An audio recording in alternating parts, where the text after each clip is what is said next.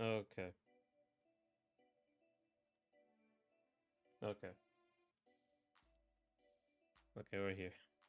Had some issues with the restream, but I think we're good now. So let's see. Testing YouTube.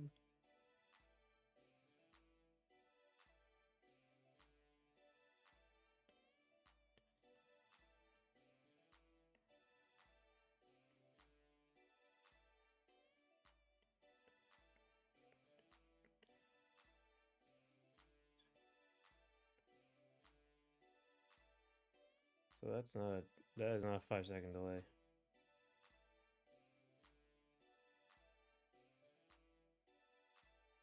It's like 30 second delay. Hey Evan. It's free day today. Be way more relaxed, I guess.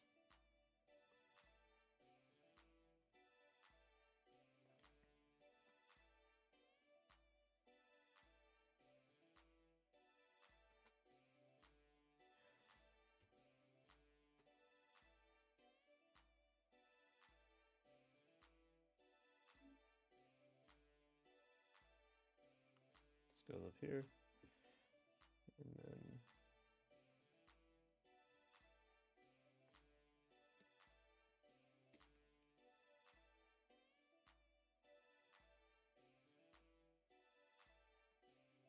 then do this. We're gonna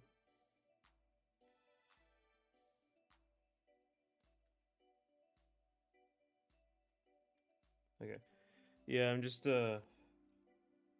I gotta start batching these shorts. I put another one out, but it was like I did it too like late at night.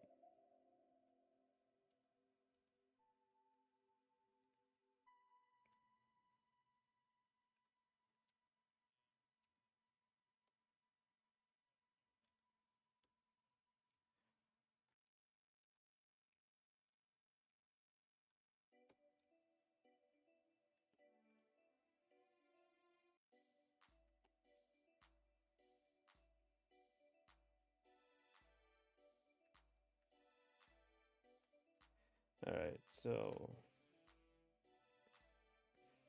I think that's good.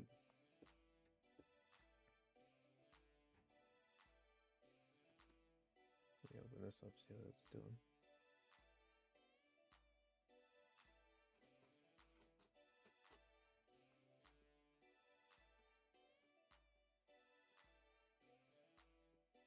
All right. Yeah, so now it's gonna be another one of these days. Yeah, we're so back. Yeah, we are so back. Sorry about that.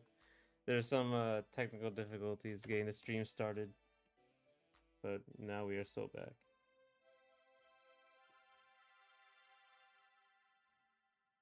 How you doing, Last Gogeta?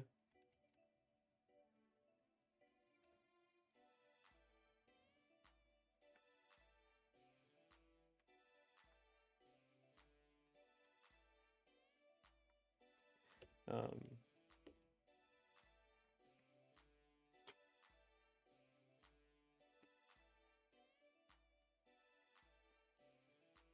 we're doing free day today, so we're we're just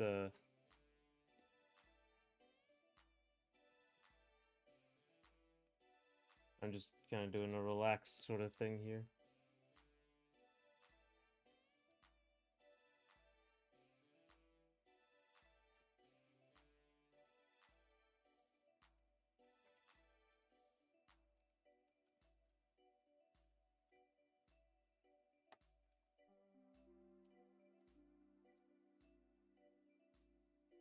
Tougher work day than usual, but I was tougher than that day. That's good. That's a good way to put it. Um,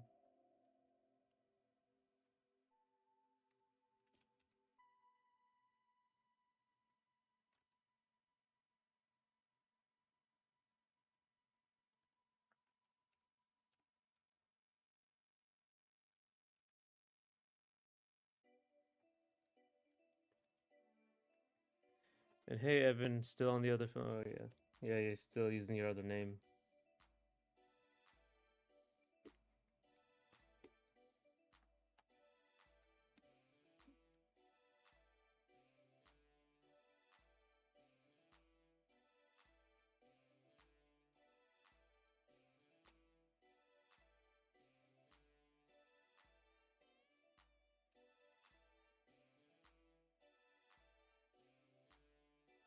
I think, let's see.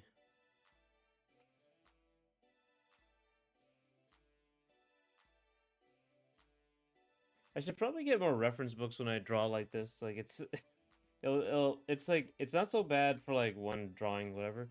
But like a comic starts changing quality over time, that it gets noticeable because the pages are right next to each other. So I should really like, I should really get that.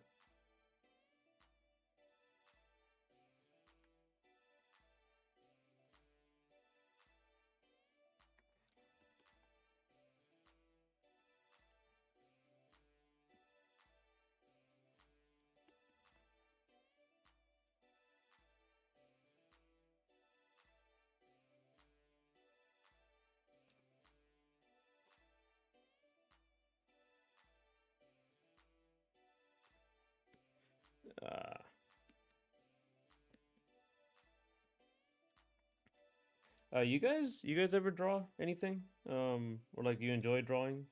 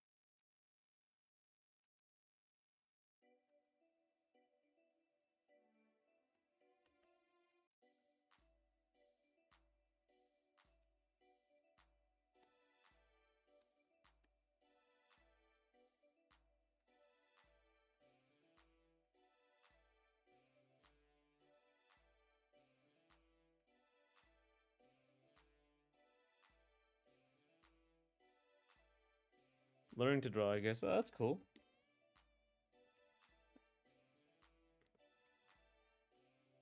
I was thinking of doing some tutorials. I don't know like which art tutorials or like starting a 2D game tutorial. It kind of depends. I might try both. I mean, the channel's still pretty small, so I just think like people would like prefer indie game tutorials, but specifically on art.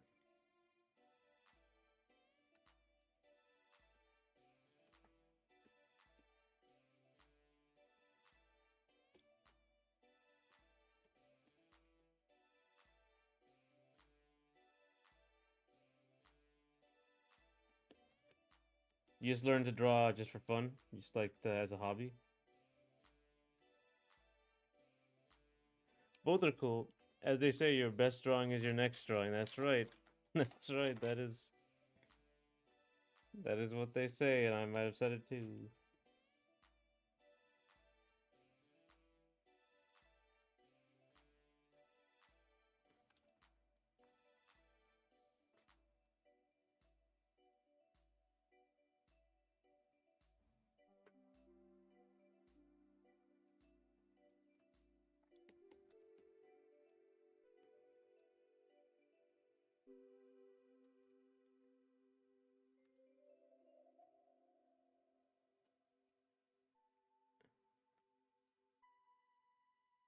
I just always love like 2D like game art. I mean, obviously, like you probably could tell, but super obsessed with, like Street Fighter Alpha, Street Fighter 3 obviously. I think Alpha had like more of a influence on me.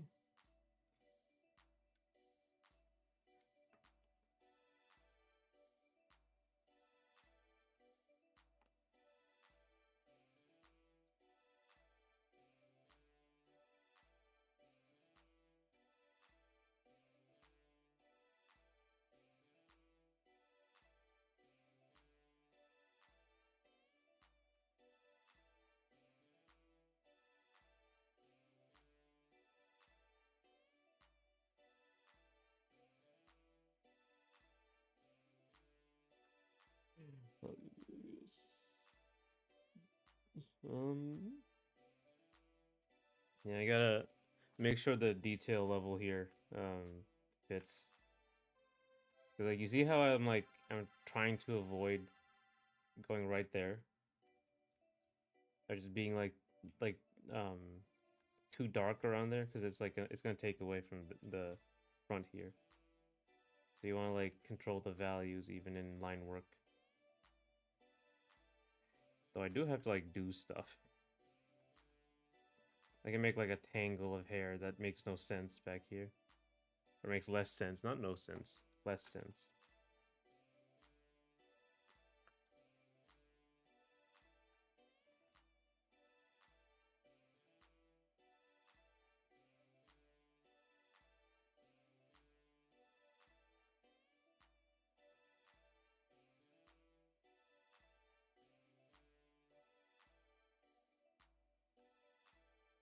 Speaking of artists, did you hear a lot of Capcom staff, Bengus and Daigo, have gone to join Itsuno to make a presumably AAA Japanese game? No, I didn't.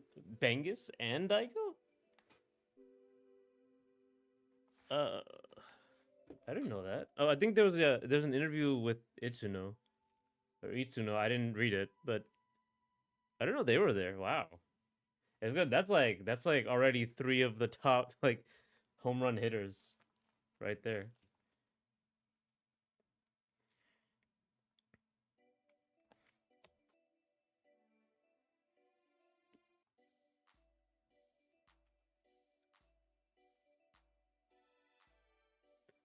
That'd be cool. Like, did they mention like what game they were making, what kind of game? Fighting game, Devil May Cry game, whatever.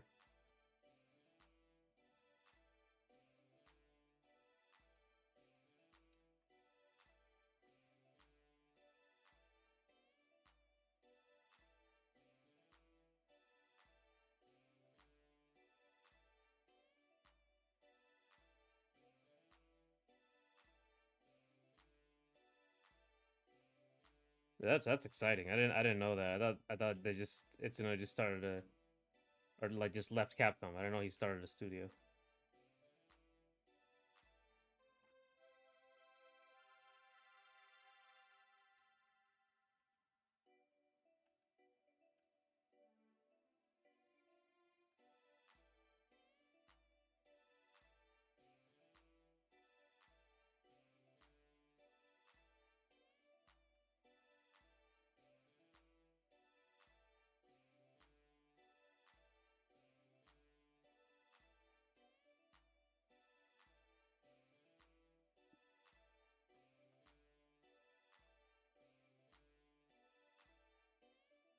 I'd be pretty interested in like a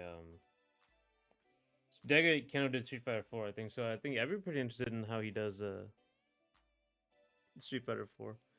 They didn't say anything about the game, but I presume he'd stay with Capcom if it was going to be something they'd let him make. Yeah. Ooh, ooh, oh. Imagine you're like the really good artists.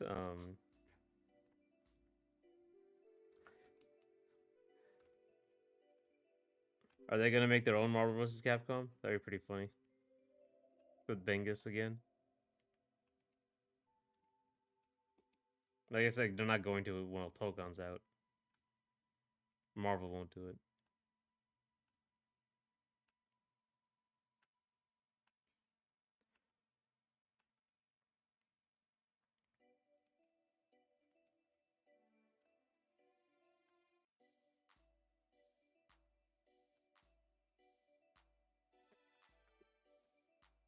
Judging from the interview, he was going to make DMC and DD till he retires unless he left. Those games don't have short dev cycles. That's right. Yeah, yeah. Those AAA dev cycles just gotten longer and longer, and I think like they take like 5 years. That's like 2 games per decade, assuming they come out. That's another thing. You could just waste 5 years. I think Concord took like 8 years of time and just immediately got canceled.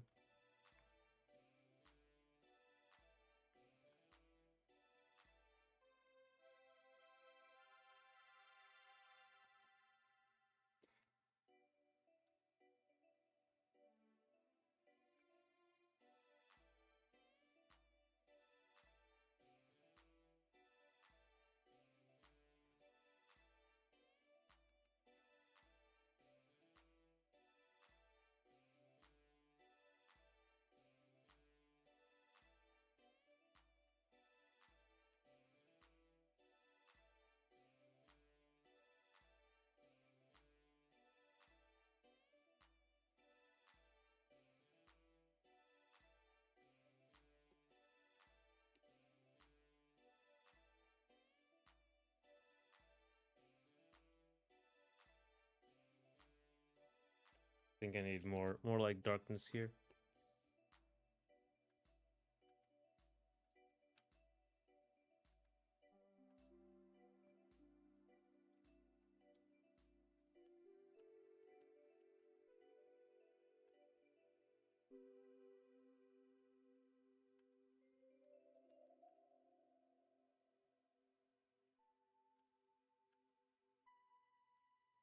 Just slowly.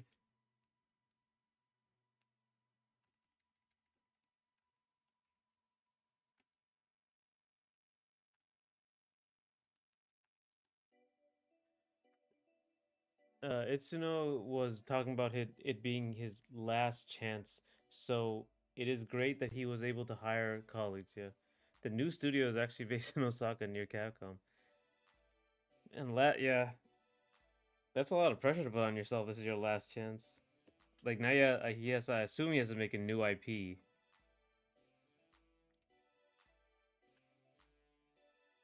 It kind of sounds like he's gonna make this game and then retire, right?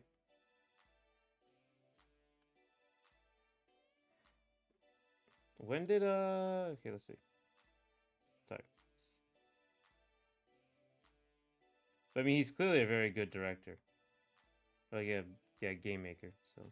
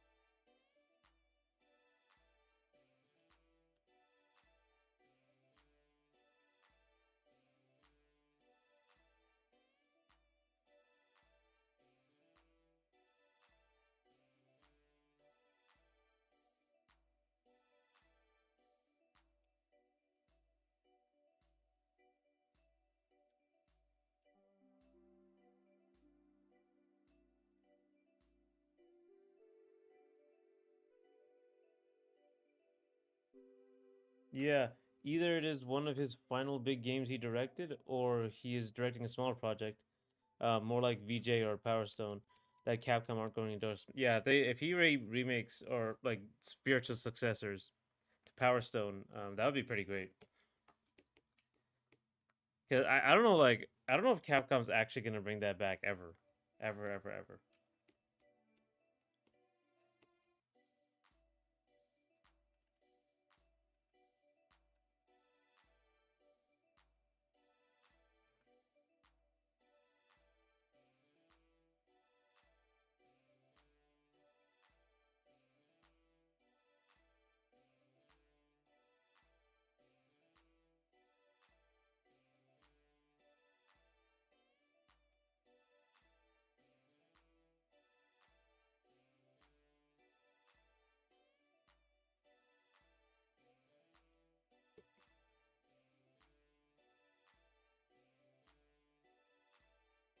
I think I just gotta add more stuff down here.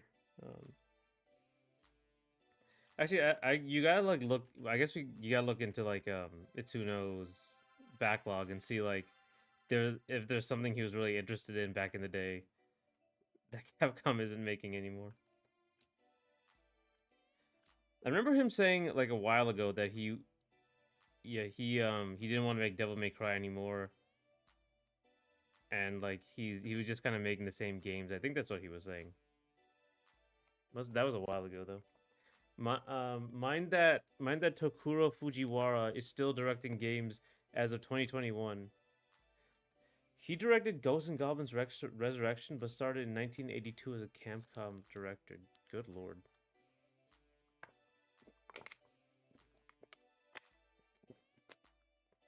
That's a real company man right there.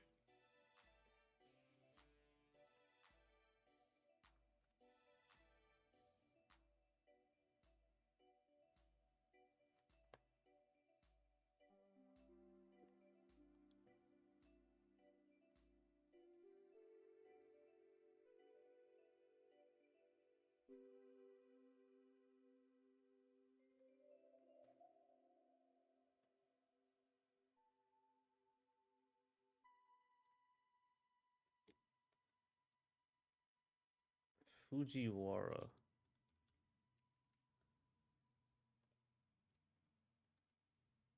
Tokuro.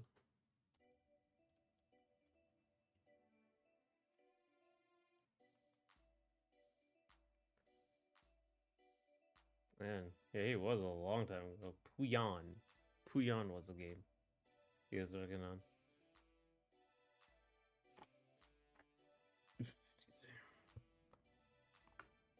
Oh, Mad World. He was the original game design for Mad World. All right.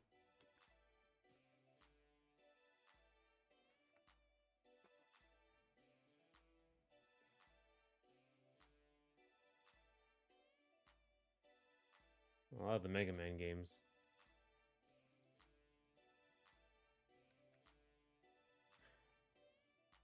Fujiwara actually left Capcom in 1996, but Capcom have contracted him for games once every 5 years or so. Often, for series he directed. Kamiya is repeating his pattern. Yeah, that makes sense. I mean, I guess like once you worked at a company for so long, you can leave.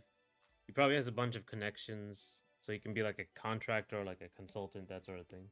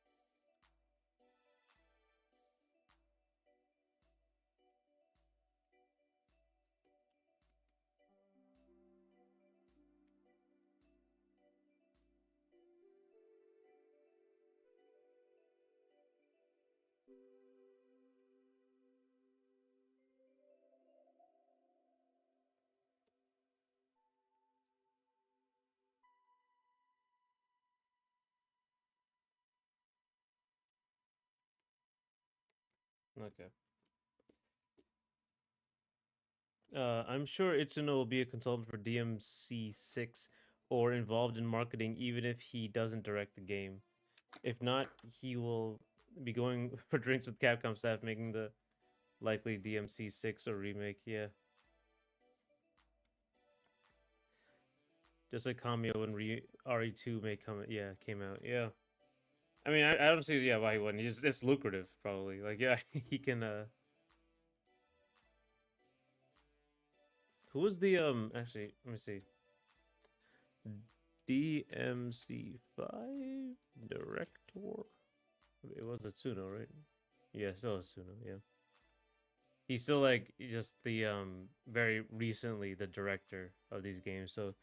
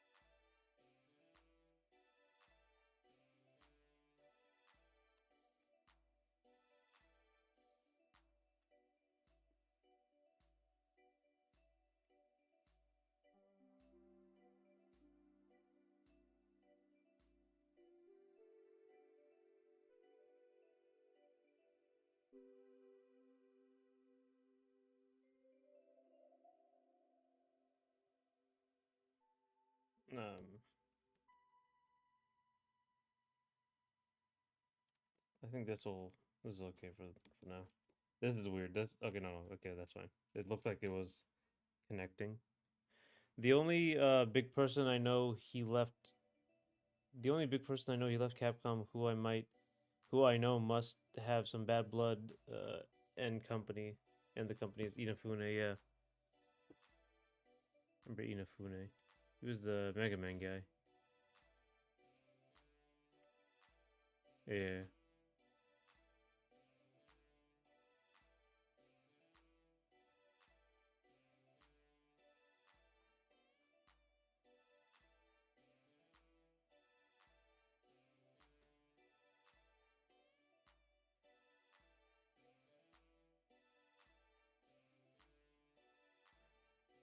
Oh wow, yeah, Mighty Number Nine. I remember that game. That was a kind of a disaster. What was Recore when that came out?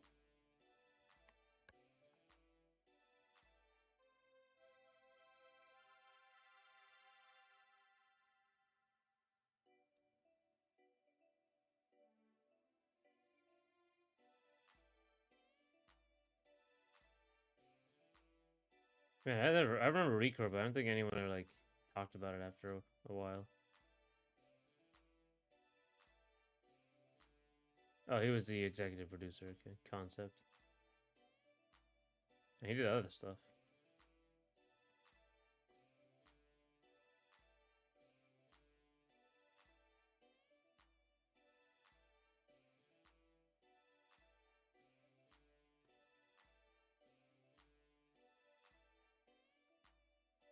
Azure Striker Gunvolt. The bad blood boiled so much that we had no games for a decade and can barely get collections. Yeah, all right, yeah, because he's the Mega Man guy. Yeah, he is. He is actually like important to that series. Recore came out twice. Yeah, it says there was a second launch that was received better. It is a single player action game. I never played it, but I assume it must be okay. Yeah, apparently it was polarizing at first and then had more positive reception when it was released again. Had a lot of like technical errors.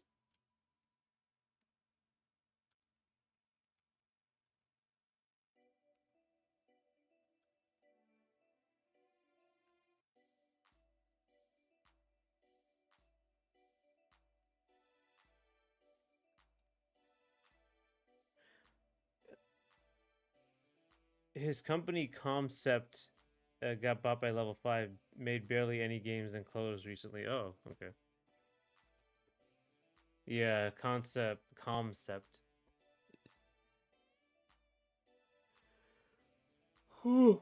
Oh.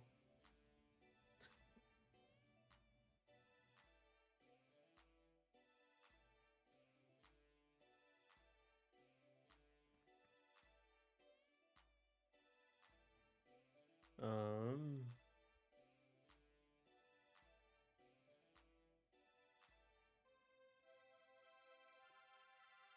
yeah, looks like everything's kind of gotten. They made a couple games, but I think that's it. Oh, they just. Oh no, they just helped. Yokai Watch. Yeah, they helped with that.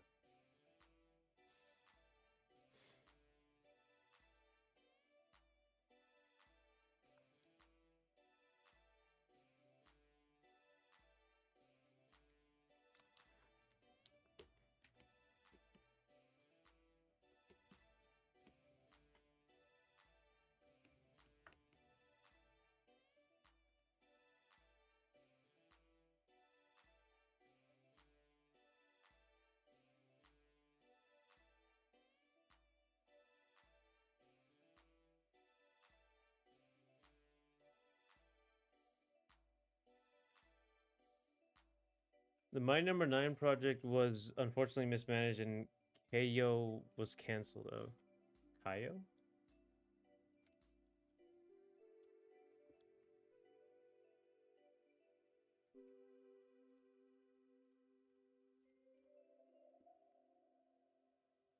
Oh, yeah. Okay, I see it. Still waiting for 3DS version of Mighty Number Nine. Yeah, it's probably not. It's very sad. I remember like the debacle when that came out. It was like the one of the first like big Kickstarter projects.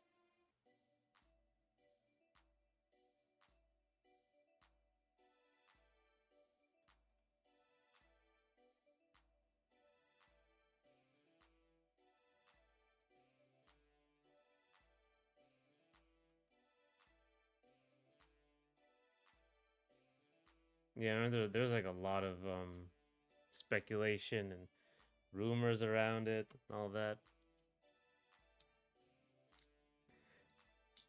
I wish it had more of a ukulele fate, but they can't all be winners or get a second chance, right? I mean that there was so much like wrong with Mighty Number Nine, or at least there was a lot of criticism. Whereas I think ukulele had more of a better foundation.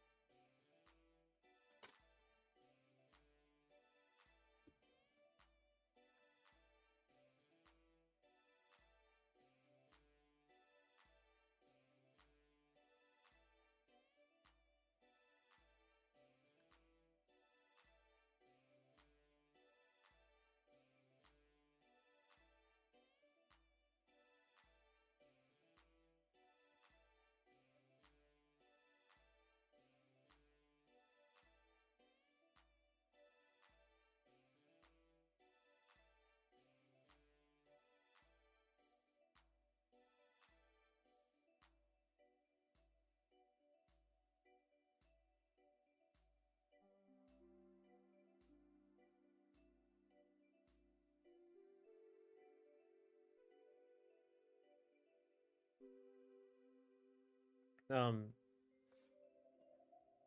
uh, and my number nine was the first big video game to be crowdfunded, but they did most things well with the initial crowdfunding and marketing. Ukulele was also a divisive release, but they did a fantastic 2D platformer sequel and have Yuka Replayly to improve the original. It was a divisive release, yeah, but I think it was a little less divisive than my number nine. Hello, Golden Ratio. Hello, man. Are you done with the page view comic? No, I'm very slowly drawing this thing. This first panel's done. Yeah, I gotta work more on this stuff after a stream. But I've like got the new video coming.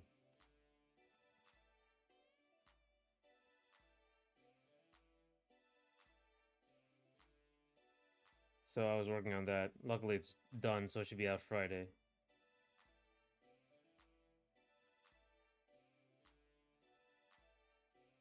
But it's not like a very long video. I think this panel, like the line work here is done, so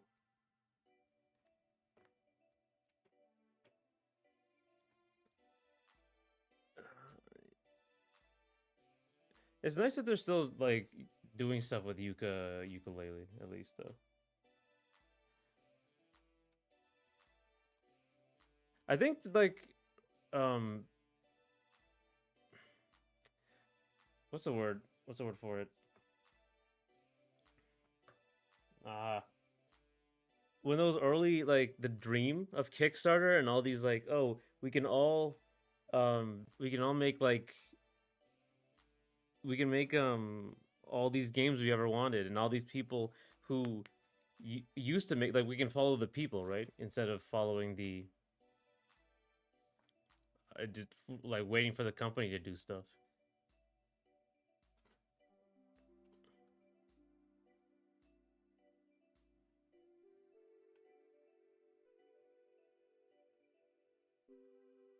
My number nine had too many plates spinning, a billion platforms, a cartoon, community expectations, releasing an additional 3 crowdfunding campaigns, RE Dash, Anime GP, and polls for voice acting. Oh yeah, okay, that's a lot of stuff. Playtonic, the ukulele makers, are in good enough spot to publish other indies now. Good to see. That's good. Because I remember like it was just kind of a disappointing. I think that was a vibe when it actually came out. Um, but I mean, I thought it was like a. I think people thought it was a fine game though, at least.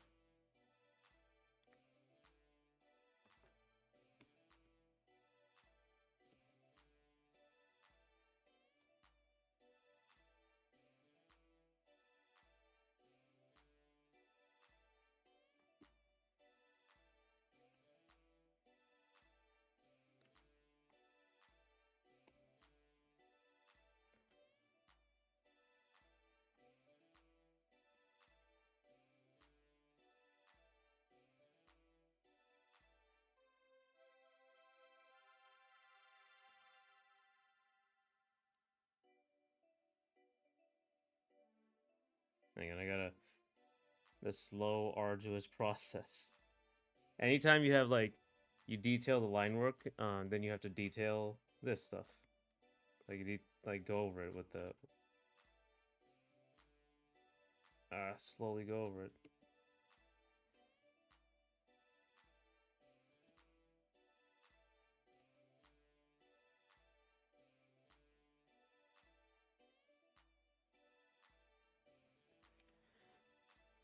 It seems like A Hat in Time has also taken its throne as a crowdfunded 3D indie darling, but I'll play both. Right. I think A Hat in Time was a lot more successful, but it came out actually quite a while afterwards, right? Like I think they learned from the mistakes as they went. Um, I mean, in general, Kickstarter was very much like selling a dream in general, and it ended up like a lot of things. There's a lot of scams, rug pulls, and there was a lot of things that do get funded. There's a problem, but I think like there was the dream that we can finally get whatever we've been saying we want these games. These companies don't do anything. Um, what's the word? So we're gonna try to do it. We're gonna try to get it done ourselves, and that was the dream. And if it fell short of that dream even slightly, it was gonna be like crushing. So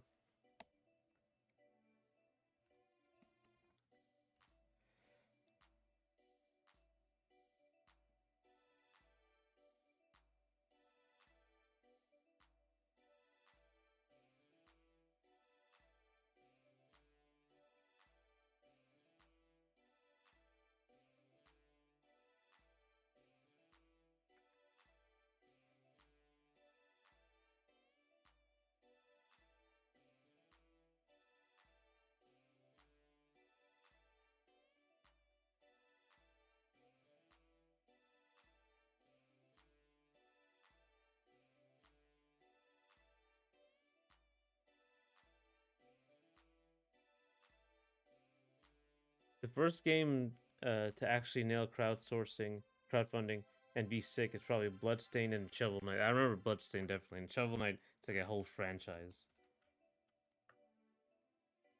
So it's very, very good. Very excellent game. And then is Bloodstained making Bloodstained 2, or like are they making making a new one? Bloodstained. There's a new game coming out.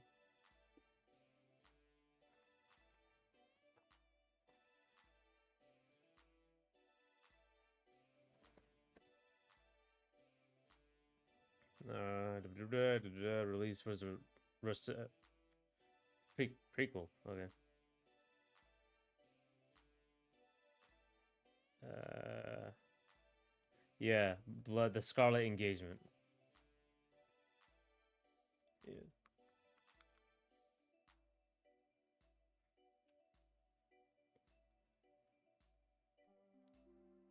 A Hat in Time. Like, I think like um, what Hat in Time is like a 3D like a GameCube platform. I think they said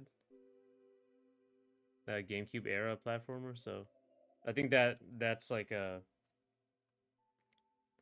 It's also a good time for it. I think because people are kind of going back to the older games. Oh, there's an audience for it in the indie game space at the time.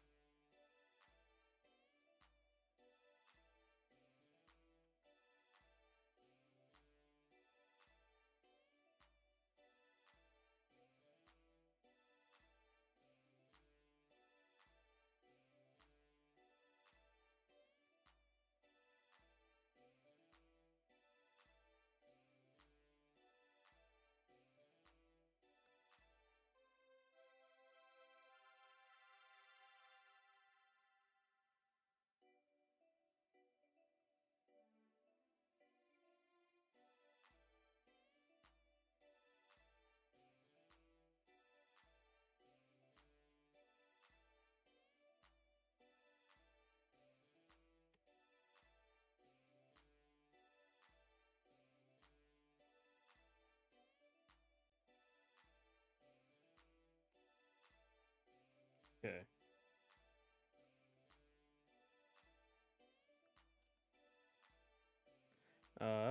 Da, da, da, da.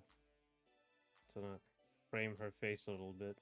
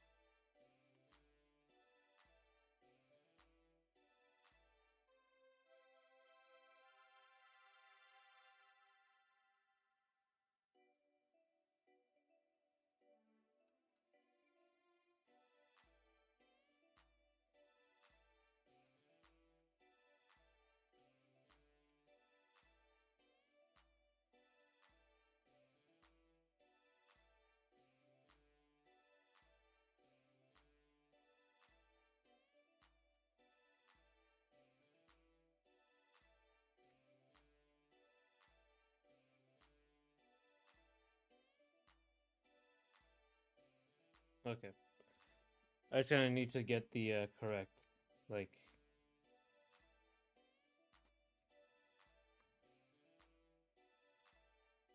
I don't want to like sit here and paint all this. I think I should like actually think about how this is gonna be done. Uh,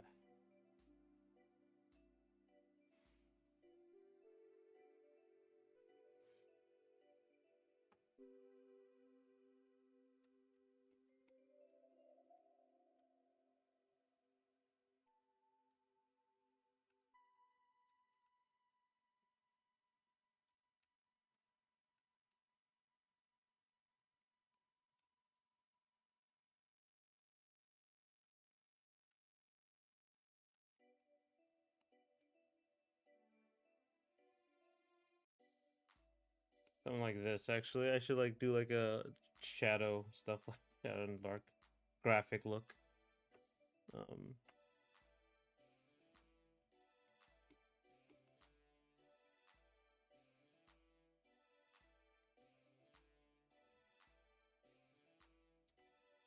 so I should probably like actually think about how I'm gonna do this.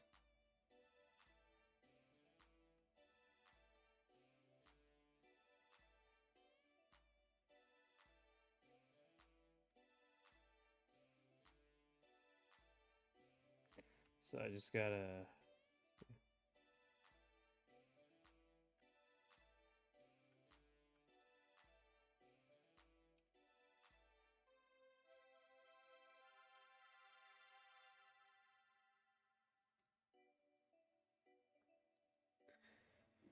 I think I haven't heard a lot of like other crowdsourcing stuff, like big crowdsourced games.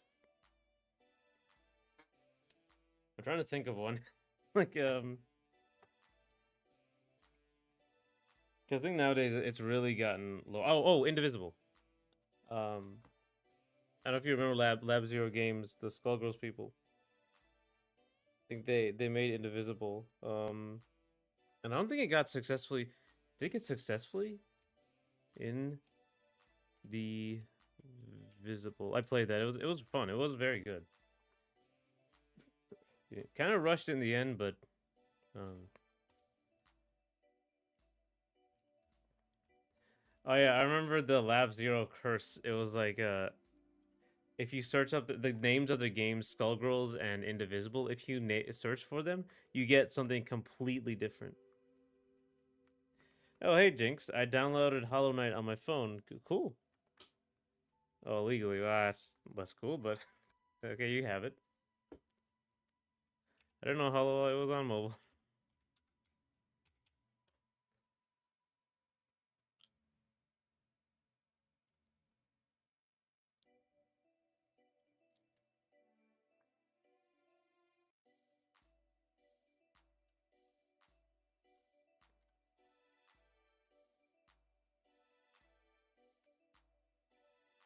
Indivisible.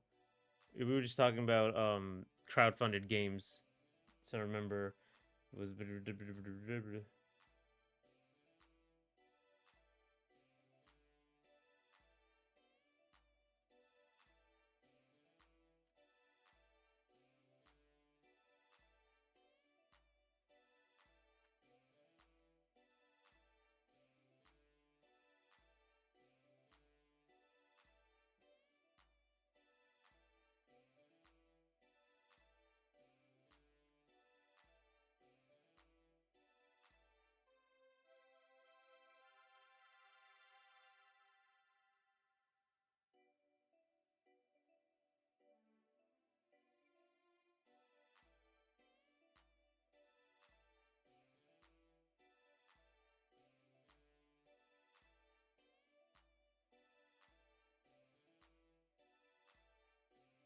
Also, I doubled my high score in Subway Surfers City. Congratulations. A really good crowdfunding game that isn't out yet is Animator Versus. Oh.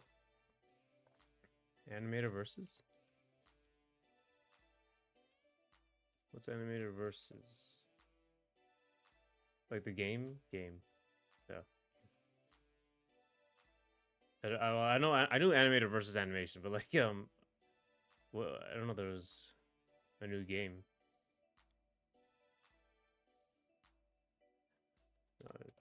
Kickstarter. I remember Indivisible, like it had a big problem with the I think someone had to step in and fund Indivisible, but there was a issue with what's the word? Oh, I forgot. Oh yeah, Indiegogo. They went on Indiegogo, not Kickstarter, and they were saying later that like Kickstarter kind of is the place people go. People don't even trust Indiegogo at the time, so that was a big issue with them. Um, yeah, they're making that. A decent number of platformers are going through crowdfunding. Combo Devils included. Yeah, that's right. Combo Devils it does have a Kickstarter. Is it actually is it done or let me see? Combo Devils, Punkzilla, thank you.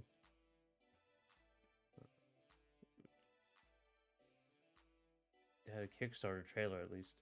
Yeah, there it is.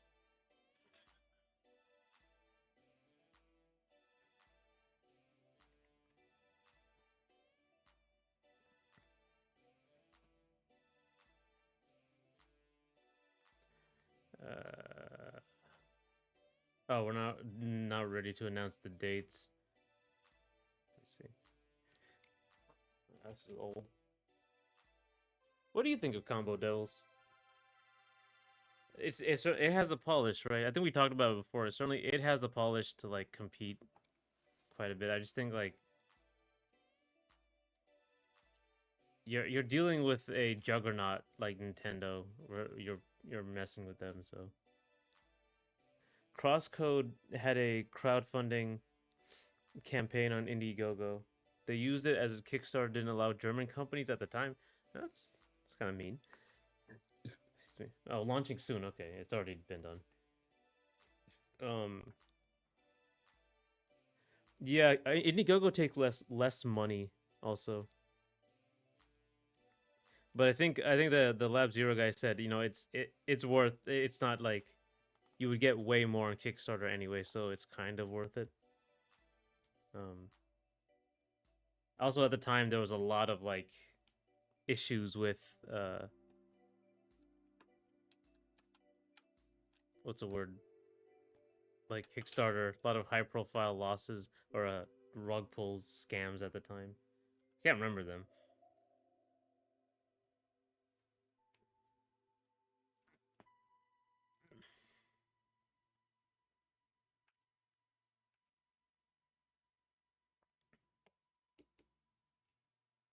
Let me see.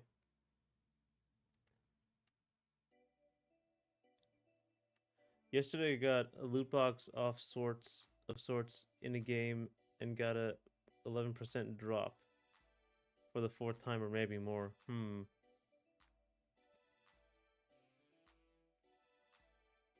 I loot box. I don't really like loot box sort of things, but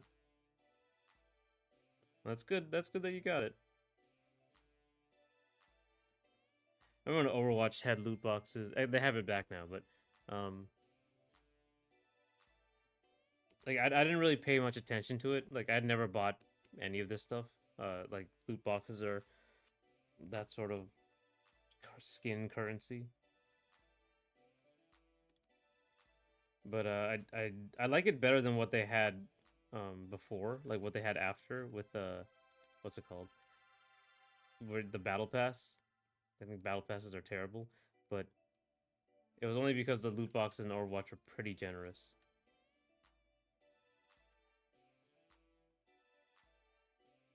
I'm kind of trying to fix the look of this shadow that's on her. I would have thought that you would like Marvel Rivals more. I didn't actually play Marvel Rivals ever. I was kind of tired of Overwatch in the first place, and I didn't feel like playing Marvel Rivals or like sorry hero shooters. I was like, you know, I'm okay with it. I don't really care at this point. So I just stopped playing them completely. I guess.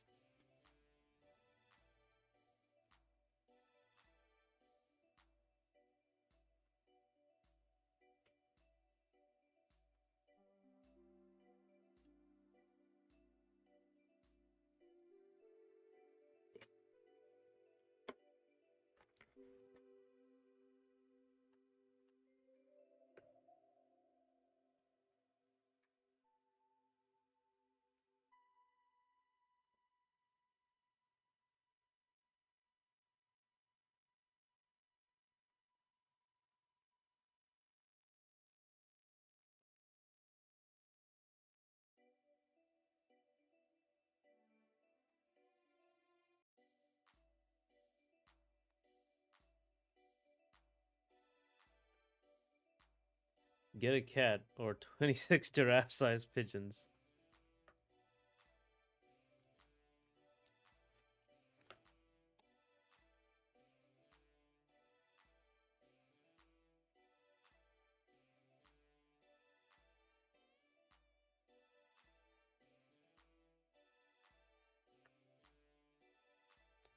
This should be up here.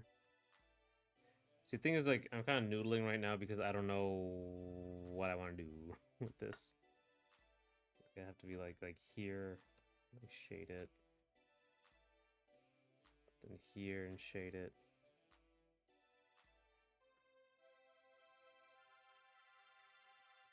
Something like that. That doesn't make a lot of sense in terms of like, yeah, this makes a little more sense. I don't like pets either. Actually, I like cats, but I don't like, you know, I don't have pets. I don't keep pets, that sort of thing. I don't want pets.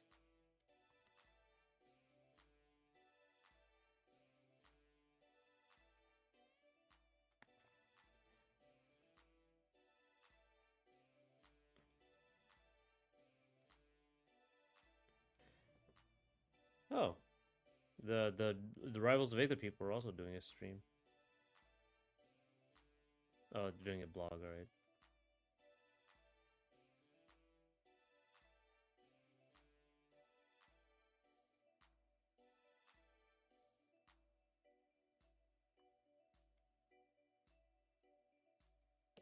I think this is good though.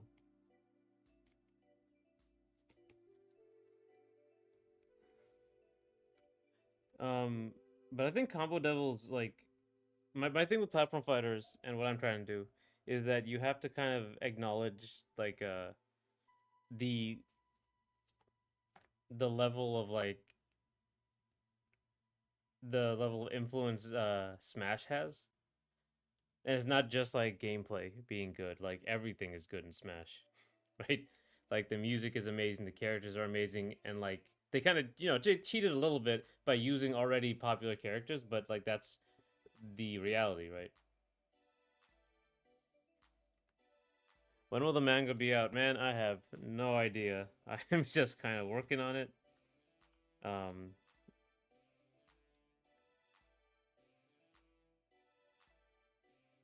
I hope it'll be out soon. Like, but I have so much to do. I'm gonna release the first 15 pages somewhere, probably on the website. I'm trying to get, or maybe in the game. I might just put it in the game somewhere.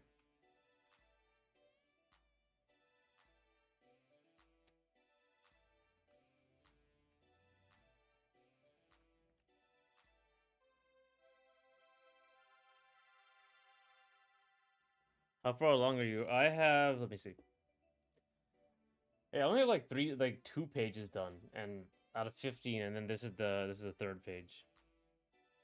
I think I'm doing the more complicated pages first before I do the simpler pages. Let me actually open this up.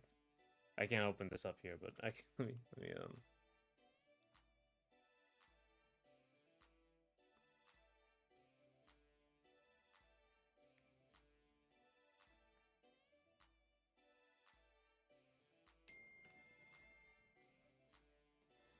Don't do that. I don't have a PC, so I can't play. Oh, so I can't play. I can't read that. I think yeah, I can put it on the website as well. I can put it really anywhere, wherever I want. So I can put it on like the website and have like one of those, you know, manga readers that you can flip through the pages.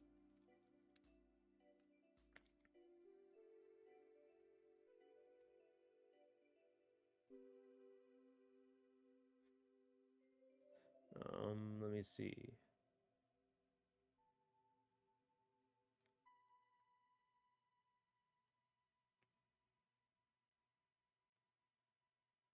I could do this page.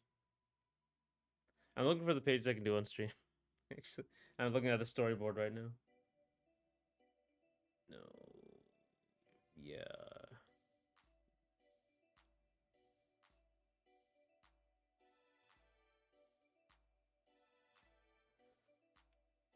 Oh, I guess I can do this one too. Oh.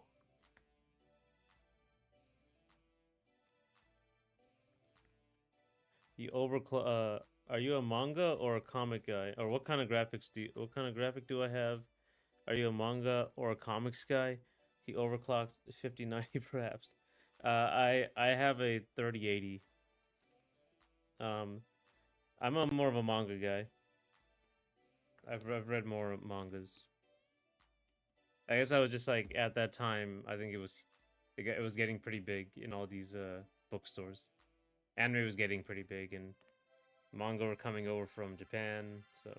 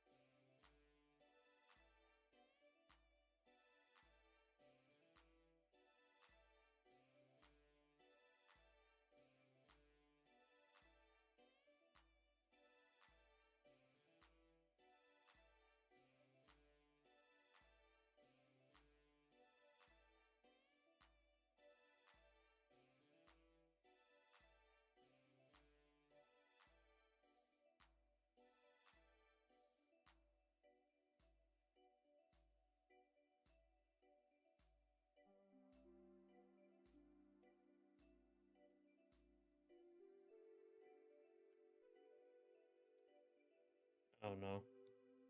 Okay, cool.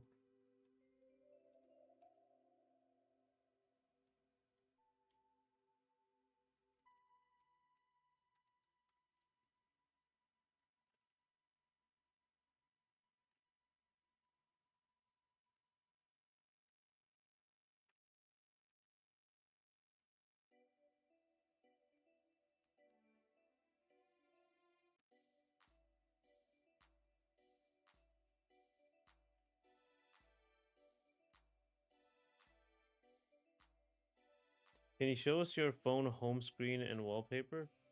Um, I don't know if we can.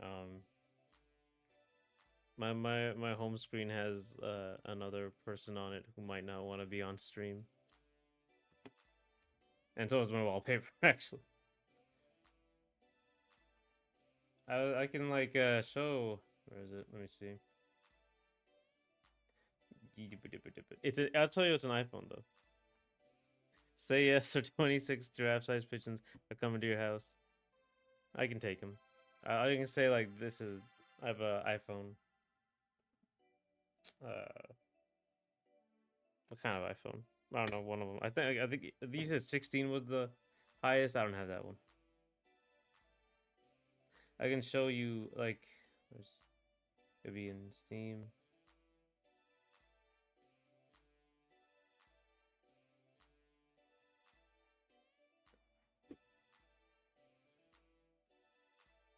I was thinking of making this into like my wallpaper though. This one. Like if I 16 by 9.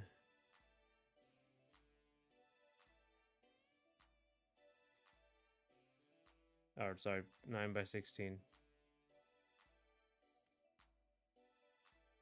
Maybe that. And then you can like put the text up here. What is it? What do we have?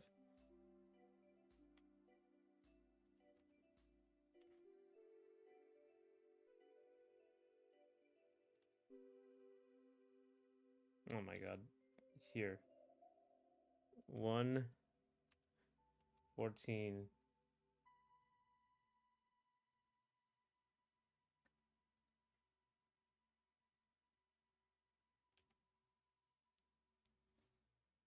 Uh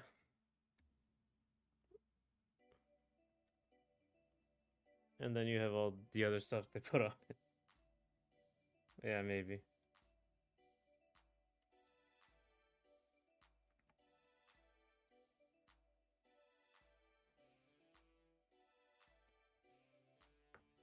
How does it feel not to be able to illegally port and download games on your phone? Must feel pretty lame. Yeah, I know the iPhone's like the lowest tier version of the phones, but they're convenient, and that's all I need them for. I'm not really a big mobile guy.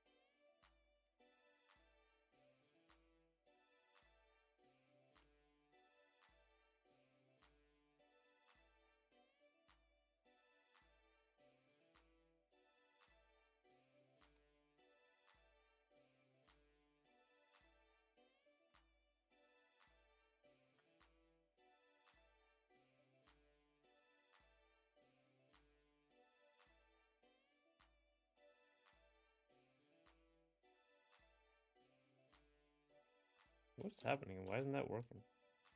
Oh, I'd have to redo this.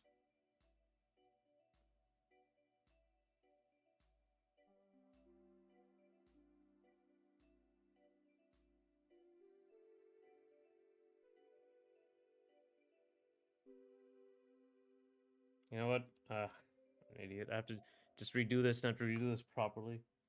Alright. Shadow.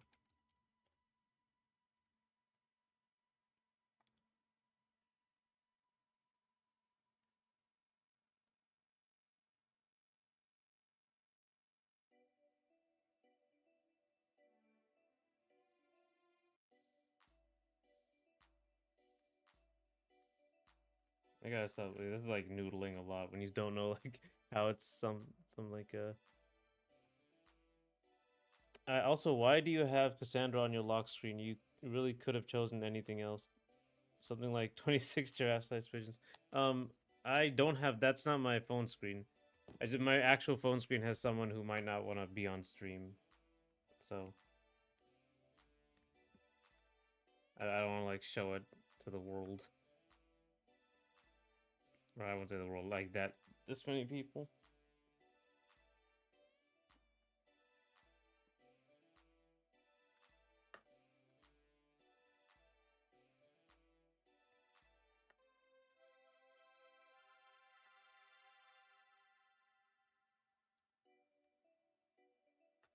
I think this is all gonna be shaded.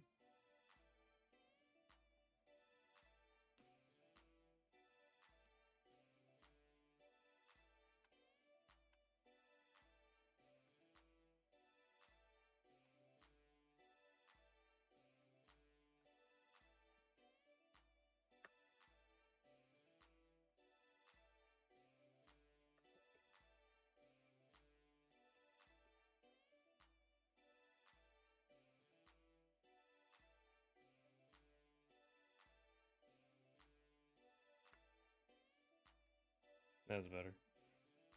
I really should like. I don't have my process isn't as good now.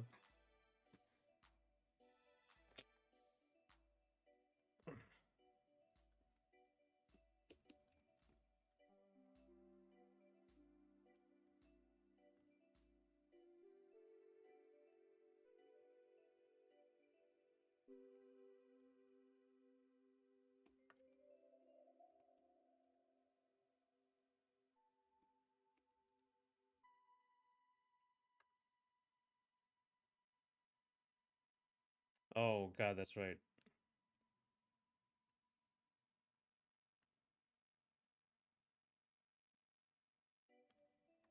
There's also the light here.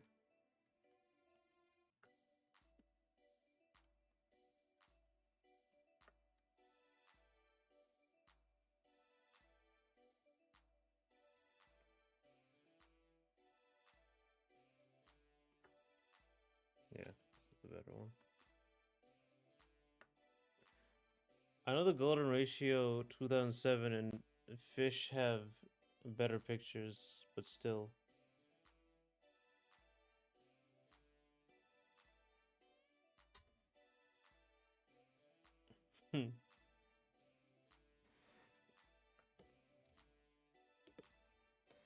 Just dealing with the lighting here. We're talking about like Kickstarter stuff. I think I was talking about a Indivisible a little while back. I think the game was no, we were talking about Combo Devils. What am I saying? My thing for platform fighters, man. So, sorry, I'm really concentrating on this.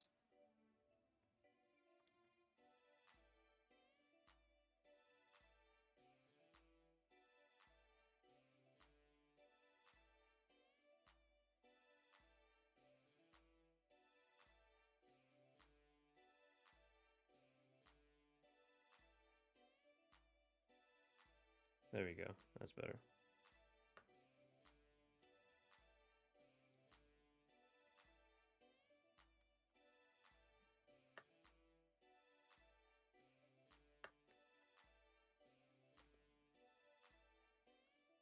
What's the word?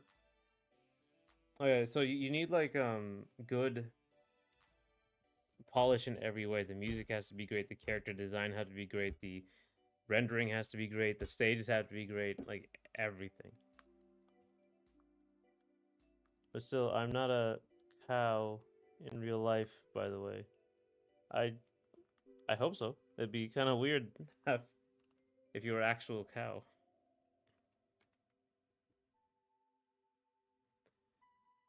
So I think like that's something platform fighters kind of miss because I think like if they have good gameplay or similar to gameplay, they'll it'll be good enough. But I don't think so.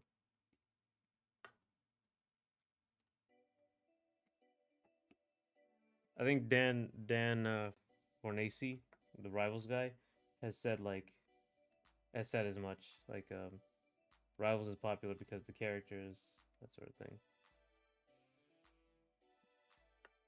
Which yeah, I also believe that.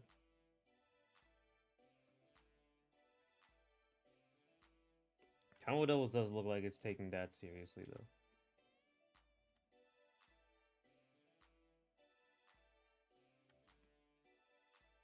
Do you know if like Combo Doubles actually did also got investor funding, or was it all Kickstarter?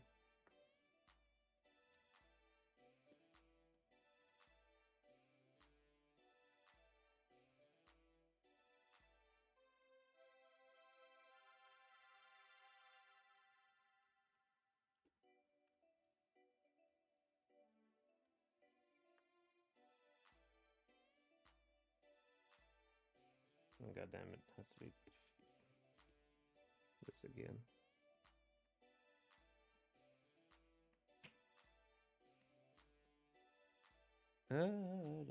Shade.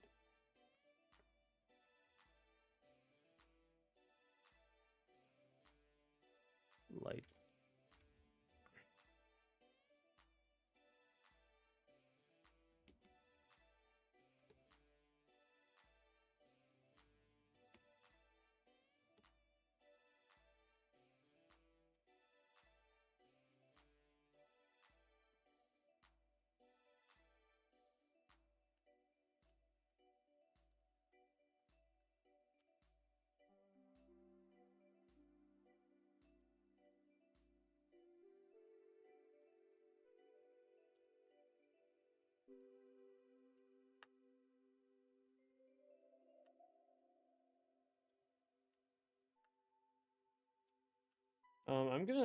I'm gonna take a bit of a break here. What time is it?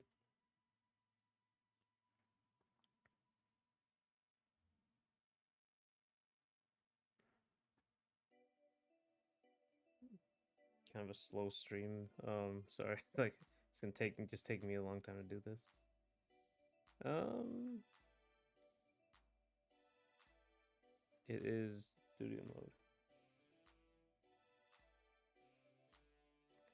Be right back.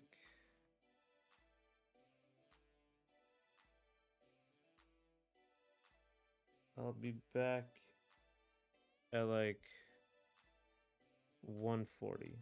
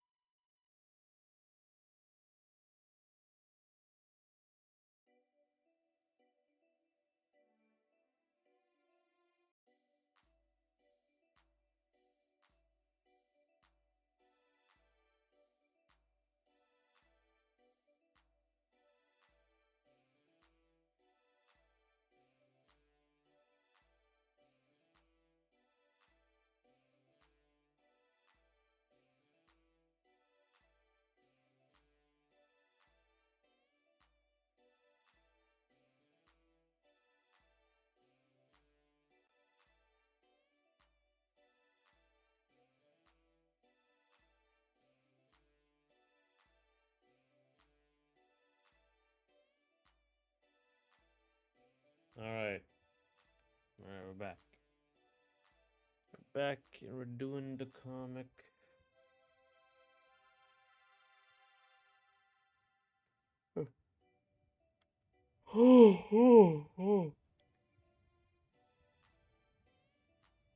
I had something else here.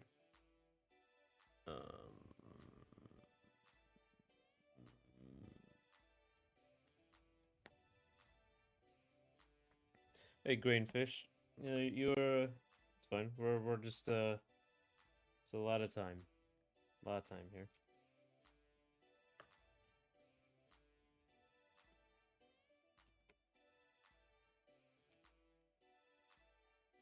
We're just doing the comic here a little bit.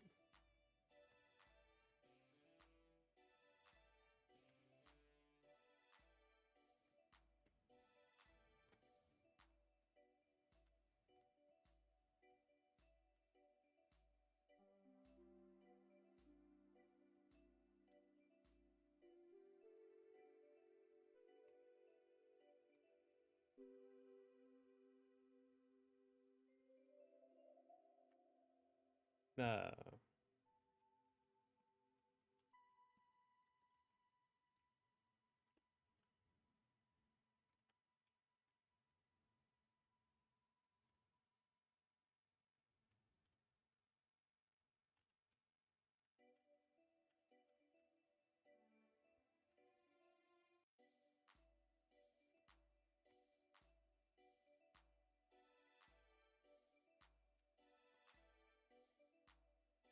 gonna shade some stuff.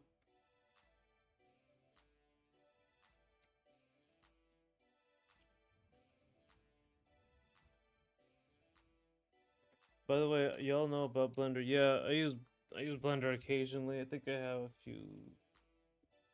Not just for concept stuff, not for like serious stuff. Was it here?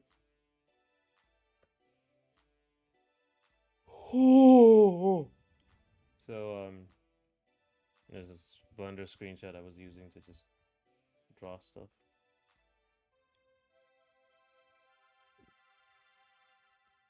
Screenshot I was using, and this is like the thing I drew over it.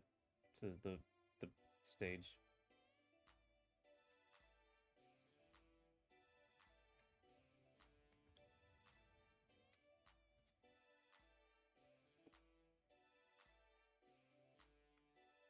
I am so back. Hey, you're back?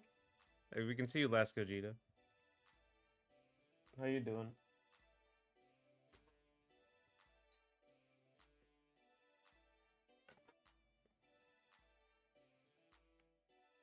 Yeah, so just I know a bit, but Evan's alter ego. Yeah, he's back. I know a bit about Blender. I've only ever used it to concept stuff, just like that. Just make polygon stuff for perspective, and then draw over it.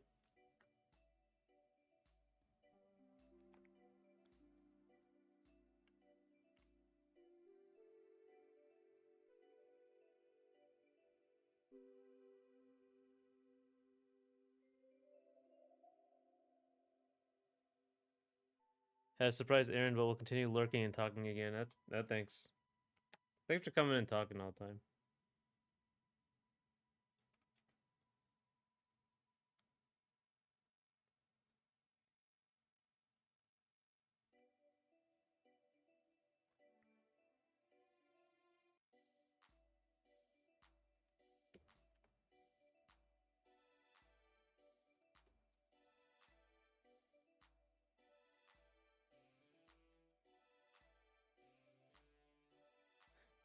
I think let's see.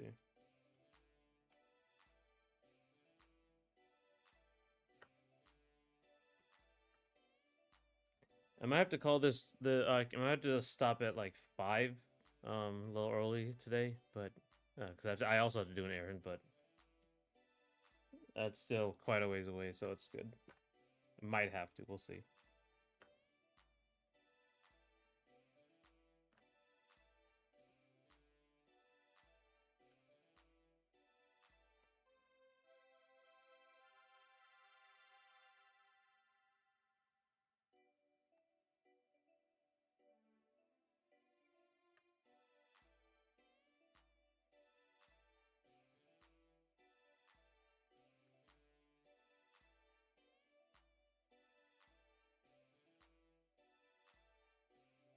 Uh,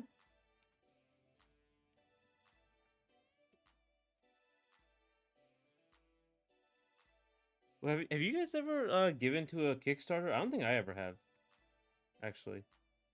Because like I at the time didn't really have the money, and by the time like the money, like I had the money, it became like a lot less attractive.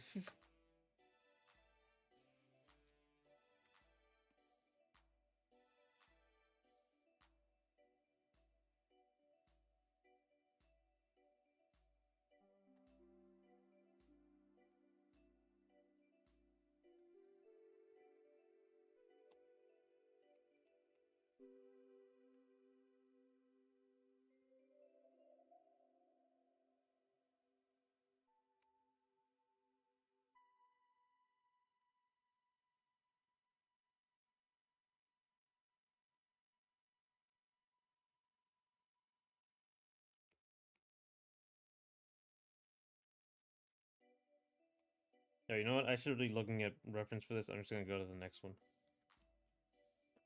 Clean up this next one.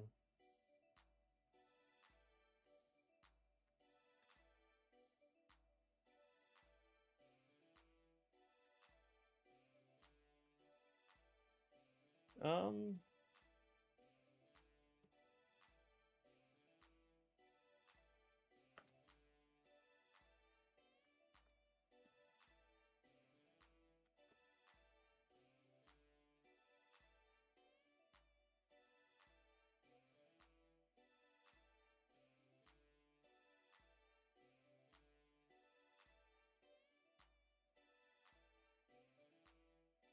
I'm back and thank you, Cal, for the compliments.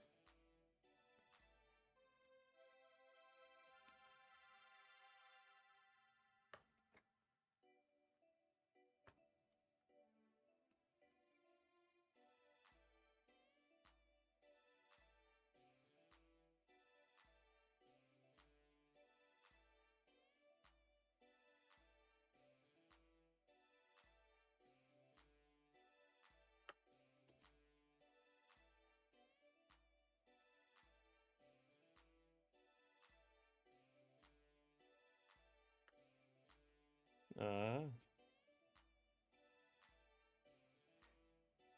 I was thinking like kickstarting. I've had big wins like Crosscode, small losses like My Number Nine at Back to Small Note, and I'm still waiting for some games to be finished refunded from over a decade ago. Ah, yeah. The one for 101 remaster is the last crowdfunder I did. I don't know it was a crowdfunding thing. Wow, that's really good. Oh, that was another thing. The Labs Here guys did Squiggly as a crowdfunder, and I think then after that was so successful they did Indivisible, and it was less successful.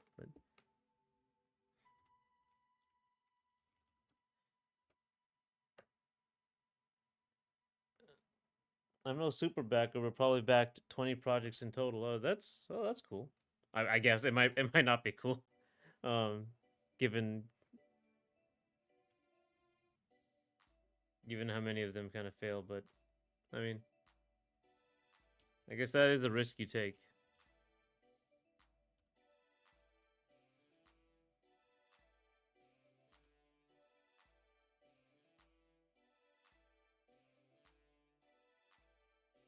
Oh,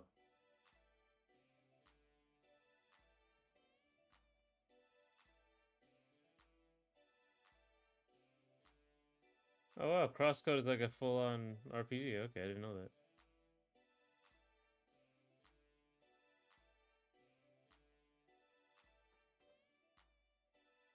I never heard of this. Why?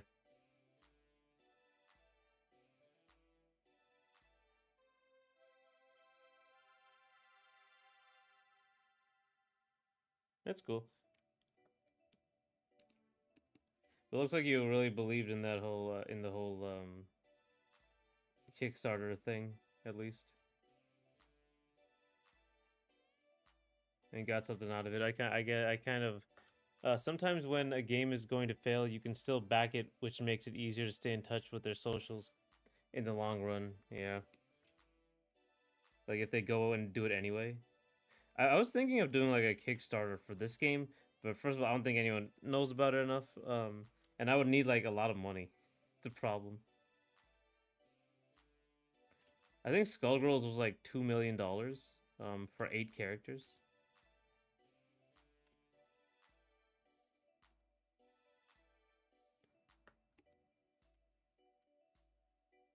But I, mean, I still might. I still might do like a Kickstarter thing. I'm keeping my options open, but it depends.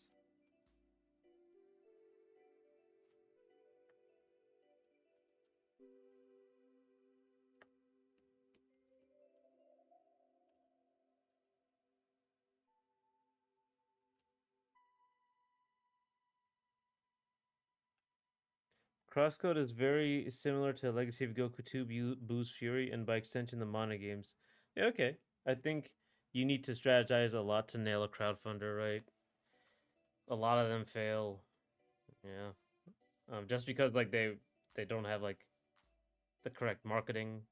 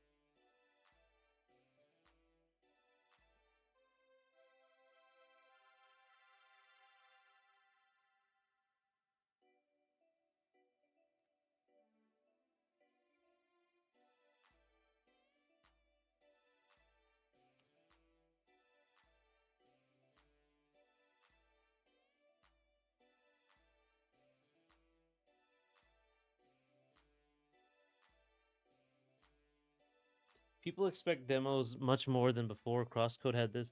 Focusing on stretch codes and physical items to ship is a trap. Right, yeah. I think there's like successful Kickstarters that don't have good that like also mess up with the like the people get the backer rewards years afterwards, even after the game is out. I partially backed the Wonderful 101 remastered as it was one of the only chances uh to get merch, and they basically couldn't screw the game up. It already is one of their bests. Right. I guess when you already have a game that's like a proven team and a proven game, it's a little easier. Where Jinx at? I not he might have left. Let me see. Are they actually here? No, I don't. I think they might have left during the break.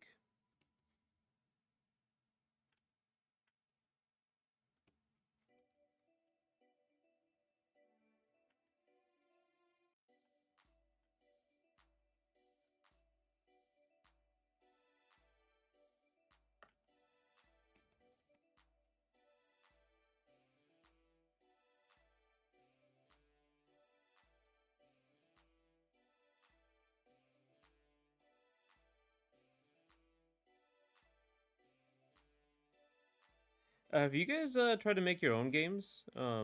Like on just Unity, whatever, Unreal.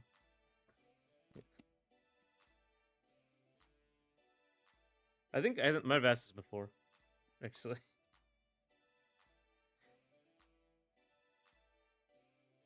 A little thicker lines.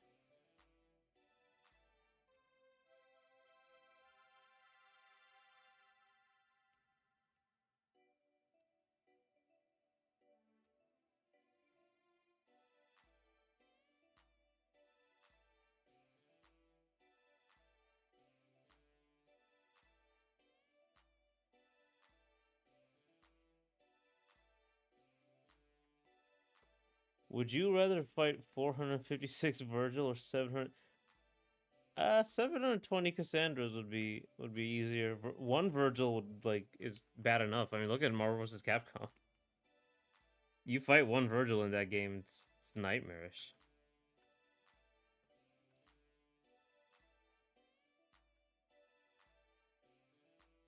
Cassandra's just a regular person.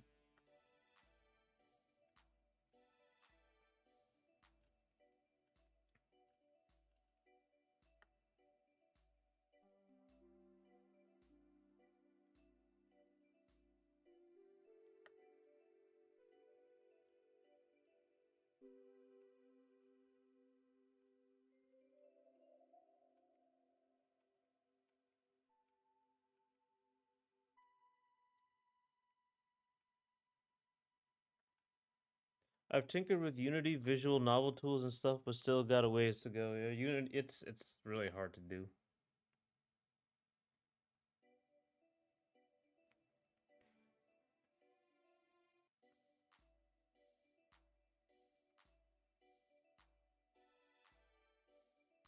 It's official. One Virgil is better than 720 Cassandras. What about 1 billion Cassandras? Ah,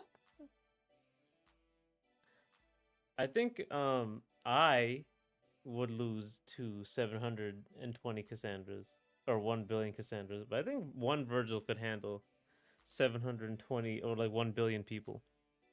So I think like you could handle Cassandra.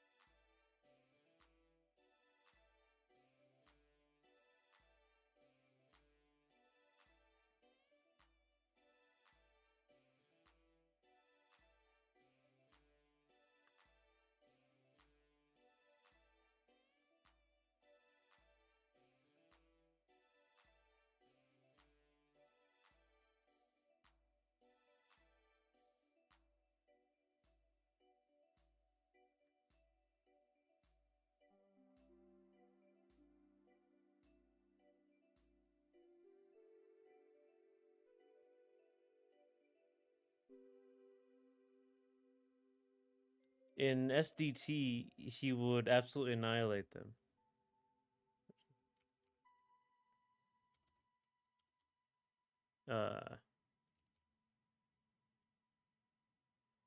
Oh, Sin Devil Trigger. Okay, yeah.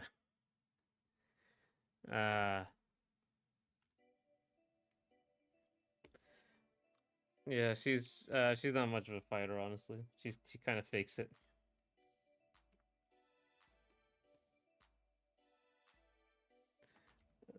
She's supposed to be an unreliable narrator a bit, like when she shows up to the in the story.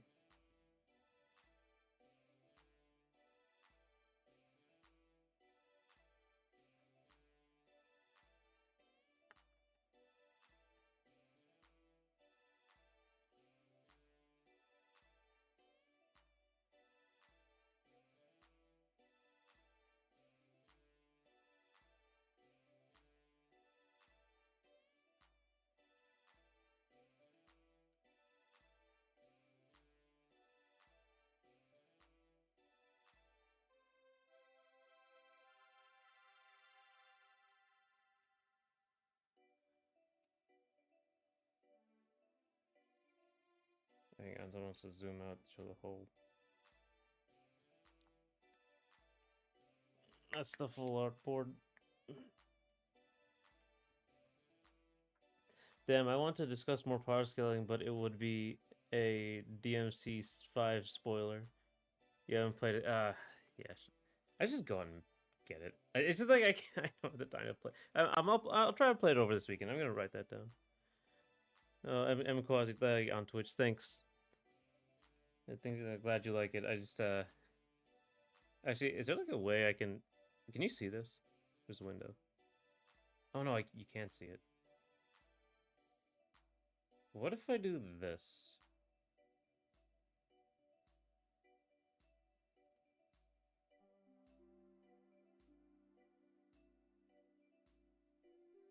Is there like a way to half and half this window range to up vertical? Can you even see this? You can't see it good. All right, so I'll just here. I can just zoom in while you see the whole thing. There you go. Completed it 8 times. Not so lucky in Dante Must Die difficulty, right?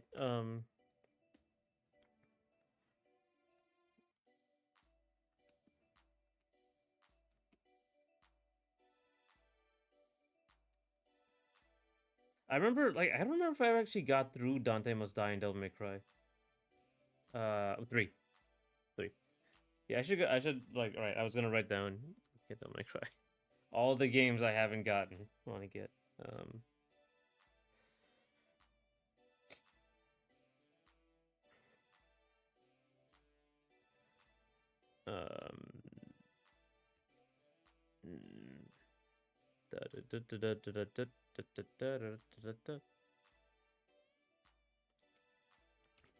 Get DMC5. We'll see if I even go get it. Oh, what else do we have? I have to get Doom Dark Ages.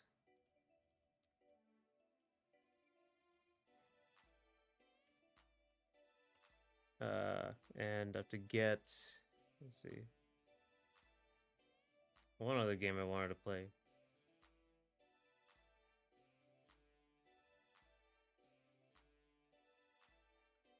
Okay.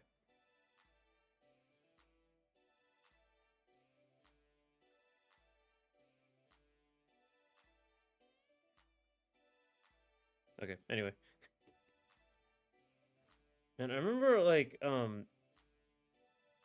actually, things like, I didn't play MVC 3 that much, but, like, I feel like Virgil was, like, just such a nightmare to deal with.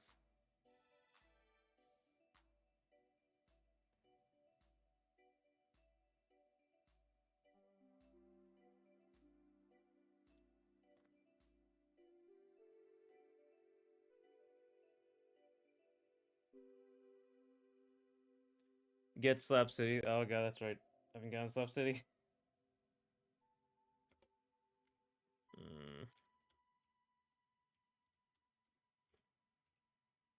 There you go.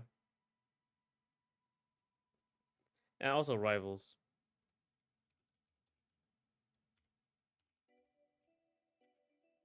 Rivals 2, probably.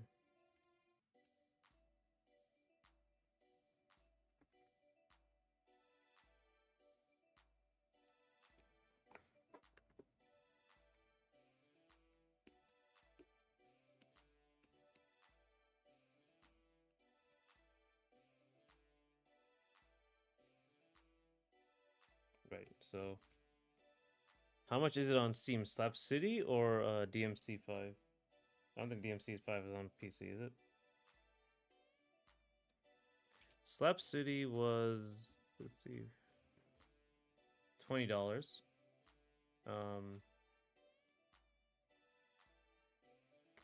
DMC 5? No. No, it's not on here. The hell game is this?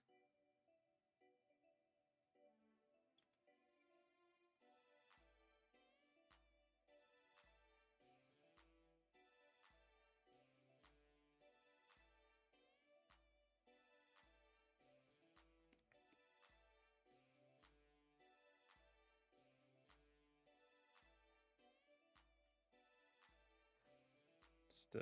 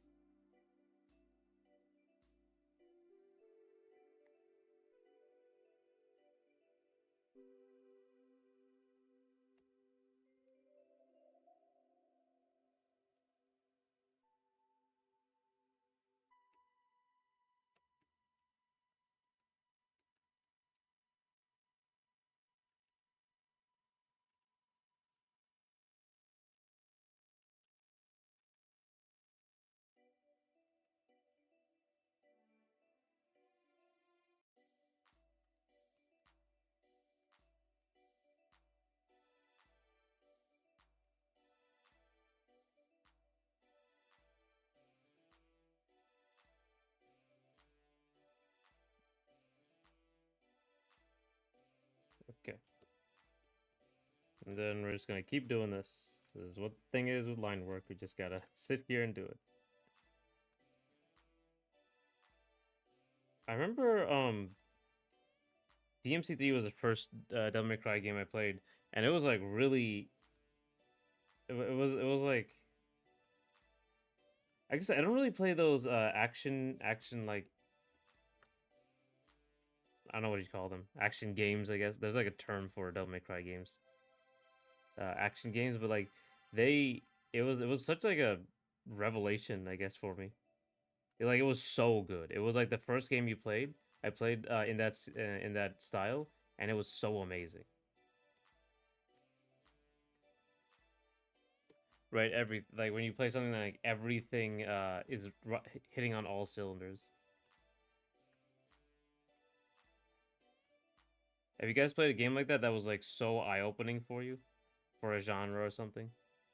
Ocarina of Time when I was like a child, obviously was pretty eye opening and amazing. But Smash Brothers as well. I remember when I first got Smash Brothers. Um,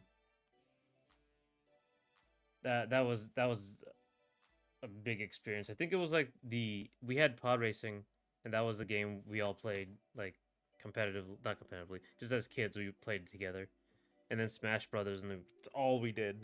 Remember for from then on.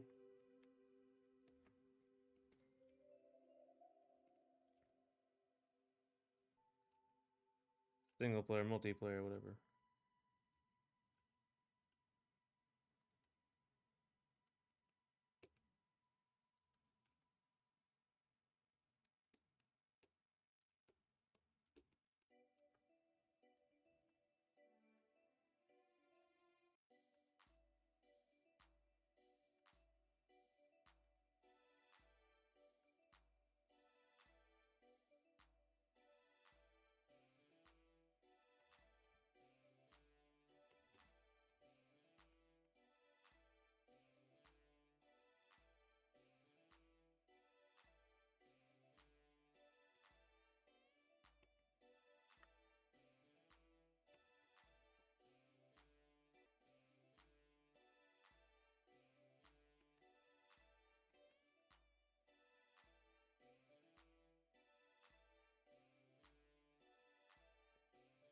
Well, I'm thinking of other games that are like really eye opening for me.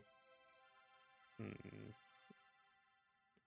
It's a little harder. The genre goes under many names: just action games, character action games, spectacle fighters. That's the one I was thinking of.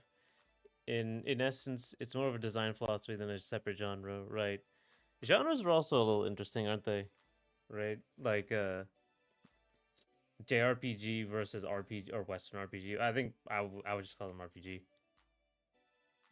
It's like we're mostly talking about like the style of games, but it's just referring to Japan, anything made in Japan. Some people say that about anime, like it has to be made in Japan. That sort of thing.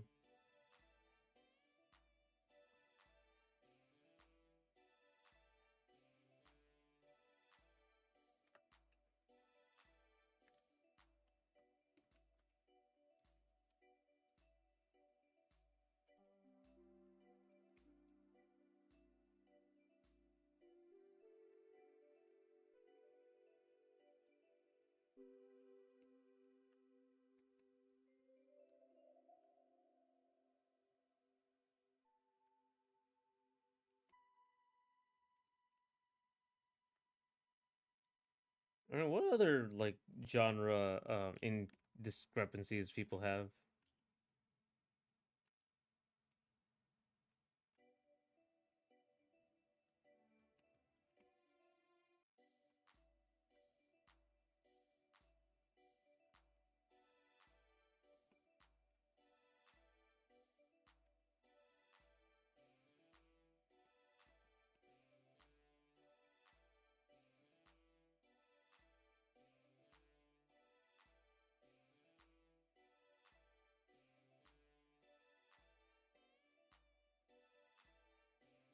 As far as eye-opening games, sometimes I don't realize how important games were for me till later. Spider-Man 2 and Jump Superstars probably did more to define my taste than most games. Yeah, you don't notice until a little bit later when you're like um looking at the catalog of the games you play. I mean, I think what else? Oh, Kingdom Hearts, of course. Kingdom Hearts was huge. It was like the because I loved story games, and like you realize like especially the Kingdom Hearts 1 and 2. 2 is like like a video game that's an anime done best, I think. That was really eye opening for me. Also, I think actually Kingdom Hearts 2 did so much for it because there's also the song,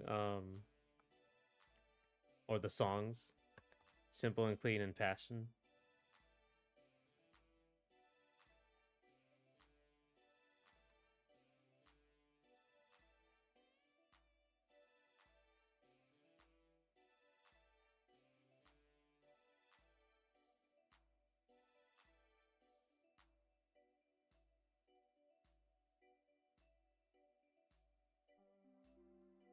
I remember Spider-Man 2 for was the PS2?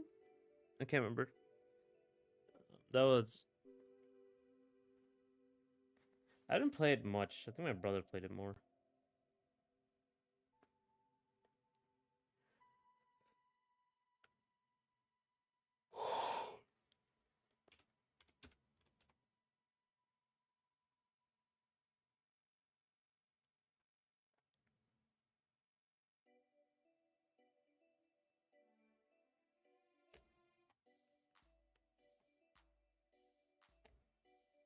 Man, Simple and Clean. I'm still listening to it now. Simple and Clean is so good. It's so good.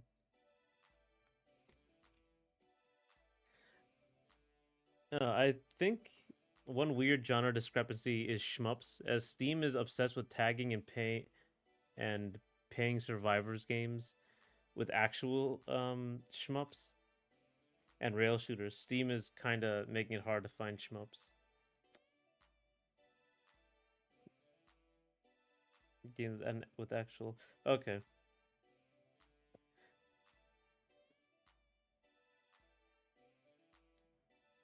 Oh, rail shooters, huh?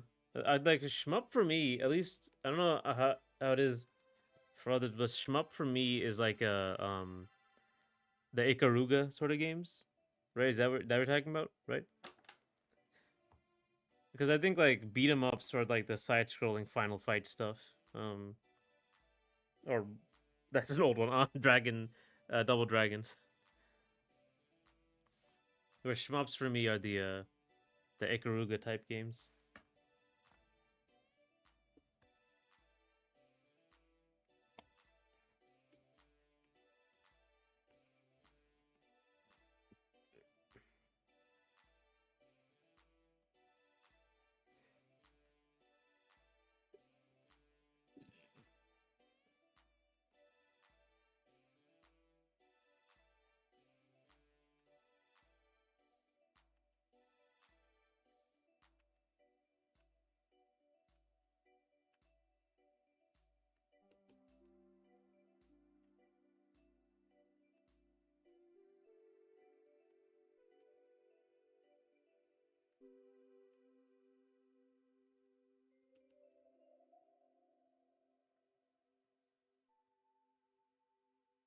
Oh, this is just one big piece. You're right. If you ever see a shmup sale event, the most prominent games will be Vampire Survivors. Okay, that's not a shmup though. You're right about shmups. Okay, I think Vampire Survivor. I could see how people. I mean, that's more like an idle game. Do you use the tagging system on Steam for my game? Yeah, and I have to update them.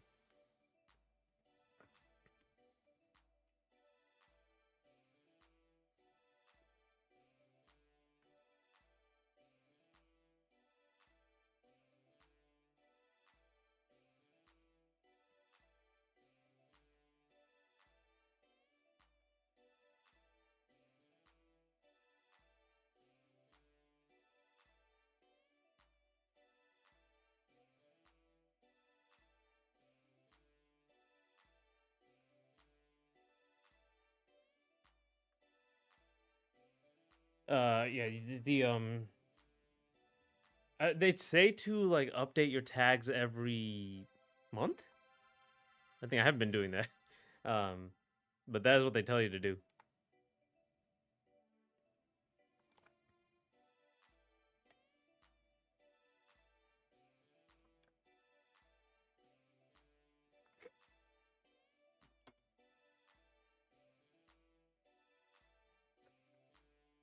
Vampire Survivors is close to an idle game and has recently coined as a bullet heaven.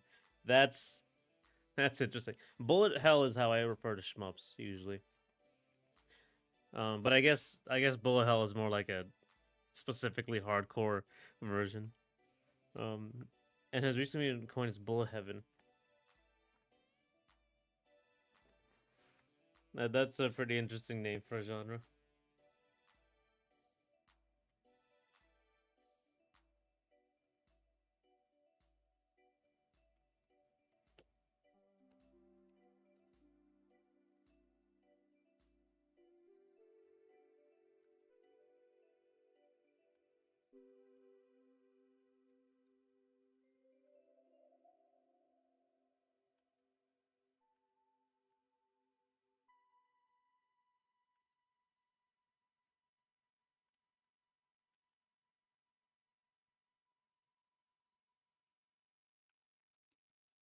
I think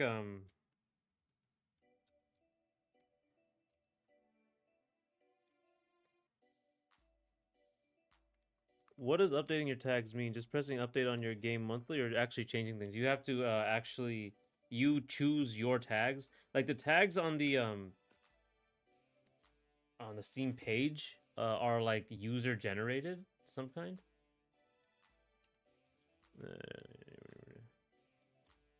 Um, and also like it's not apparently Steam doesn't take that into account too much, like the user generated tags at the where they are.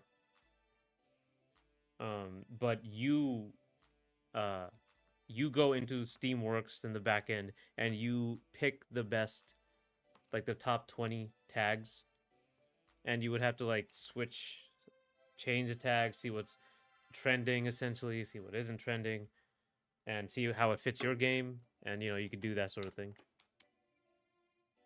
Yeah, and the order matters. I think the first five, the order really matters, and then after that, not that much.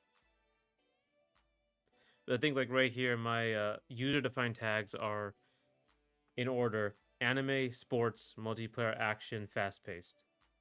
That's the top five, and then 2D fighter, 2D PvP, hand-drawn, that sort of thing.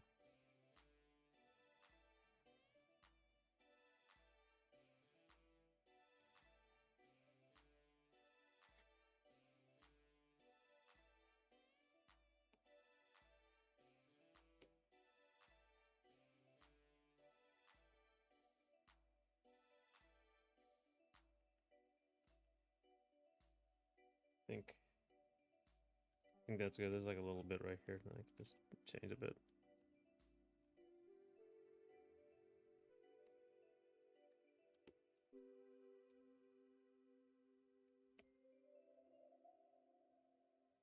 Okay, now let's get to this guy.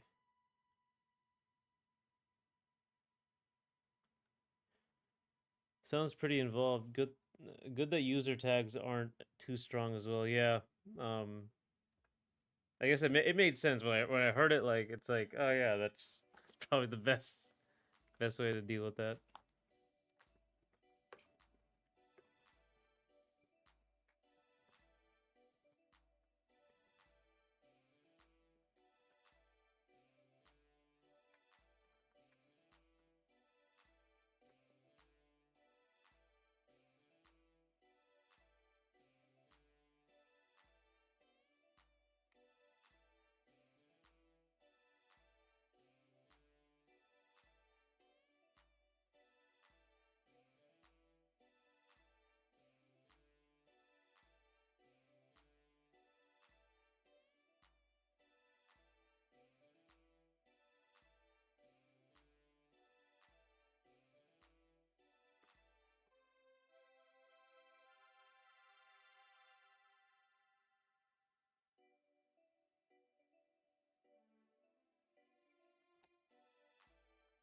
Hey, Evan. YouTube froze entirely for some reason. Oh, oops. That's weird.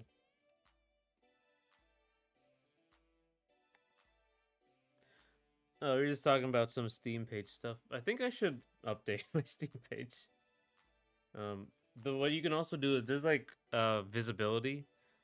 Steam will give you like something called launch visibility that will give you like it'll boost and show to people. My launch visibility is long gone, but you get multiple ones.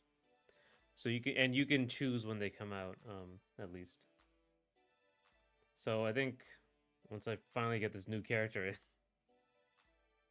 I can do another one of mine. You only get about 5. You don't get like infinite ones.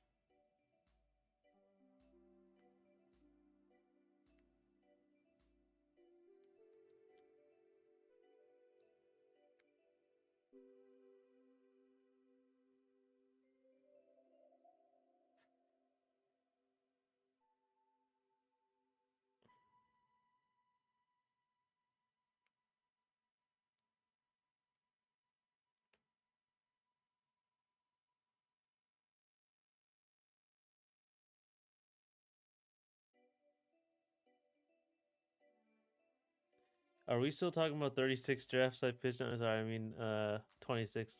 No, we're talking about Steam page. But apparently they're coming to my house.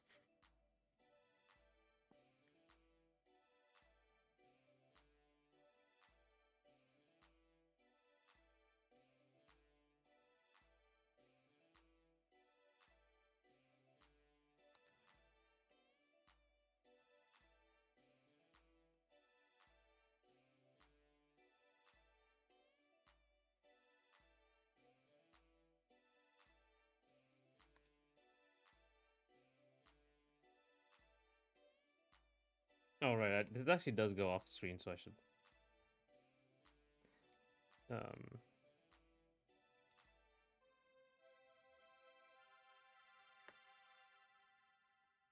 I think what was it? Was it?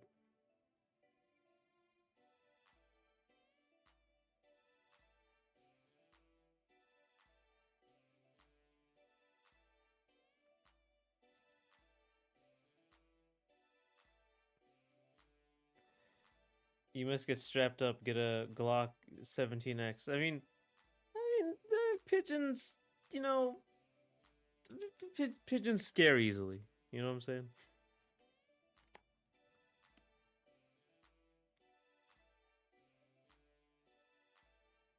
You know what's weird?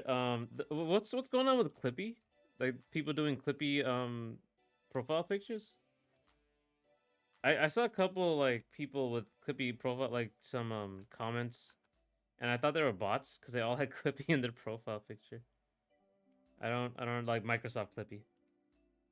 I think it's a meme that I don't know about.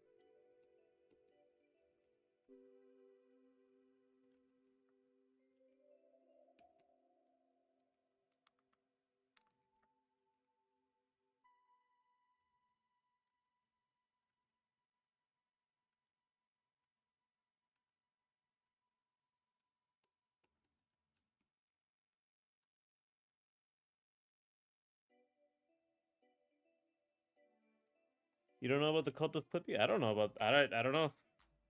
Apparently it's a thing. I read like there was a thing to it and it wasn't just like something random, but I never read into it.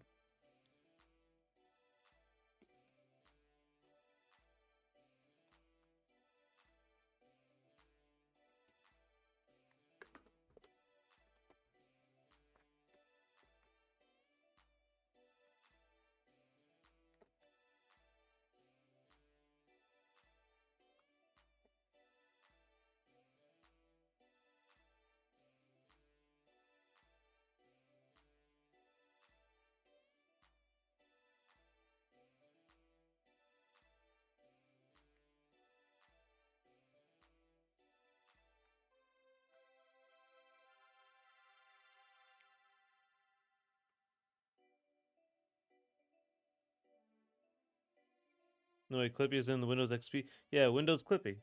Apparently there's like a lot of a big thing about it.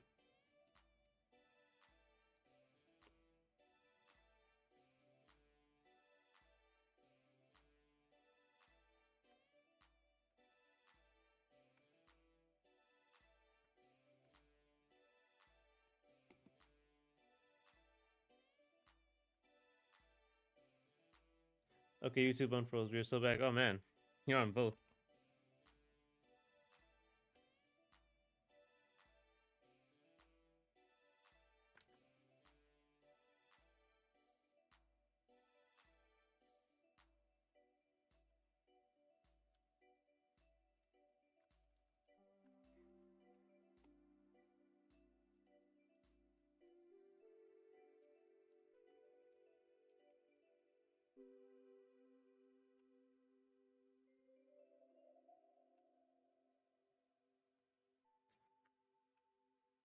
You can look up Louis Rossman. He's a super consumer advocate who somewhat randomly had a 6-minute video 2 weeks ago asking somebody to change the Clippy, change your profile picture to Clippy. I'm serious. Oh, okay, I know Louis Rossman. I remember him.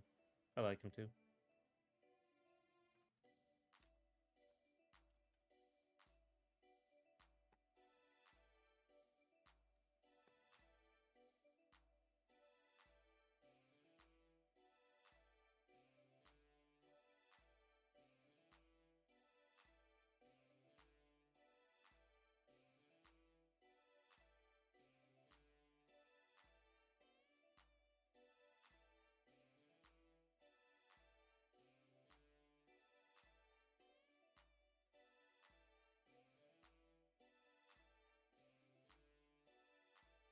Okay.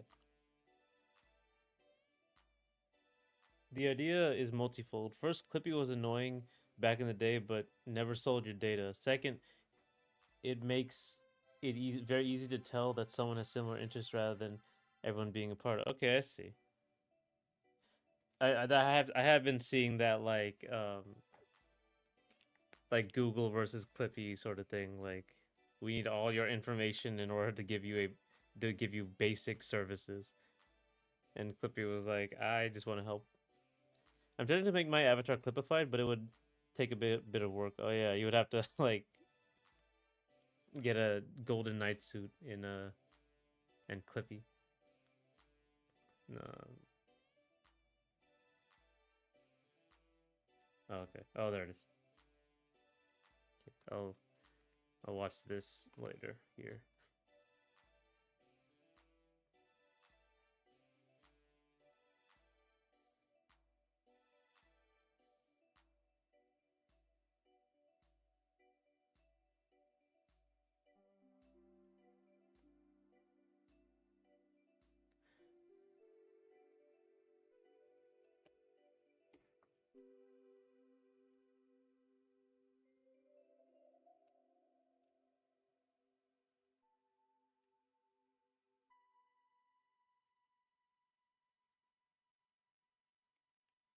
I think I can just stick on Clippy eyes if I'm lazy.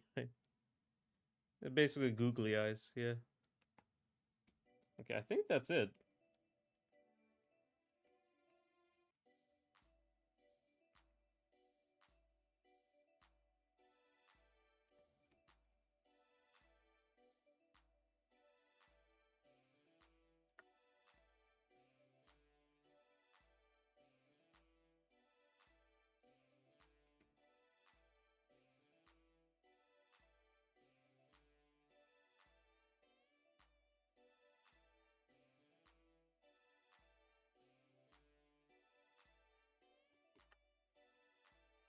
His Clippy video has 4 million views on his fourth most viewed video. Wow.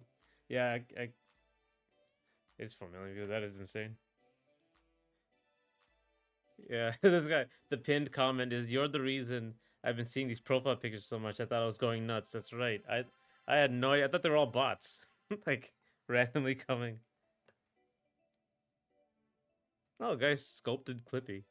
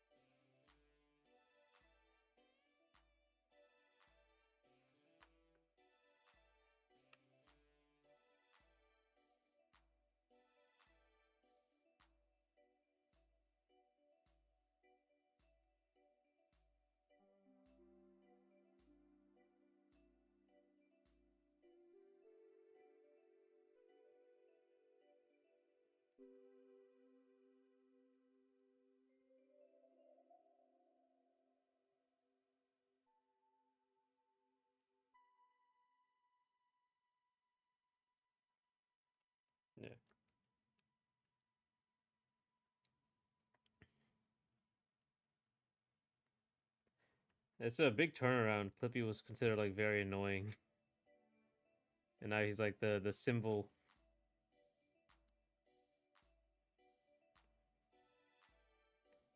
for keeping internet privacy.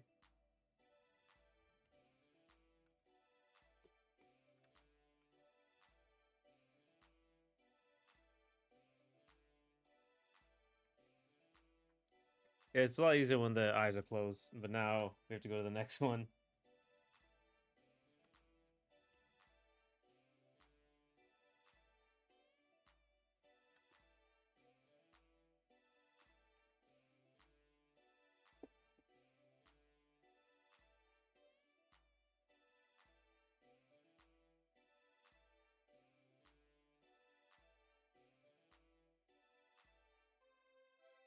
On an unrelated note, my copy of Hollow Knight arrived in the mail. Oh, that's cool.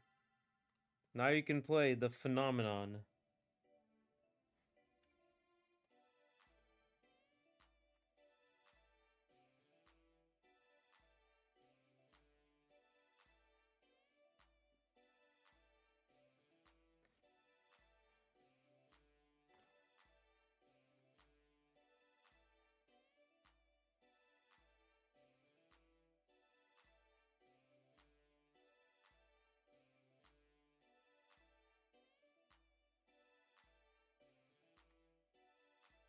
Ooh. Silksong? Silksong will come soon. Have people pre-ordered? I'm assuming there's a pre-orders open for Silksong.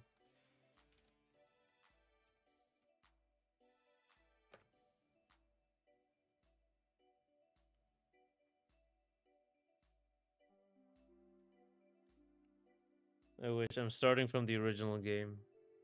The original game apparently is amazing, though.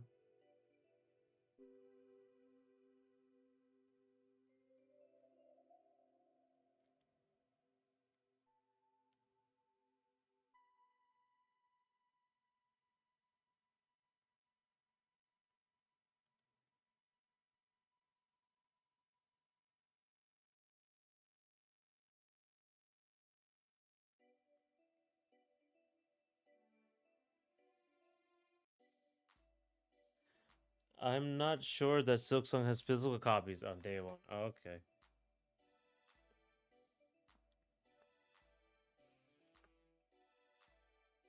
I guess it makes sense. Physical copies are quite different. Wait, no, doesn't like the Switch version though. And I prefer physicals later with all the patches, if all is well. Yeah. Okay, the patches are important. Big reason I don't play games on launch a lot of the time. PC games. PC games I know are gonna have a problem.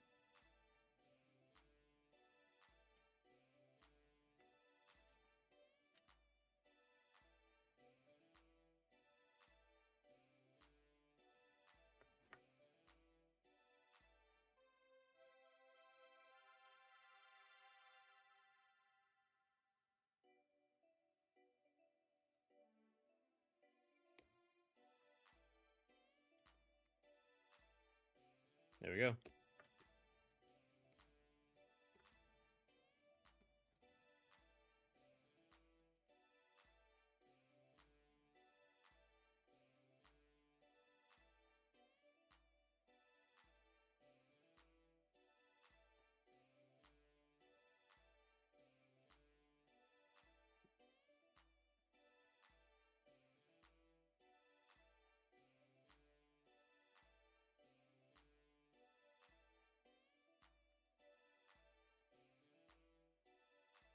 If Silksong has performance problems, we'll never hear the end of it. Yeah, I mean like 20 years or something. Not 20 years. I think it was like 5 years. It's 5 years since it was first announced, I think, or 6 years. Or how long was it actually? When was Silksong first announced? Silksong announcement date. Uh, uh, Kickstarter.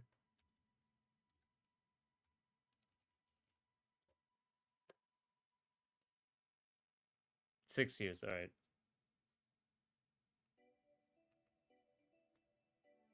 Or maybe more.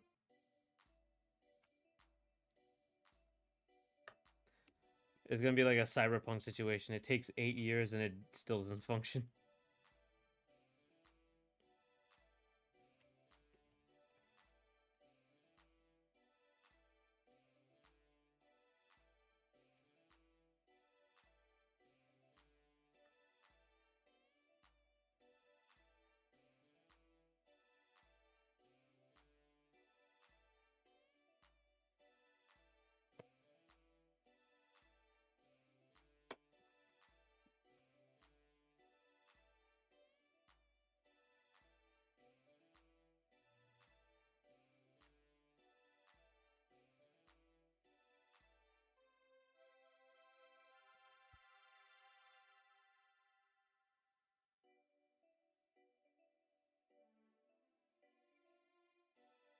Um, no, we're good. We're good. We're good. We're all good.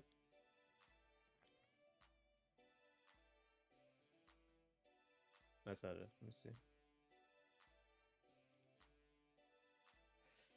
Let's figure out what I'm gonna do with this eyeball.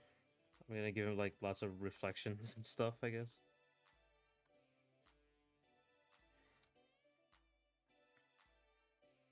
Did you guys play Cyberpunk? I didn't play. I have Cyberpunk, but I didn't play it until like much later.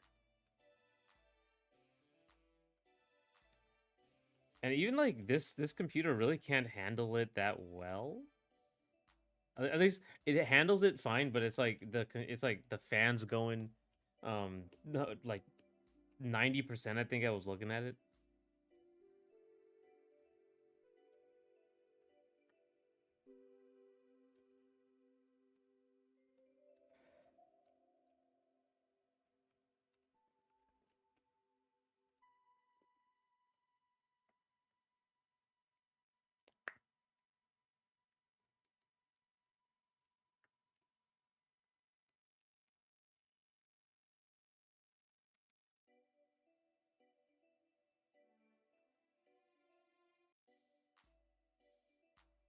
But like I when it first came out, I heard like mixed stuff. Like I think my brother really liked it, um, because it didn't have any problems for him. So, yeah, I skipped Cyberpunk, but it apparently got much better. The No Man's Sky effect. Yeah, it when I was played it, it worked fine because I played it so much longer. No Man's Sky was crazy. Oh my god, like I, that's a turnaround. That's an insane turnaround. That was like the symbol of failure in like video games, and then turned around to be like this. People actually play it and like it, love it actually.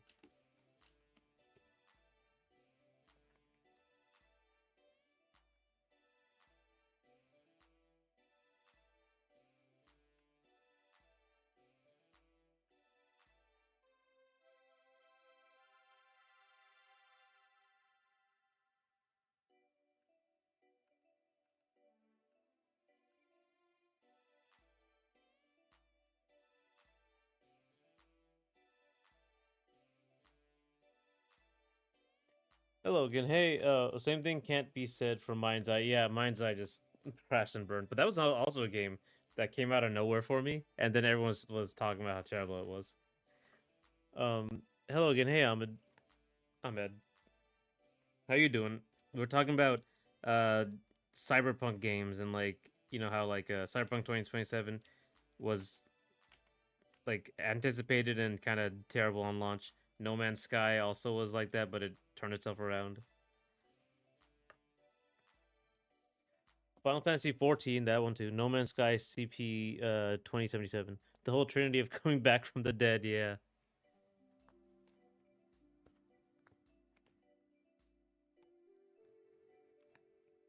I what about GTA 6? I mean like when's that coming out? That's gonna get like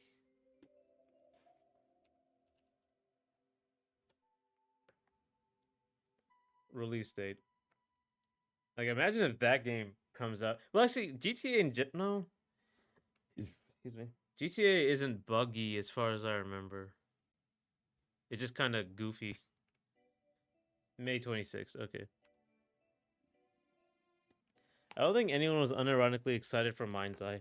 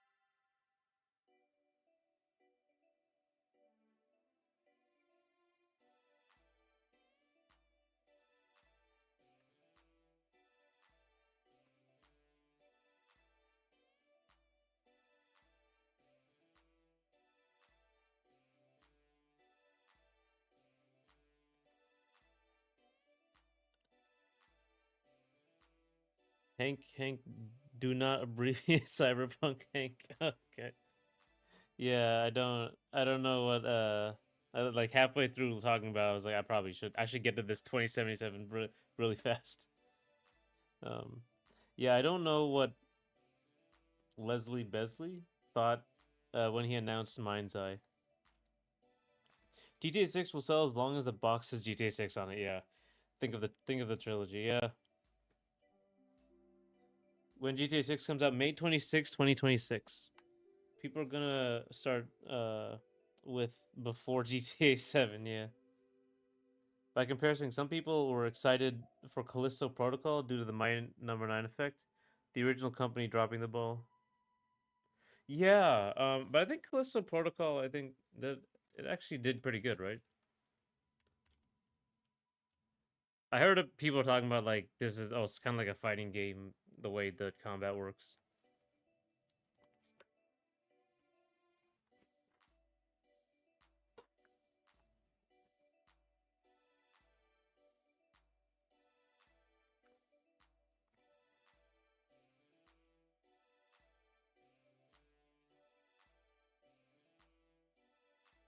Mixed reviews, okay, and failed to meet the expectations, okay.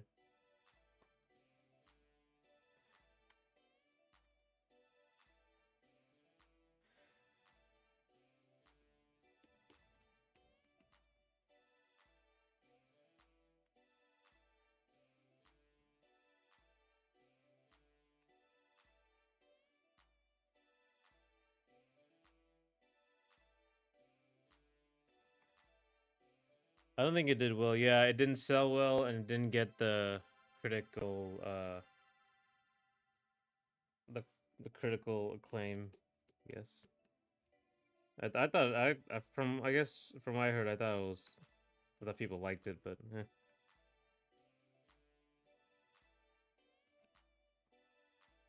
anyway, how have you been? I've been pretty good. This has been very hectic. I gotta start. I have like a big to do list. Let me see, and I might have to stop early, unfortunately. Um, They expected 5 million copies, but lowered the expectation to 2 million. Dead Space 3 all over again.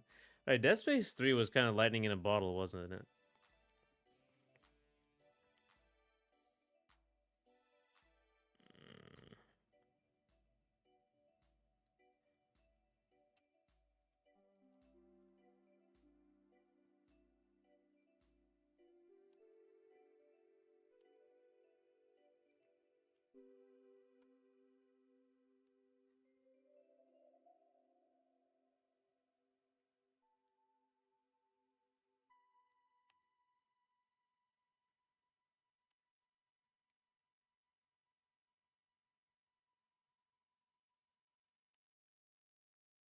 Game updates.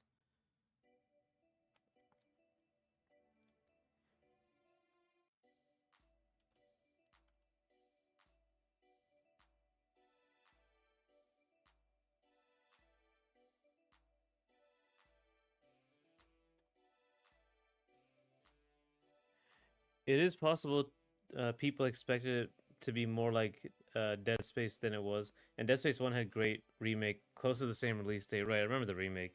I never played the Dead... I don't think... I think I played Dead Space 1 a little bit. I don't think I really played it that much. Not big on horror games, honestly.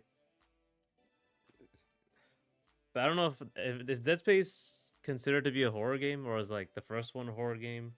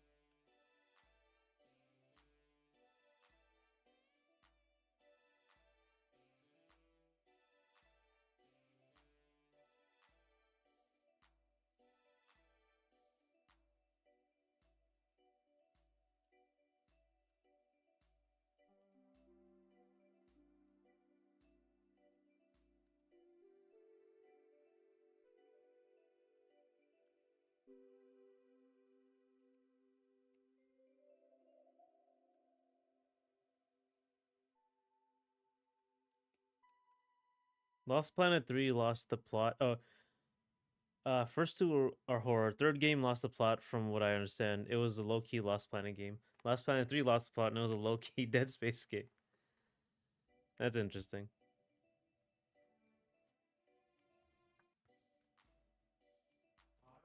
Uh,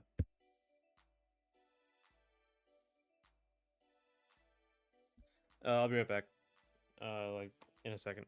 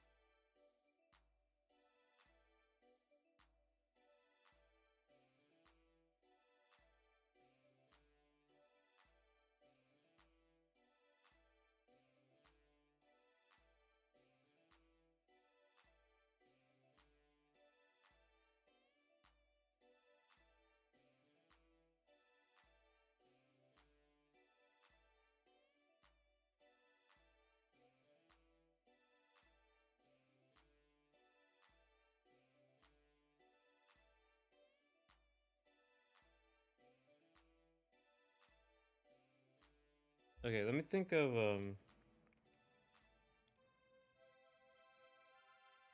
I'm thinking of another game that kind of came out and was like a total disappointment. Can you think of any like kind of like disappointing games, like super highly anticipated? Because there's usually a lot of them.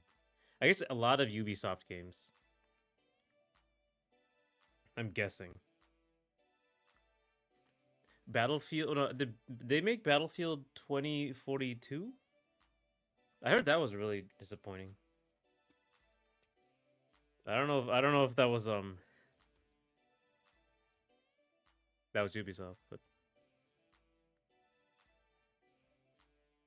oh, Skull and Bones was that Ubisoft? I think that's the one I was thinking of. Yeah, the quadruple A game.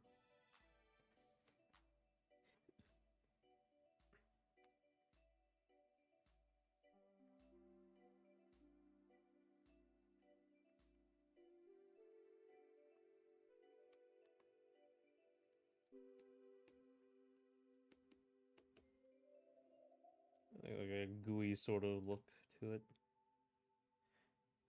Oh, Watch Dogs, yeah, it's getting some love now, but it started off really badly. Battlefield 6 will dethrone COD for sure. That's right. I think Battlefield 6 people are really liking at least. A return to form. I wasn't really into like military shooter wasn't really my thing. I prefer the cartoony stuff. But usually Overwatch was the one for that. If people are saying it's a big return to form, that they want this and not the like the pendulum swinging back. I remember it was like all brown and bloom kind of military shooter, and then it went to like Fortnite, Overwatch, and now it's like kind of turning back. Battlefront 2 is EA. I think Ubisoft made a Star Wars game as well. Oh, that's right. Um, Star Wars Outlaws. I don't play COD or Battlefield. I'll let them fight. Yeah, kind of same here. I played some COD before, but I've lost interest. Battlefront 2, the that was the one with like the horrible microtransactions and like the arrogant sort of messaging. Like there was like a phrase they used, like players earn if they feel like they earn things. I can't remember. Yes, Outlaws, but I don't know if it really fell below expectations. I think so. Star Wars Outlaws.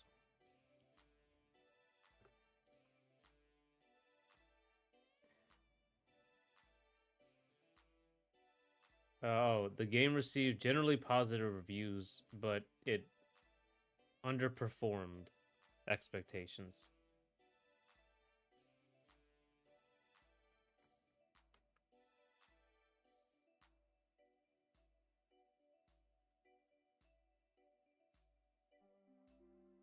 Oh yeah, there was a bit of a drop in Ubisoft shares because of the game. Last Battlefield I played was the demo of Bad Company 2. Pride and Accomplishment, that was it. Wasn't the most downloaded Reddit post of all time. Yeah. Yeah, cuz I think they removed it, right?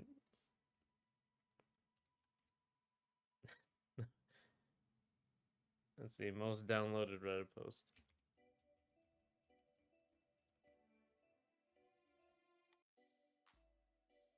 Infamous iconic, yeah.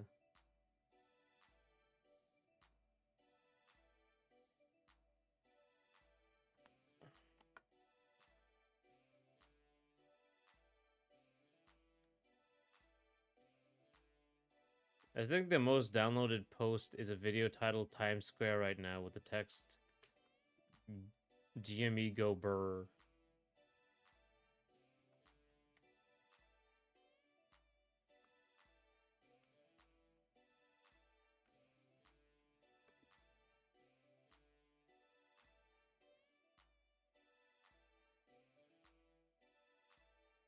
Pride and Accomplishment was like just the out of touch sort of so out of touch.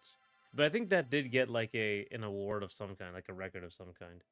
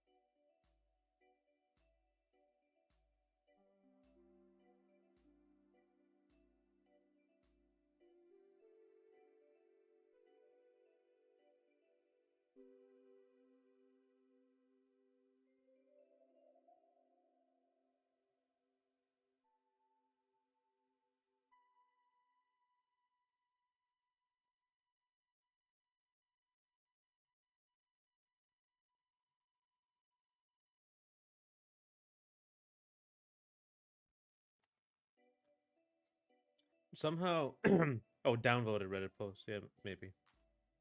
Somehow Nintendo Switch 2 Welcome Tour is on the list of games notable for negative reception. That must be one of the most overrated games I know. Screen Rant called it the second most brutally disappointing game next to Mind's Eye. Was anyone really waiting for the Welcome Tour? No one. You have to be disappointed. It has to be like anticipated.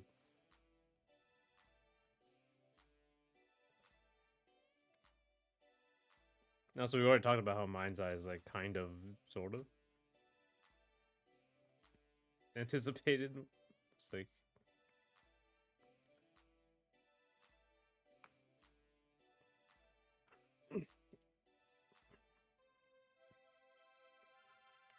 I'm checking the Wikipedia page. I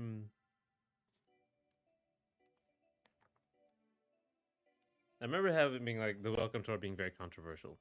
That's for sure.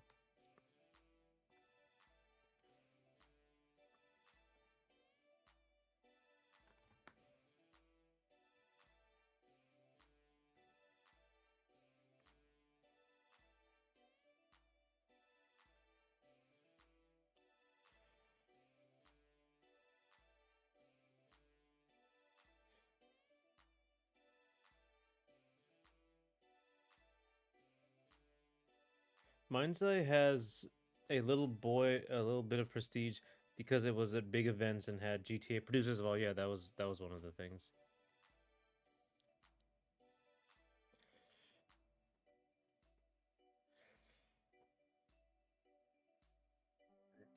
Excuse me.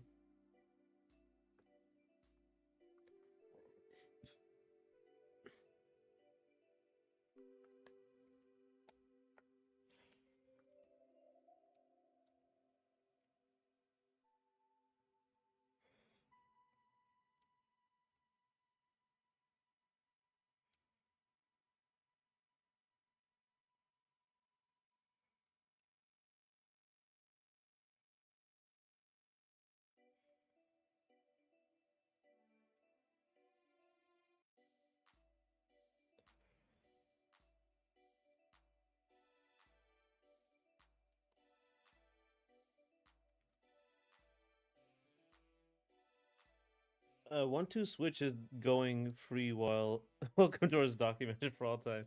Yeah, One Two Switch was kind of dumb too. Uh, how much was? I think big issue with Welcome Tour was like the price. First of all, that it wasn't free and that the price was kind of high.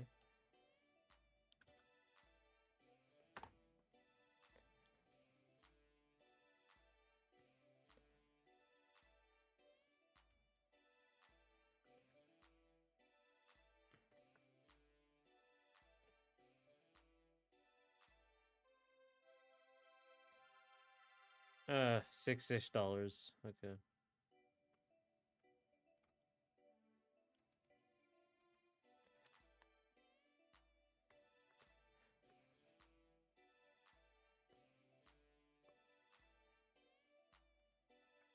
It's hard to believe that Leslie Benzies is the guy behind the development of GTA 4. Oh wow. Okay, he was the one who messed with Mind's Eye. Welcome Tours is $10. I actually can't tell. It says $6, but I guess but that was a conversion based on yen, so it probably ended up being $10.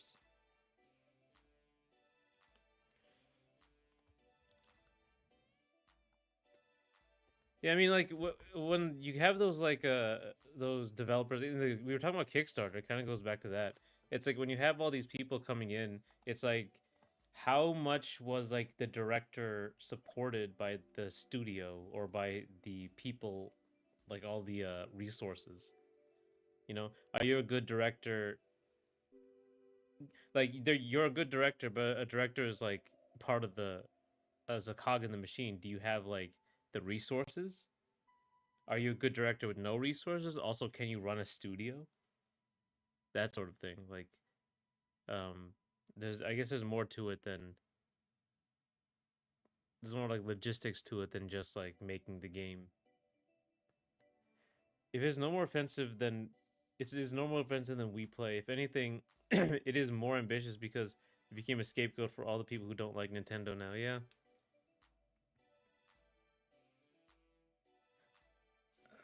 There was a lot of like those like startup games or like launch games.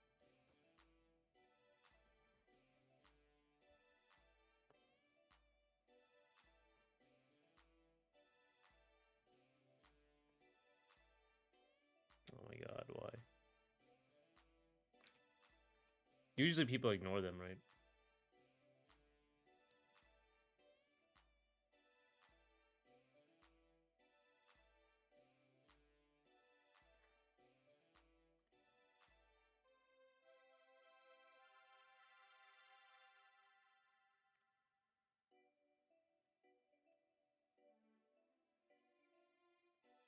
And then Nintendo usually have a lot more of them because they've had to get or trying to get people accommodated to the Wii and then the Switch as well.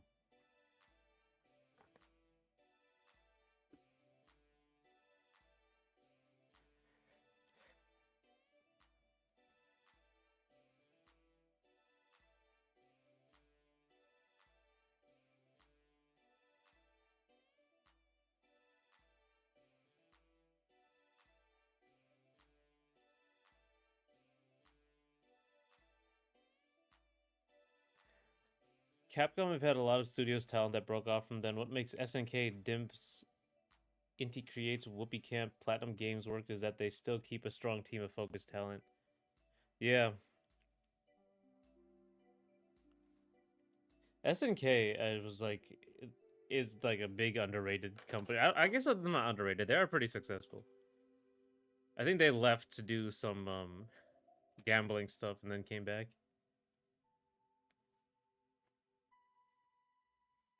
Yeah, but you need to be supported. Like I think the director isn't. I think people think a director is like the director of a studio, but they're just kind of a part of a game. They're like an employee in a studio. Um,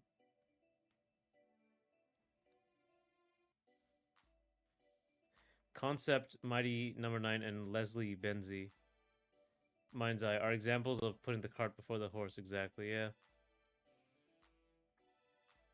Mm. I'll add Arika to my list of Capcom offshoot studios. Note that a lot of them even worked with Capcom later. Right.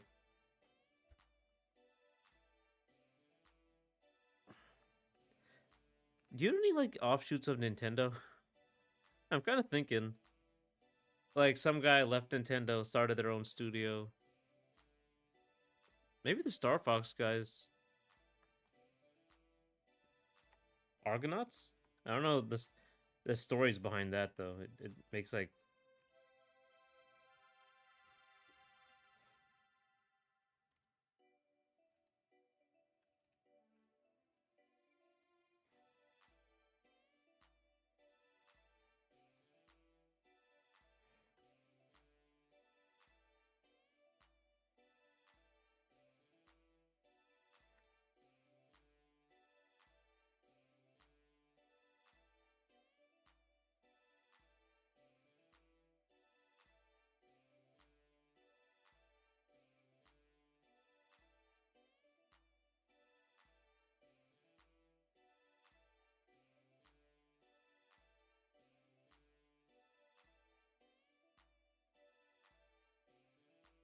good question. I believe that Chibi Robo guys crowdfunded a similar game. Otherwise, it's hard to name them.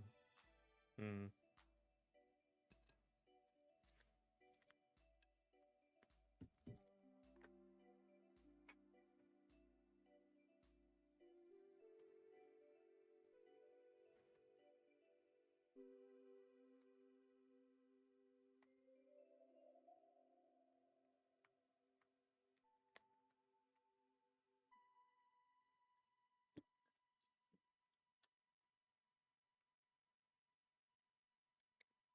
It seems like a ton of them either stay with Nintendo or go indie. Yeah, I think like or they just retire. Honestly, there's a guy who apparently who retired and or no left Nintendo and started like a I think like a store or a restaurant, little restaurant. But apparently it's very secretive, so they might not go back into games.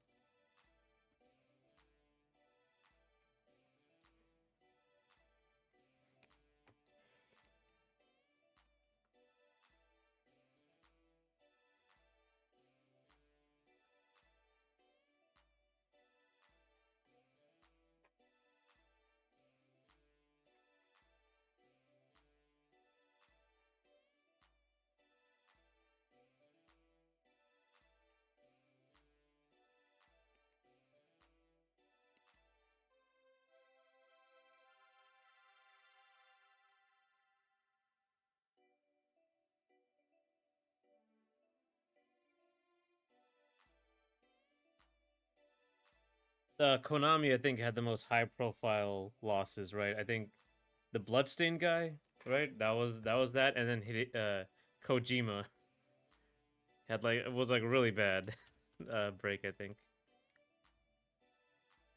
Charlie's eyes look kind of goofy. This is Cassandra. This is Cassandra, and this is like she's gotten woken up, so she's supposed to be a little goofy. And it's just kind of weird, like, cause I usually don't do funny cartoon stuff.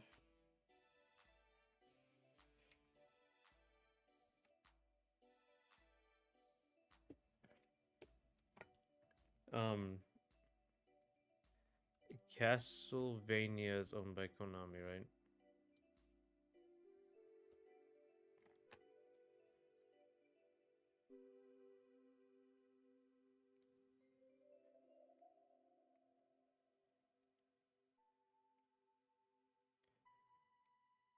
Yeah, Konami.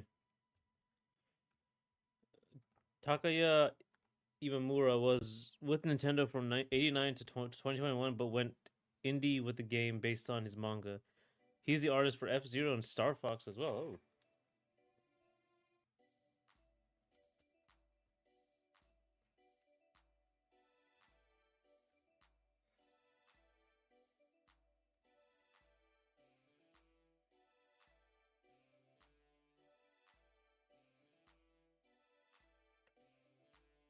Oh, this guy. Yeah, I saw an interview with this guy, Takaya Imamura.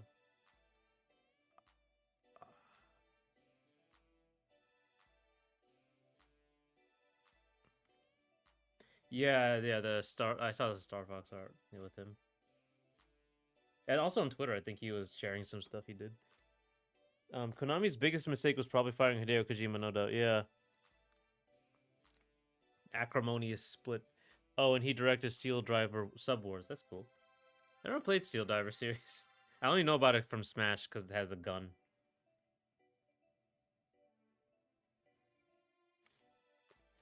Konami was bleeding talent long before Kojima, yeah. But that was a big loss, especially since he took a lot of colleagues with him and the PR damage was immense. And he created his own studio that was actually successful, right?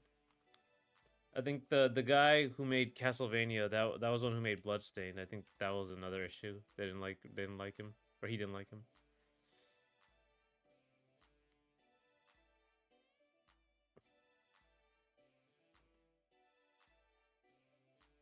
Akamatsu, I think.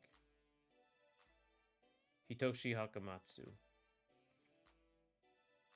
No, wait, this is a different guy, I think.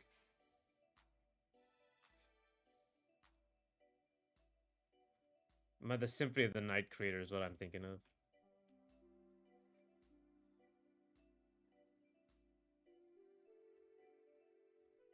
He did a lot of games, dang. Yeah, Konami was like considered a terrible studio. Like things were getting worse and worse.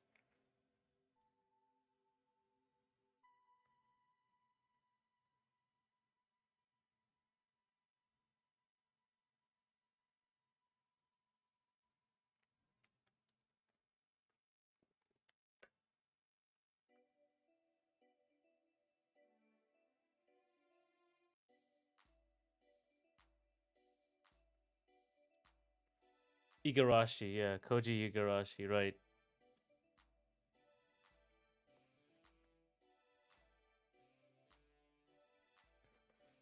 Uh,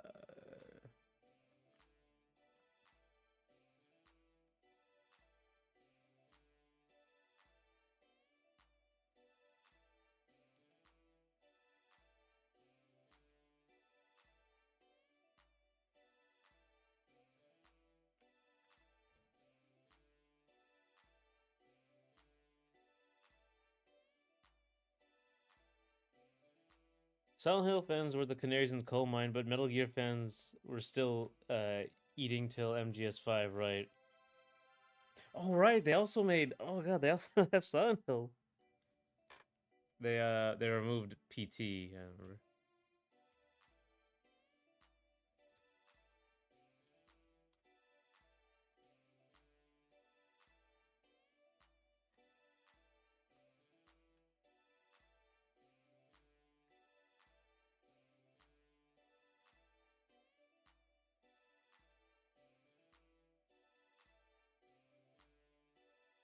Omega 6, that was the one I was looking for. Video game.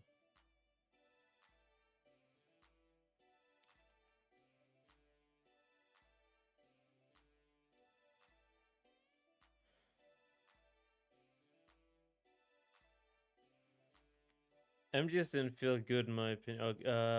Castlevania fans were doing okay till the end of DS as well, right? MGS5 didn't feel good. Yeah, the MGS5 kind of had like it was clear. I guess it was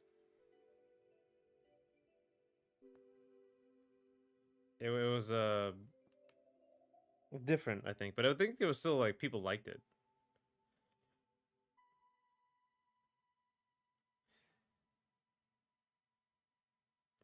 Okay, here it is. Omega 6, the video game.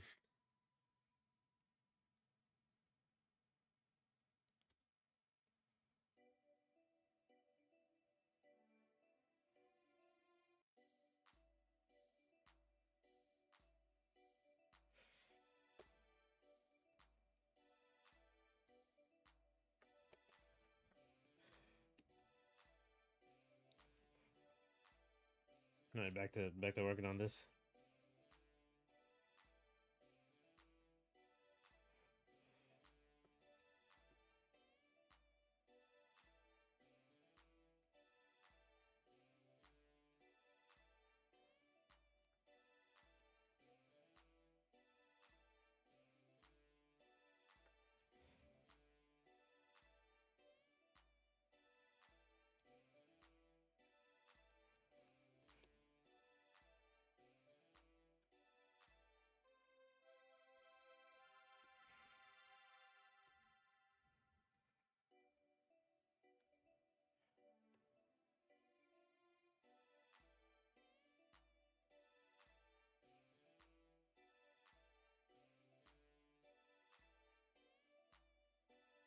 They basically recycle a bunch of stuff from the previous game.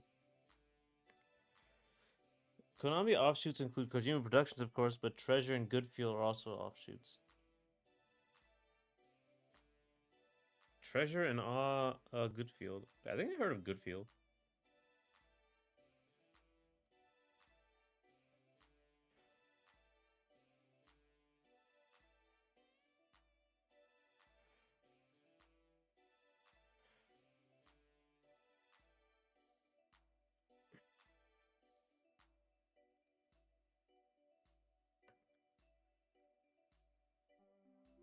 Goodfield. Oh, okay. They worked on like Kirby's Extra Epic Yarn, Poochie's and Yoshi's Woolly World, and Princess Peach Showtime. Okay.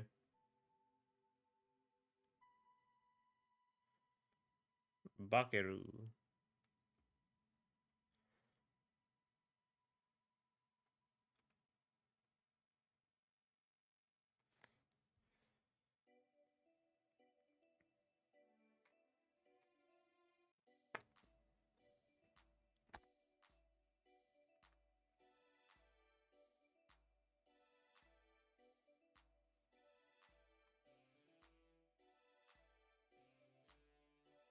Goodfield mainly makes Nintendo spin-off games, but Bakeru seems quite good. Yeah, it looks like a Let me see. Actually, from the description, it was like a Donkey Kong conga beat sort of thing.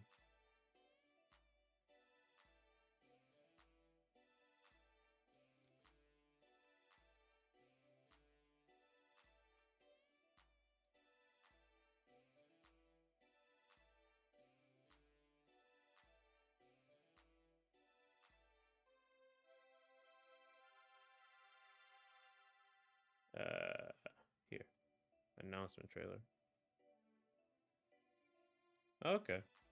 Oh no, it's an action game.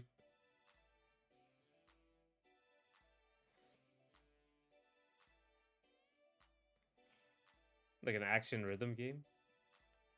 As a 3D action platformer. Okay, it's coming to the Switch, or it's already out the Switch. It's a year ago. I might play it.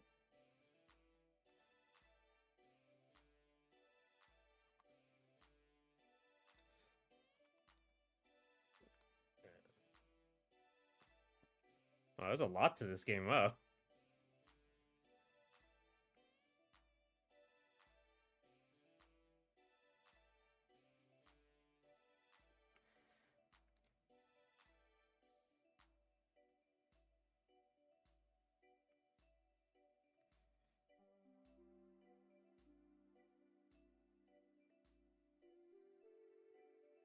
was cute. It was like a little GameCube sort of thing.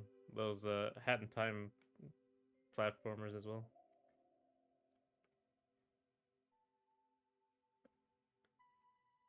And giant robot. Wow, this game has a ton of stuff. A spiritual successor to Goemon in a way. A Konami IP that the director worked on back in the day. That's cool. It makes sense. It's very like Japanese. That's for sure. I think Goemon was like that too.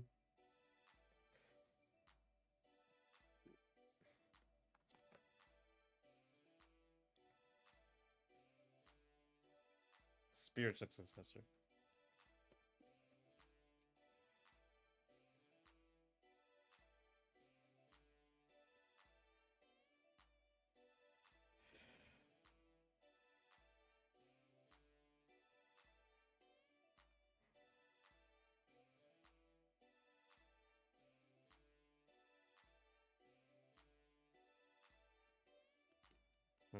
I need something interesting for the eye. It's just like it's supposed to be like a alarm clock thing. I think there is a demo. It leans more action than platformer. Yeah, okay. It seems interesting. I should write that. I should get that too.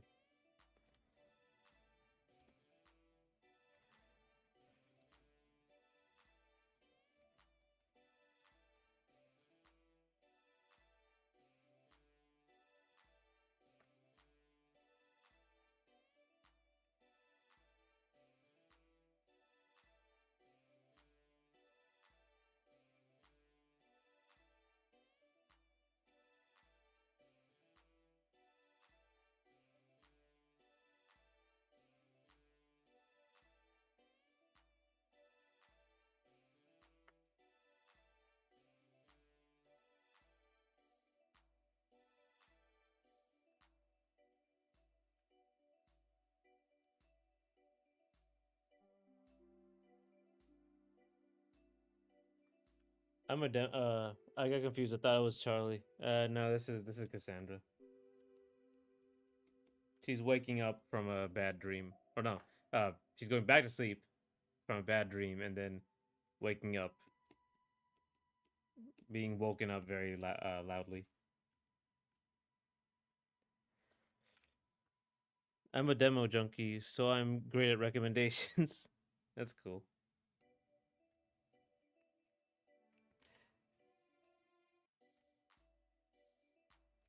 How many games have demos these days? It's like very common because I I remember like this was a sort of a controversy, like or argument, like are demos necessary? Are they good? And it's kind of like developers will like literally only lose if they make demos.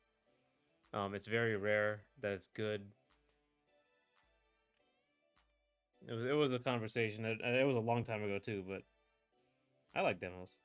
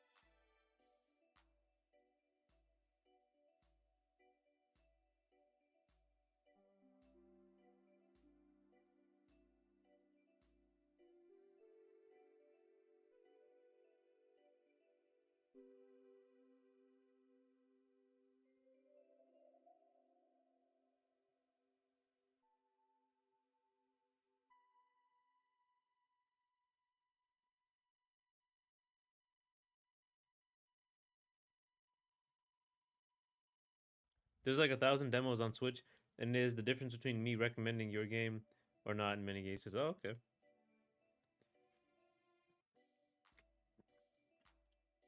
Very important. Demos are both common and uncommon on Steam. I understand the temptation to delist them long term, but it makes it harder to get people into things. Yeah, I remember they were a lot more common back in the day when you didn't have so much access and you couldn't see the game. Like there was not like a video on YouTube that you could see every part of the game, stuff like that. Now people do like closed and open betas for fighting games, stuff like that, competitive games. Closed betas are annoying, but eh.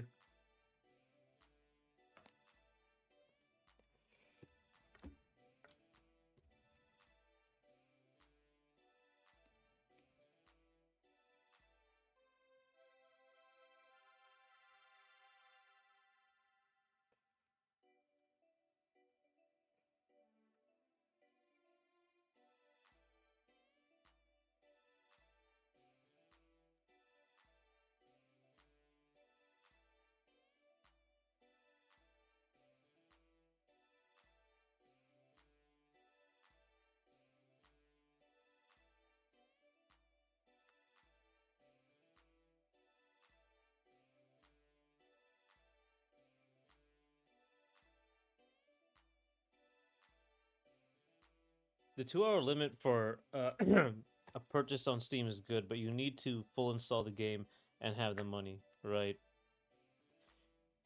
2 hour like refunds are pretty pretty crazy. Um,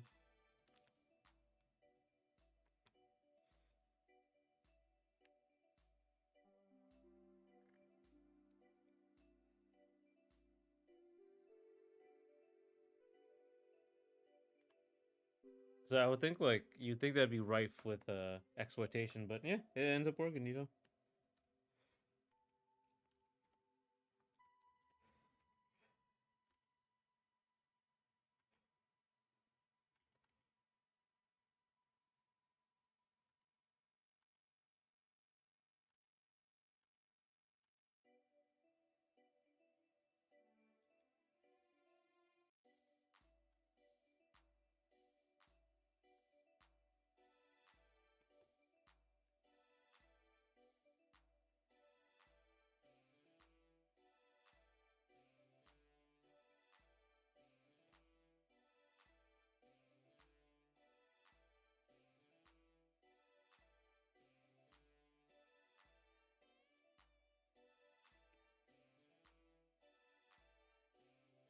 I was expecting it to disappoint, but I'll try the Skate Open Beta, Skate 4, but they refuse to call it that. Yes, as an indie developer, you can fear that people refund, but people are pretty honest. It turns out. Excuse me. They end up, then they end up buying and actually keeping the next game. Yeah, it just ends up working out.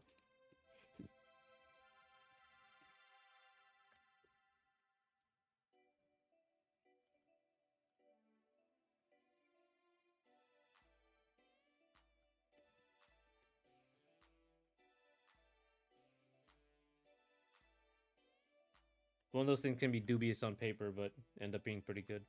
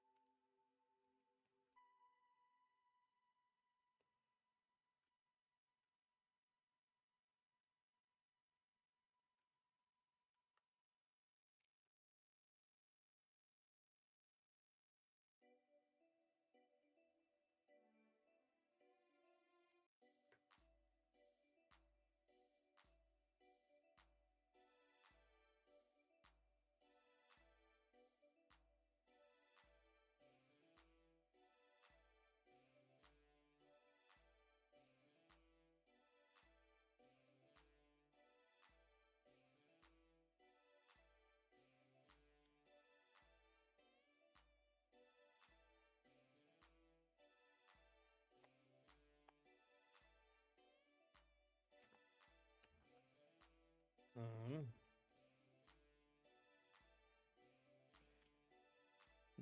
just thinking about my next move here with this.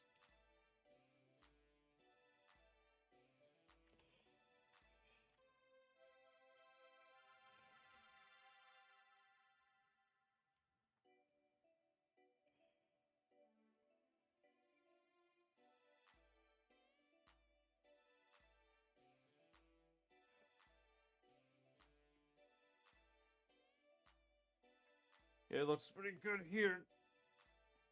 Josh just got like goat eyes. I'm gonna have to like do something, like this. Yeah, I think that will actually make it a little better if I just like.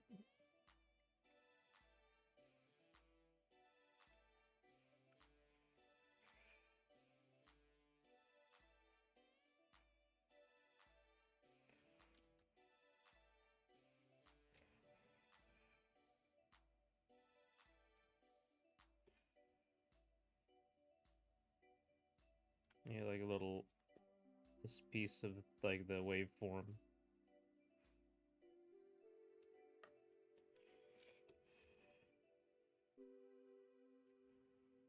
Like it's really loud.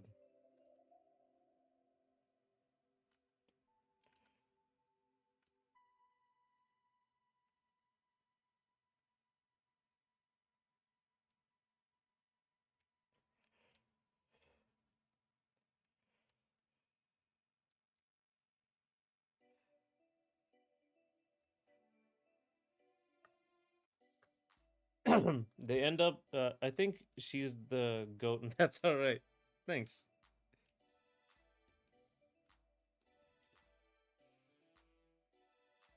I might go back to it. It depends.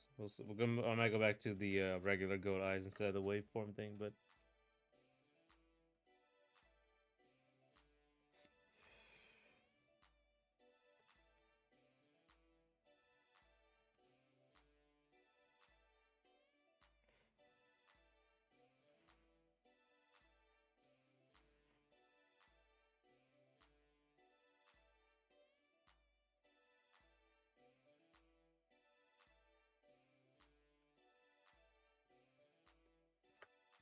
Yeah.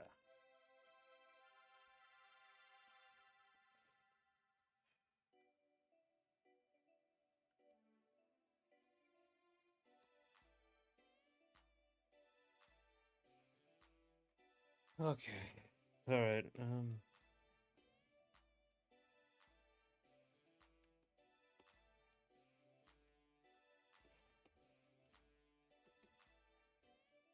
That looks more like she's been woken up.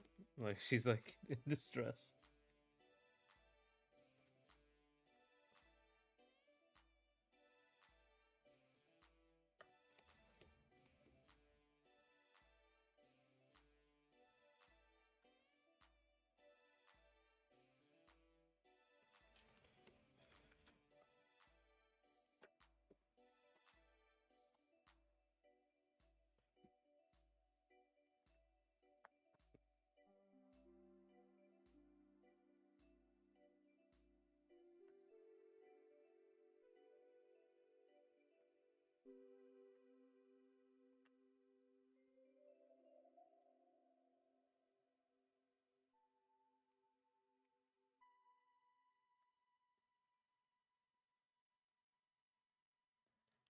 Cassandra is a morning person, but is Charlie one?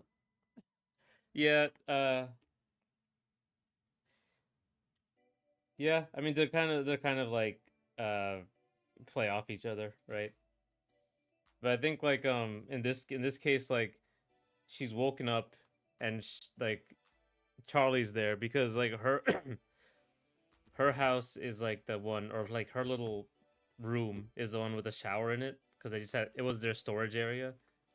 Um, so he's comes in and asks for the shower, and then like it turns out it's like 5 p.m.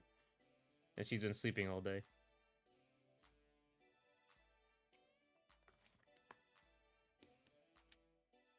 That's the thing about it.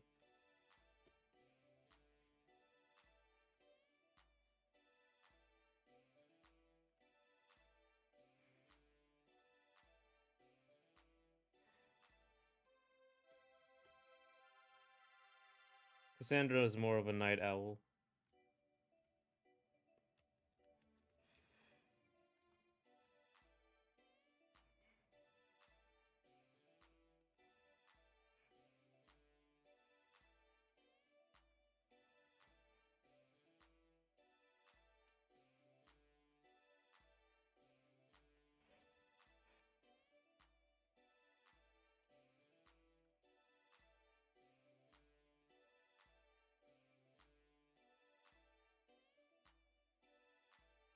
Now we can get to the hair.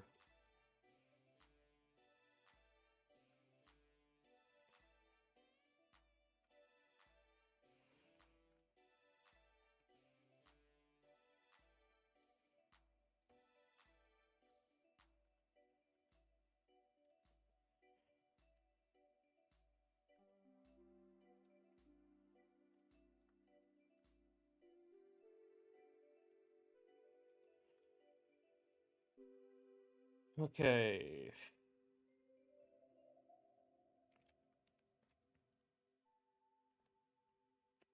More clean up, everybody, everywhere.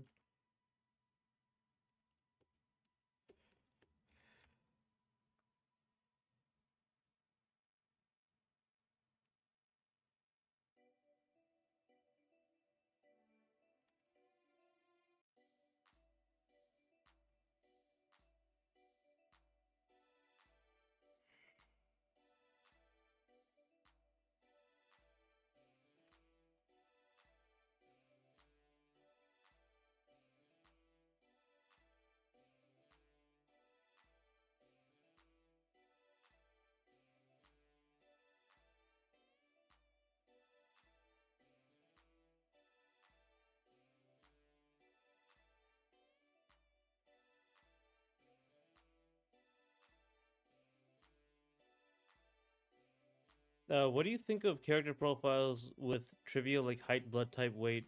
Do you find those amusing? I thought they were a little weird, especially the blood type thing, until I learned that like I think it's like a Japanese thing.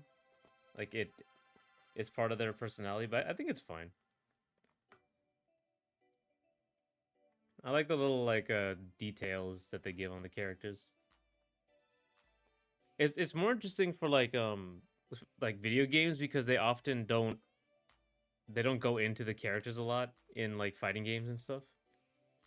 So it's nice to have like little backstories and stuff. I think let me see the Street Fighter 6 ones. There are some interesting things. They still do them. Oh, and also finding out the canonical heights are hilarious. Like here, where's characters? Sagat is 7'5", 7'5", 300 pounds. And Elena, who I thought was like a giant as well, is 6'1", 130 pounds. Like those are always the strange things for me. She likes animals and hates the destruction of nature and poaching. Yeah, so some of them can be kind of dull. Some are interesting. Like I think like the one Chun-Li's profile in Street Fighter 6, height 5'7", weight secret. Like they won't tell she won't tell you.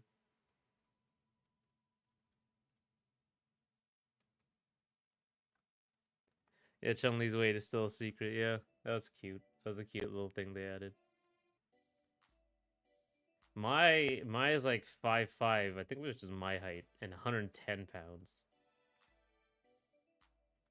She's like nothing. And then Ryu, like where's Ryu? Ryu is 5'9", 187 pounds of muscle. And he hates spiders too, randomly. He likes one thing. He only likes martial arts, and he hates one thing: spiders. Simple man.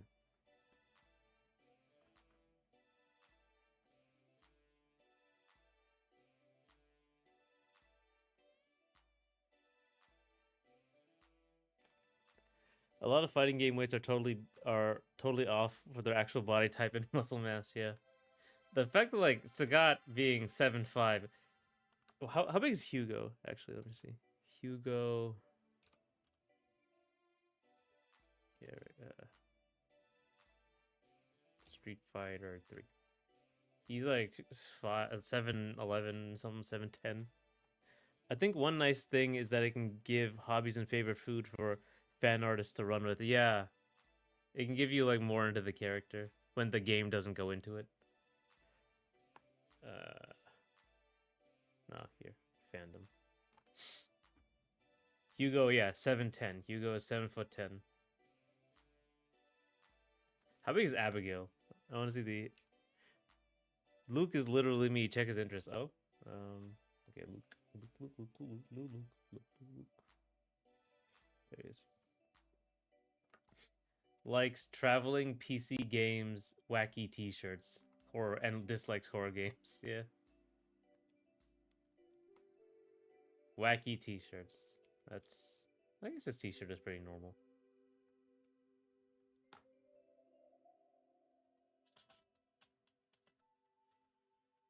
It's loud as hell. Jesus Christ. I'm also not into horror games as much, honestly.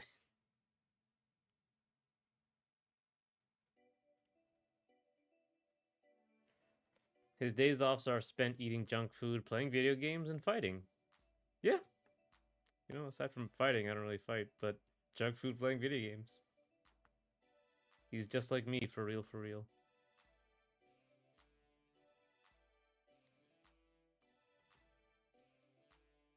Yeah. He has days off are spent. Yeah. That's exactly it.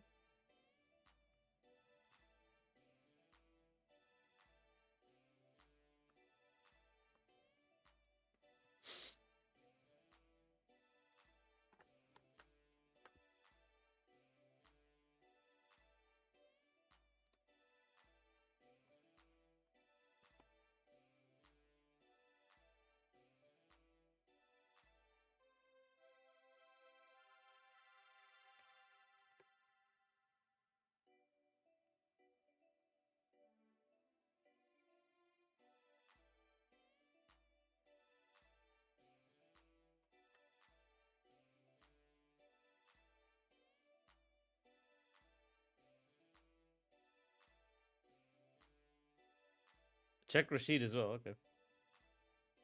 Rashid is kind of a goofball, isn't he? Modes. Rashid is. Let's see. There he is. Okay.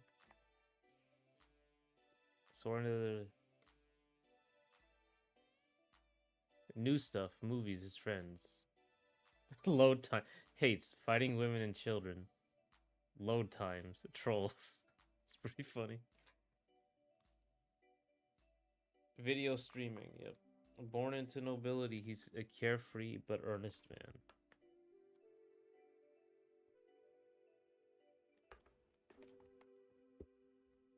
They were really good in this game about like animating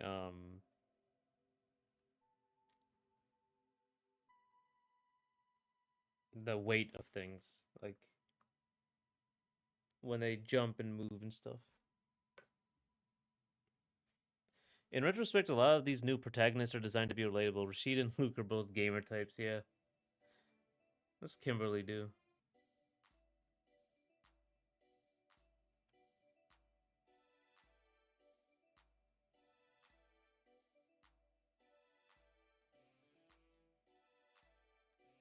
80s music, sneakers, large numbers, and hates tears jerkers movies. Large numbers.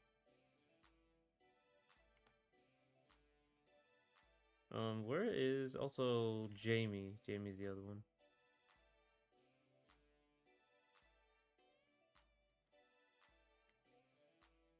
He likes Yun Yang dancing his grandmother. Yeah, he was supposed to be like a tribute to like Yun and Yang, like Street Fighter 3 characters. Like he really looked up to them, and then he wanted to be like them. So I guess that's what his appeal is.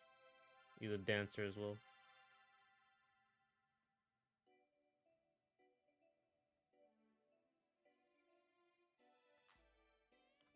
Dislikes getting lectured, arrogance. Yeah, that's pretty relatable.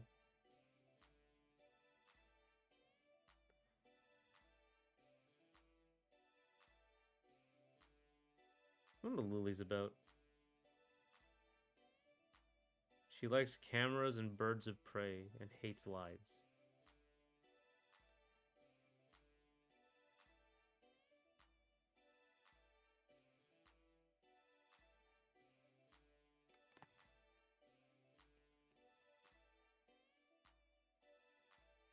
Who's the a new character you like in Street Fighter 6?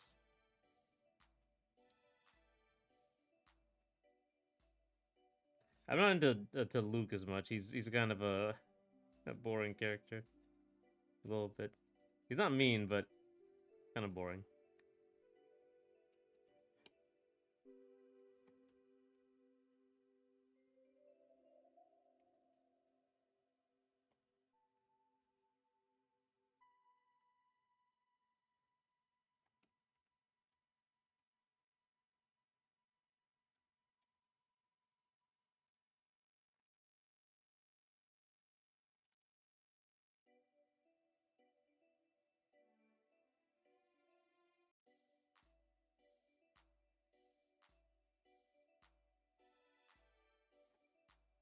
I'm gonna swing by Walmart real quick. Yeah, okay. See you in a bit.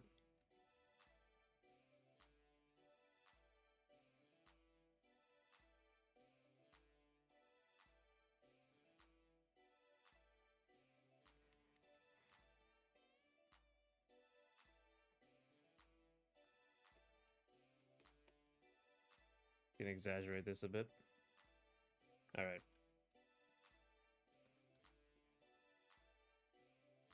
Luke was bland, especially in Street Fighter 5, but the VA's antics made him likable by the time Street Fighter 6 came out. I'm buying 6 soon. Yeah, I have Street Fighter 6. It's fun for a while. I usually play just Cammy. Though.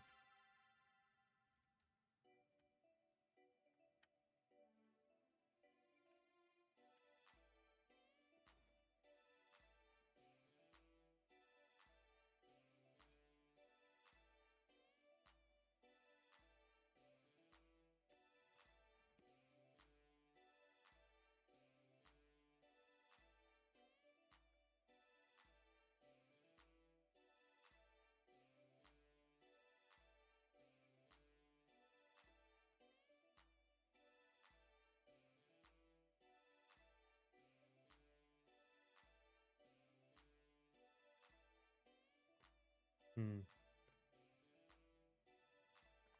There there aren't a lot of Street Fighter 6 characters, only characters to choose from, so I'll go with Jamie being my favorite. Jamie's pretty cool. He was kind of a like I was surprised, like or not surprised. There wasn't he's like the first drunken boxing fighter that they've had, which is surprising. And he's not like super weird drunken fighter, like how they like have to like the kind of weird stuff that they can do. He's kind of a Rekka character. And even his resource is pretty straightforward. Um so yeah, we were a little bit disappointed in that. Aki is the only Street Fighter 6 original DLC, but she is cool too. Yeah, Aki did come out with a bit of a splash. She's like more edgy Juri. I also find it weird, like they have to um because they're all the characters are like masters, and they have to be actually you can talk to them like regular people now. Um, they have to like change how the characters were. Like Juri was like a villain, and Akuma was like I thought he was evil. I thought he was supposed to be evil, but apparently he's not. So it's really weird. I don't know how Bison is. I haven't played, or I don't have the DLC for Bison, so.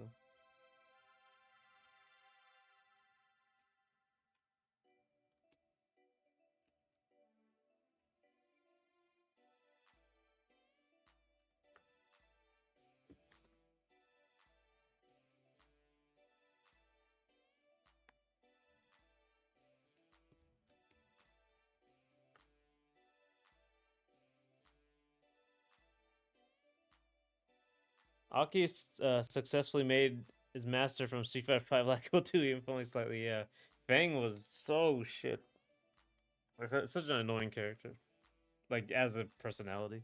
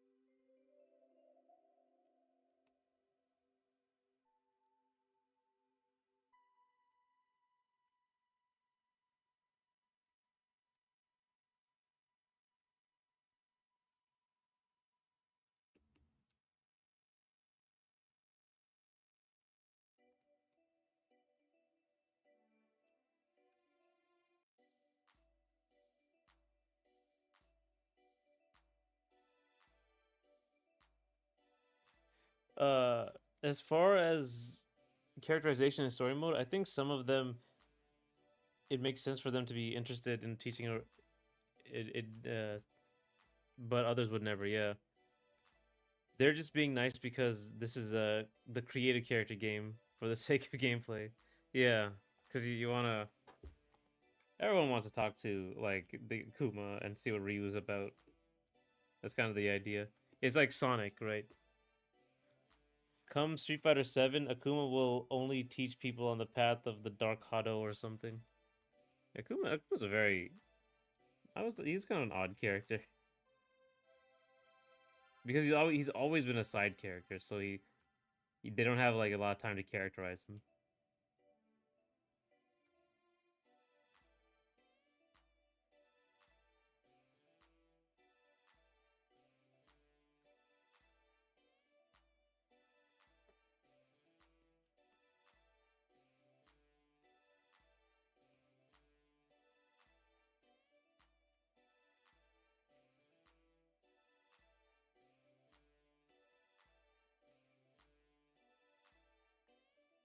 Speaking of Sonic, have you played Sonic Battle?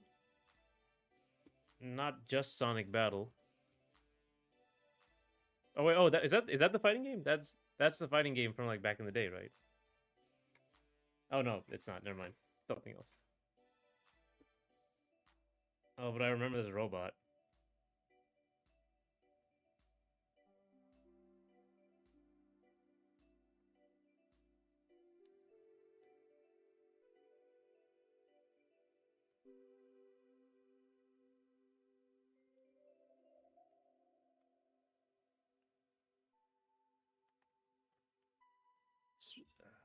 I've not played Sonic Battle. What is? Let's see. What is this?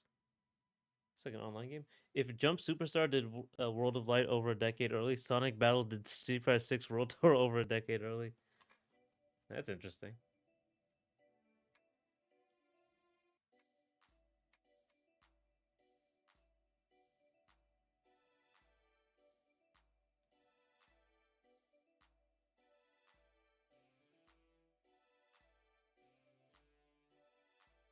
Sonic Battle.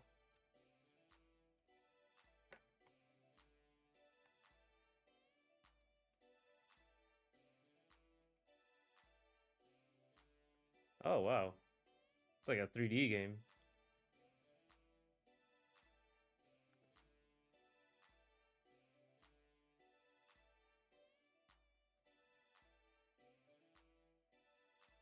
Whoa, it's like Power Stone.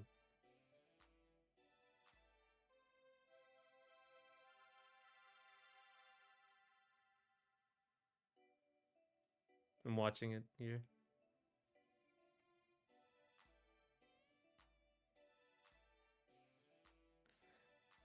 Sonic the Fighters is what I was thinking of.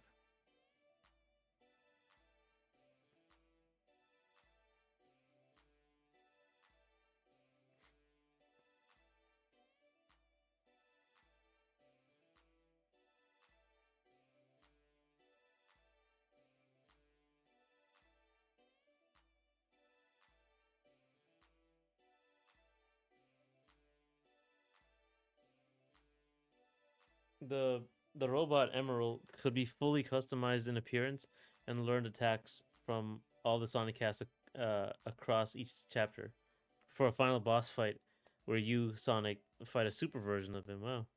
Timeline wise, it fits between Advance 2 and 3. Man, they really like their like canon with Street. Well, not canon. I guess they like the. I don't know. I guess they were like. I wouldn't say milking. I guess it was successful. They're gonna make a sequel, so and spin-offs. That's kind of what Sonic is, though. Not super shy about that kind of stuff. It is actually really involved story for what it's worth, and you'll appreciate the animation for Shadow Generations more if you know Sonic Battle. I should look into it.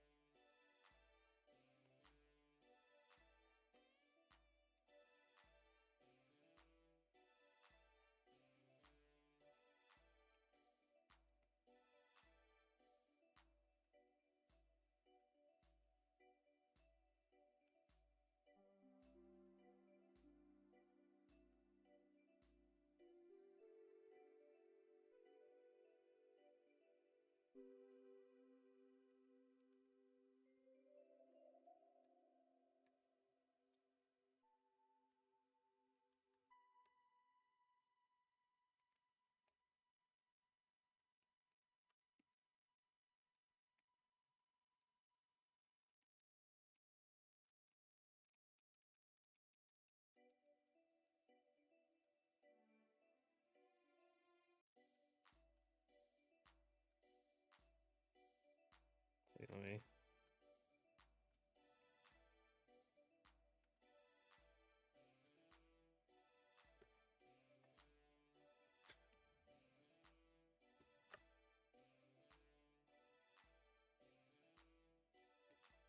Okay, I think actually this page done. It might be done. I mentioned Sonic Battle and EX Troopers. Any spin-off shows, games, or comics you think are underrated? Spin-offs. Mm,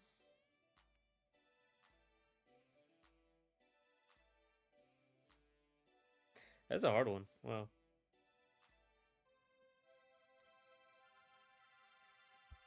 Okay, I don't think I like even. I'm so like mainstream that I don't know if I play that many spin-offs. Let me see. I'm trying to think of like the games I've played so long. Uh,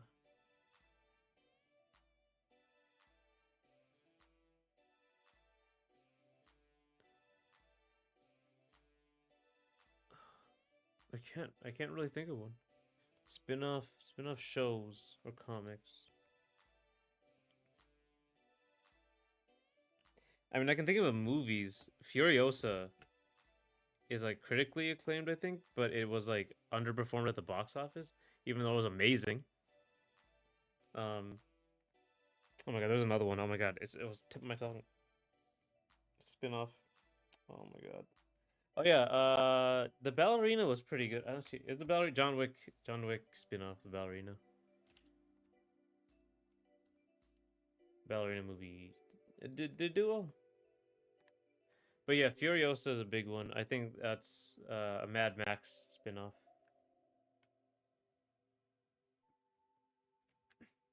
Yeah, it's done okay.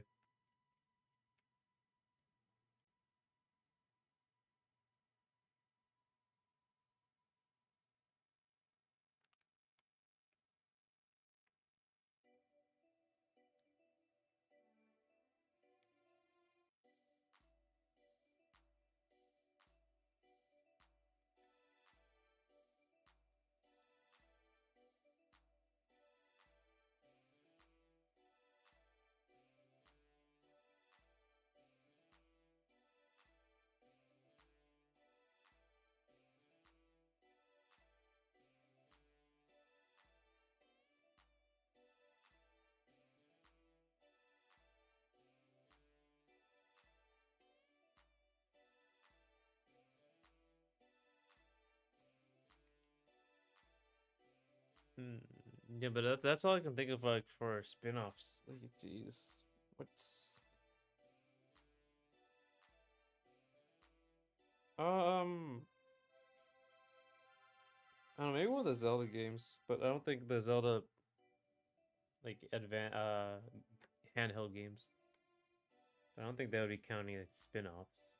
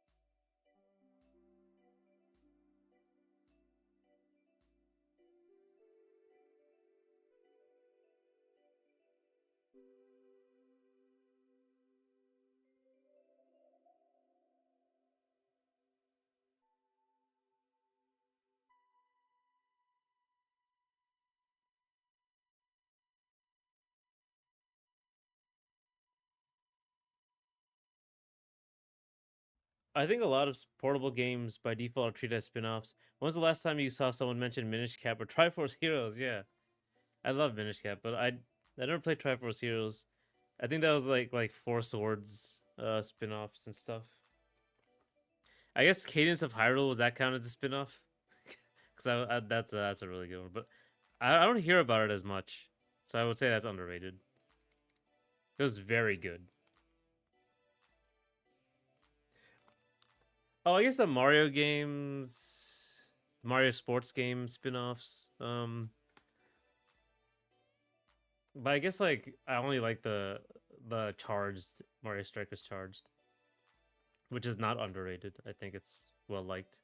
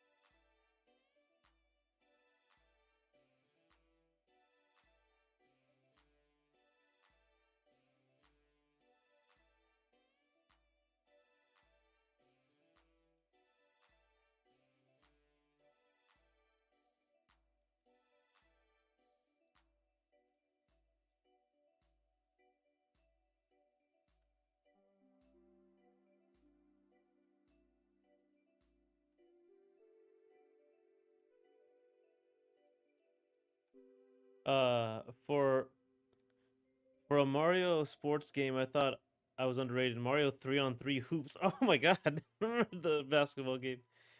The control scheme and style was really neat. I imagine I would have only liked it more if I was into Final Fantasy. They had guests. Oh yeah, that was the one like with I think there was a sports game with Mario in it, and he was like, it was regular Mario next to real people. Was that Hoops 3-on-3?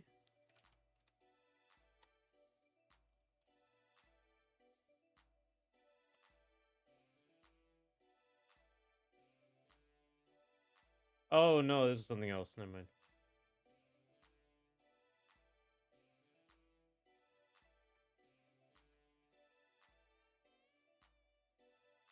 Oh no, it's 3D. But no, this is a different game. Never mind. I was thinking of a different game.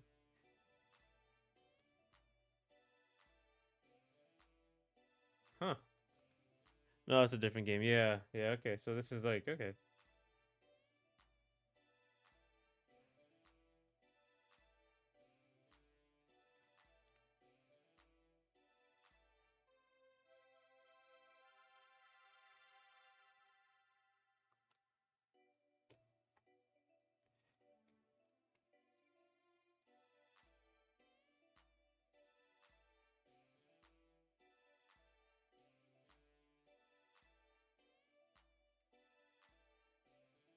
Probably NBA Jam on GameCube. Mario Hoops 3-on-3 is a dedicated Mario basketball game. Yeah, I'm looking at the like, someone playing it. It does seem like that really like it has a bunch of like stuff, like wacky stuff, and like the creativity I expect from Mario games. They always try to do something different. It's like their own spin on these on basketball and stuff.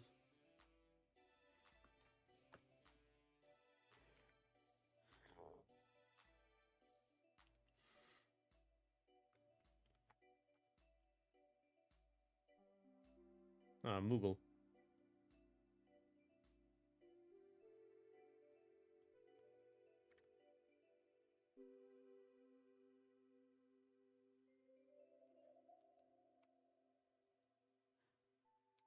EA had a few Mario guest appearances in the GC era. Oh, did they?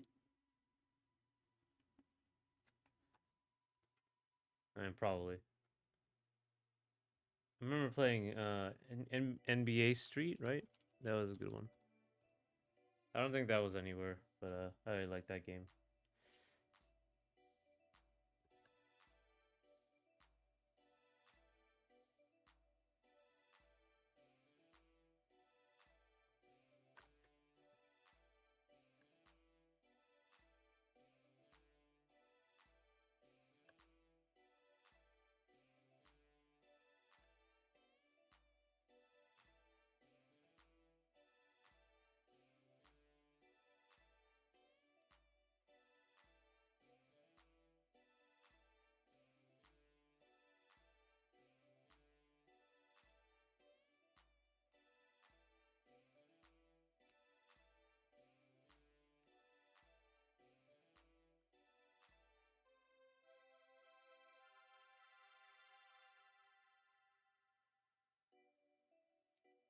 Oh, that's what I did wrong. I wondering why this hair thing didn't look good.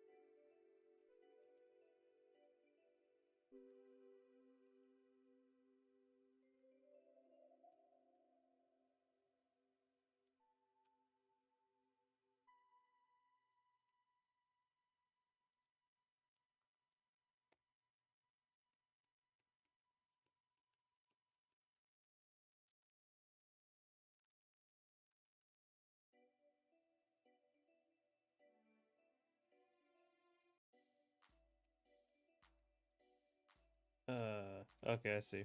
This is like there's a little MC Escher thing going on here.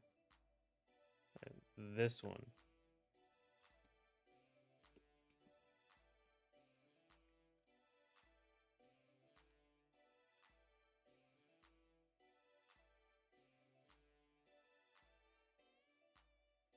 All right.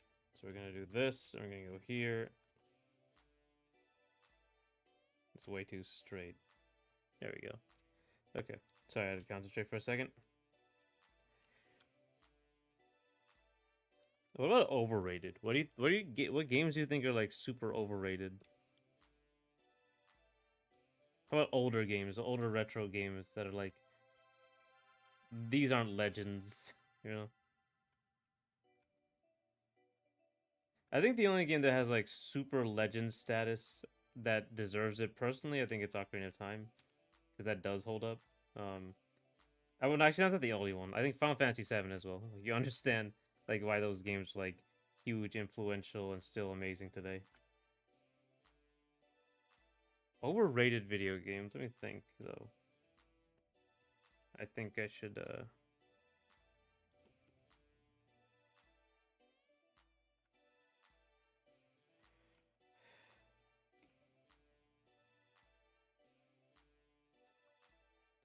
Overrated. Overrated.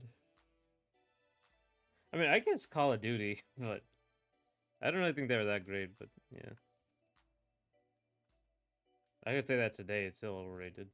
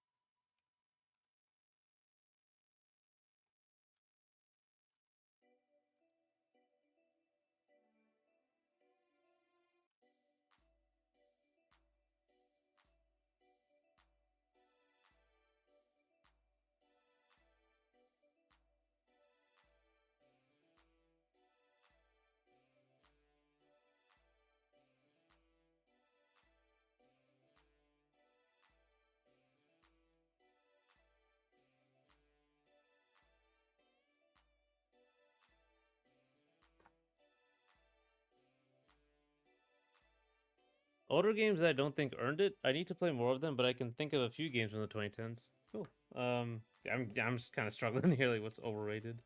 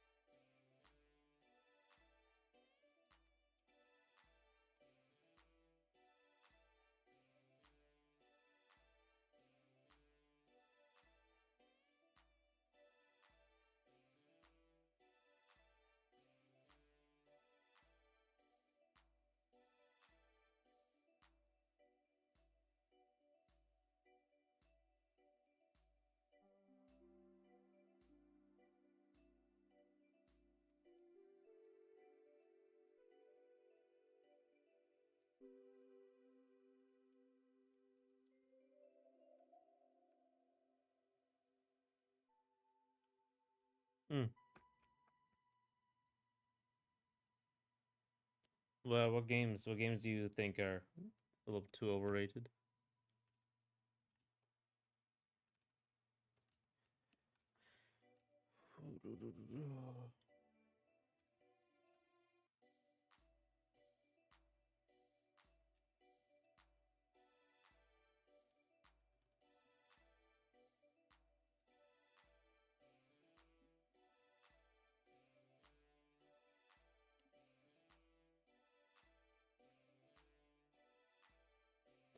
I think Bravely Default is overrated, but still need to play more classics to understand if they're overrated too or underrated.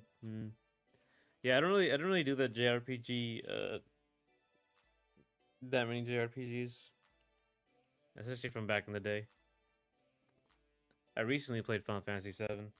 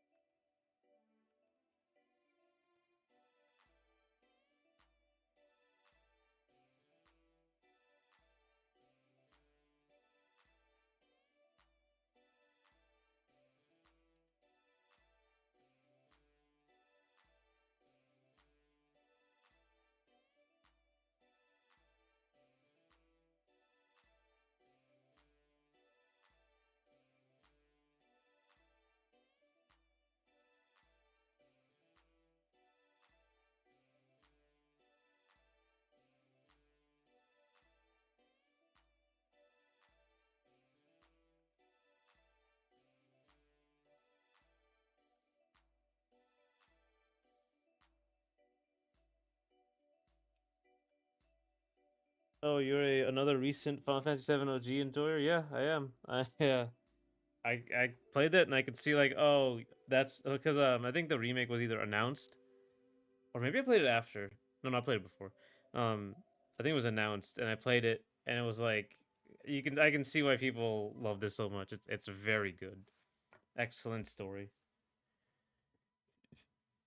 You played it recently as well? I think you told me about this. Or we've talked about this before.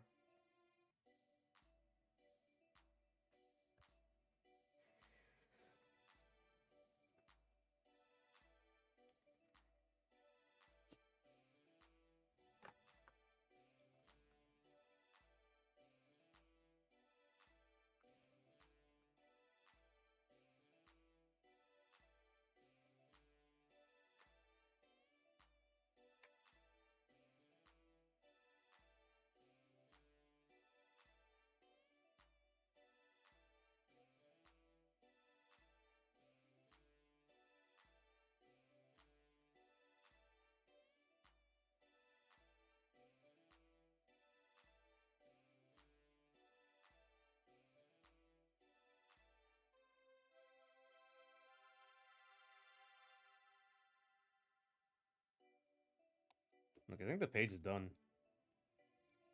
At least the line work is.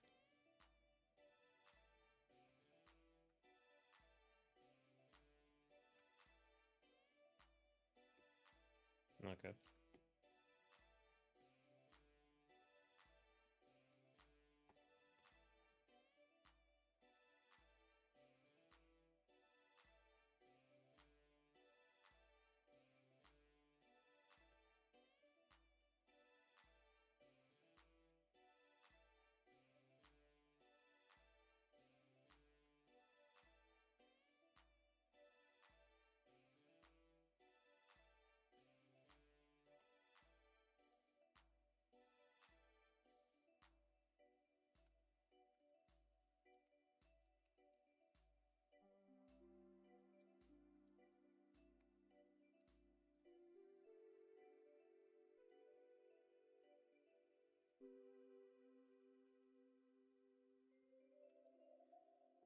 All right, I'm back.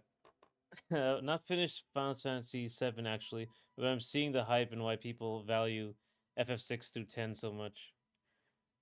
Before I was just observing that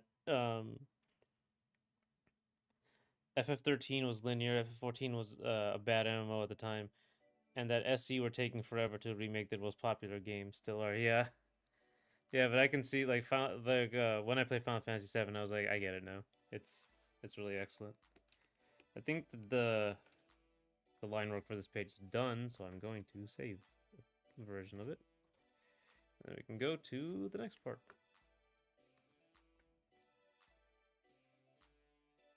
Took longer than usual. My e-bike was still charging, so had to take a cab. It's nice that you can bike around to places. Can't do that in America, or at least here.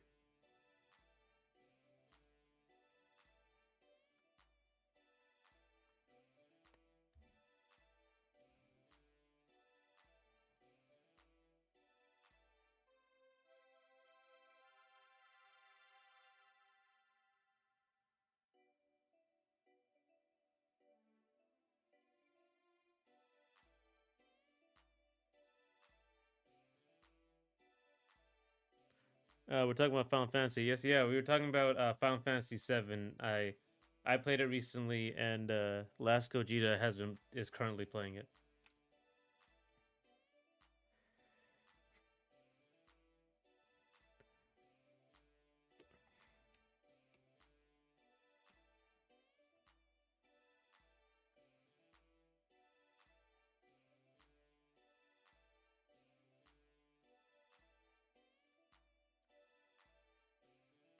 Ah, something noodling. Let's get to the next part. Have you played Final Fantasy 7? Fish.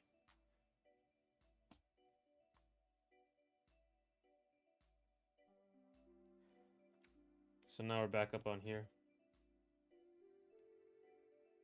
Yeah, see, that's the problem. I don't like any of this. Let me go find the original. So this is the original page.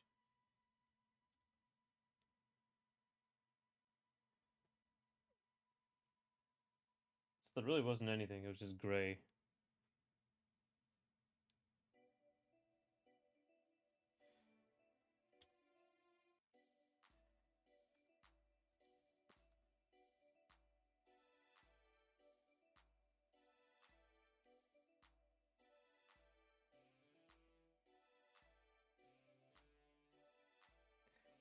Actually, do I need this?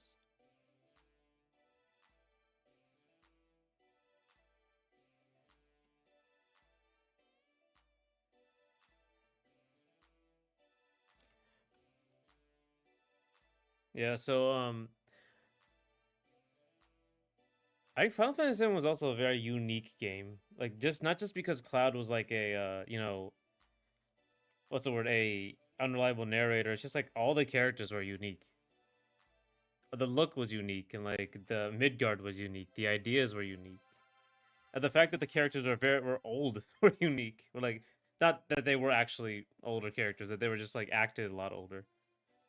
Um like you weren't coming into these characters who were basically blank slates or kids who didn't like really have any history to their lives. So like it made the world feel very um bigger than, just the story you were in. Right? It's very good world building.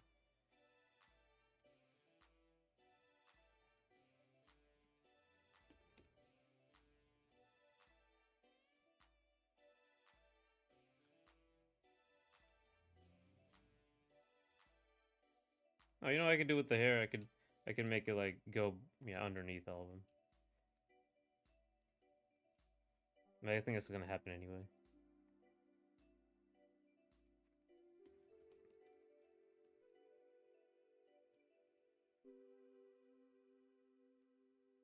You go out of the panel.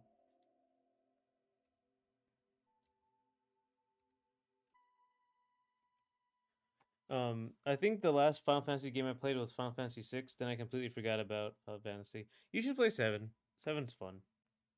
And then you should get the remake. I haven't gotten remake 2. I should get that too.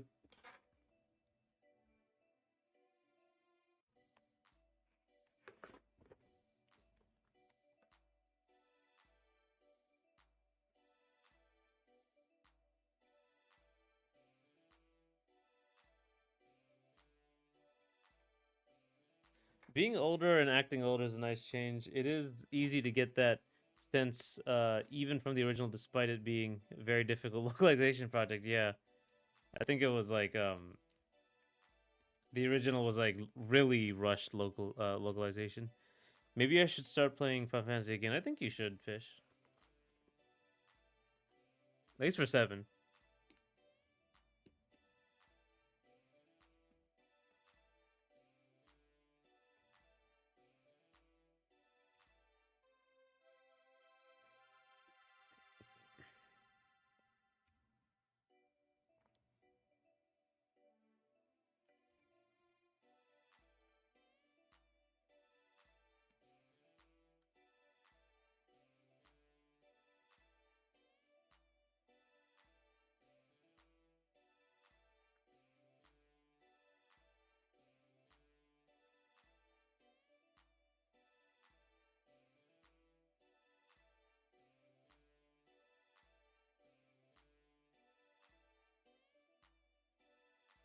Okay. Also, the look was very unique. I don't think they went back to that sort of like whatever cyberpunky look they had. Uh, so I didn't play Final Fantasy 8. Maybe they have that. I think that they've gotten more alien and futuristic with it up until 16 or 15 even.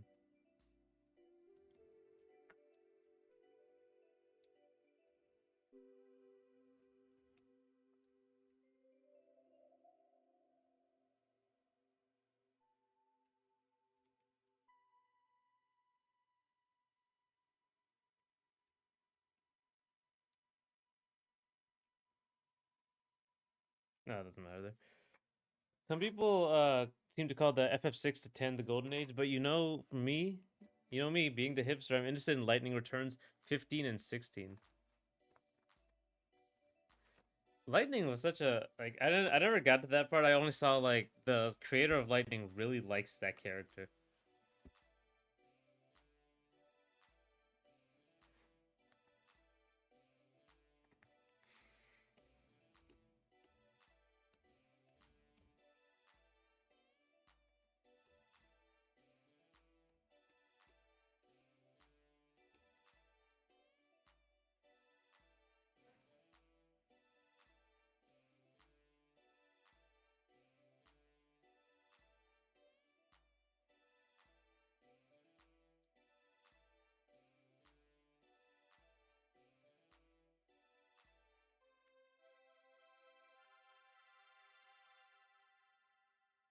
I don't know, but she seemed to get a lot of hate because she was part of 13, which was like sort of divisive.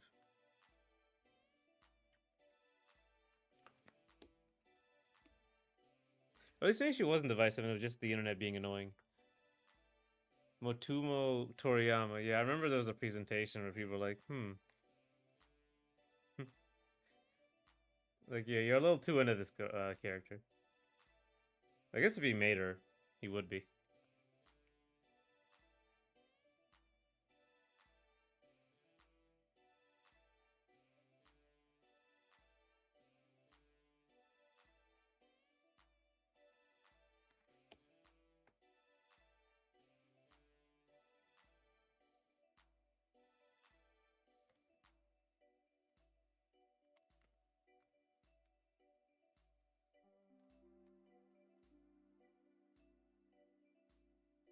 'Kay. Did we get another weather-themed hero again? Final Fantasy's Cloud, Squall, Lightning. Yeah, I didn't I actually. Now you say it, they are based on that. I didn't think of Squall because I always think of Leon. But yeah, his name is Squall. Who's the new guy? His name is. Oh my god, I'm thinking like Craig, but that's not his name. Oh my god. What's Final Fantasy 16? FF16 protagonist. Totally forgot. Clive, not Craig. Imagine getting hate for liking Euro C. Yeah.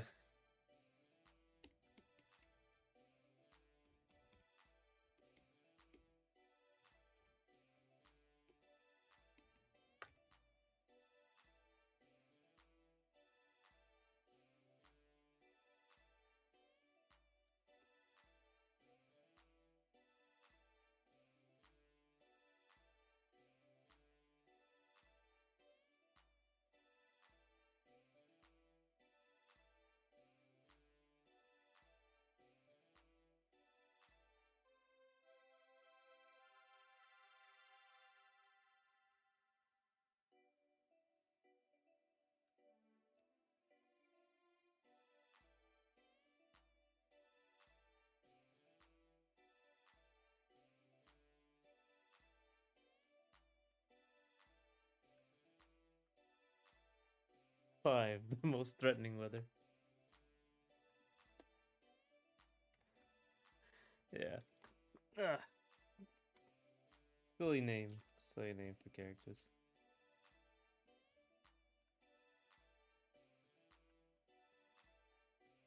It was a return to like I think like how Final Fantasy 9 they did Final Fantasy 7 then 8 which was sci-fi And then Final Fantasy 9 was more of a fantasy game, so they're trying to return. And then Final Fantasy 10 was like both.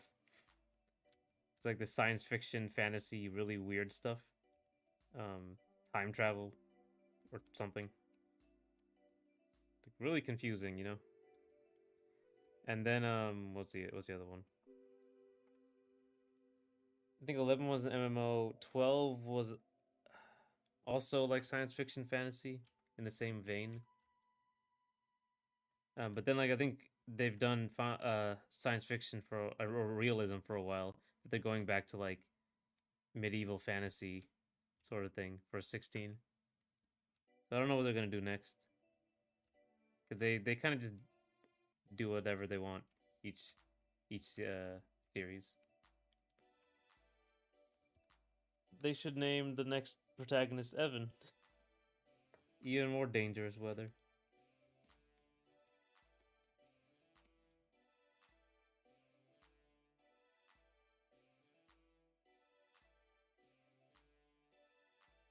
Oh, okay. We got 30 minutes left. I do have to leave at 5 this time, but it's 30-minute warning for me.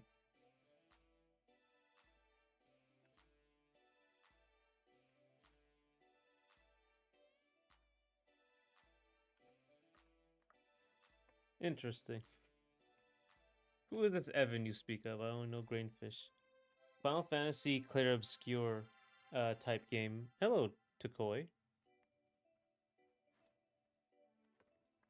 Yeah, I guess Claire. I didn't play that game, but I guess Clair Obscura kind of like really captured the feeling of those games.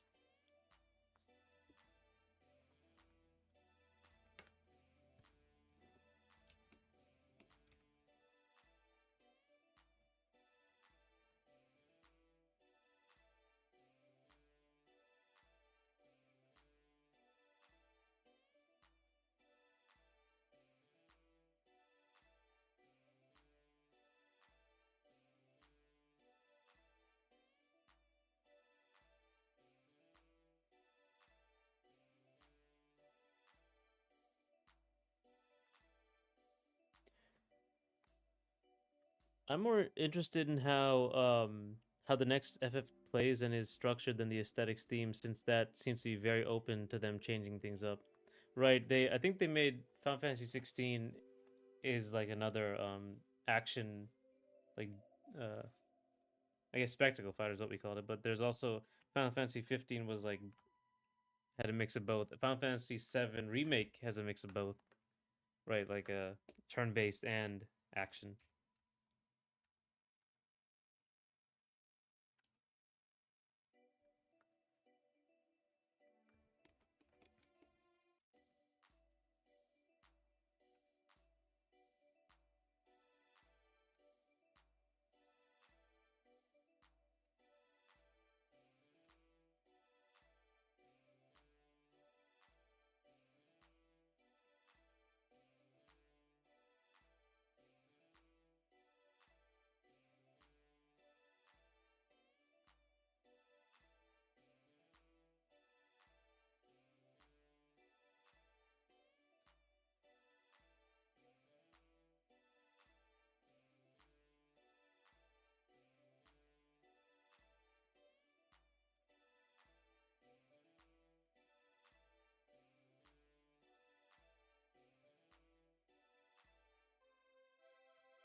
Um, how good is Final Fantasy 8? I haven't played Final Fantasy 8, but it is another one of the classics. Like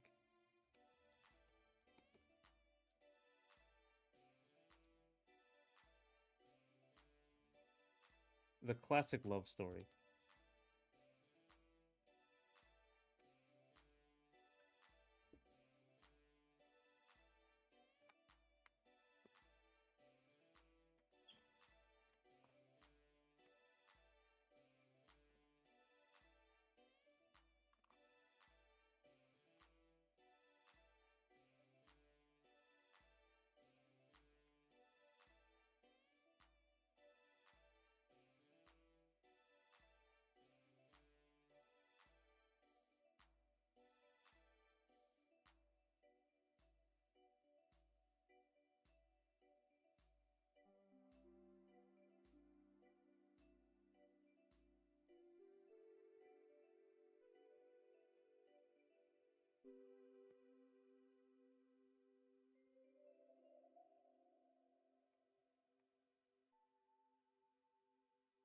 I've only heard that Final Fantasy VIII is a bit divisive and that Square Enix lost the source code. Well, I didn't know they lost the source code. That's like a Kingdom Hearts 1 situation. They lost the source code and had to remake it.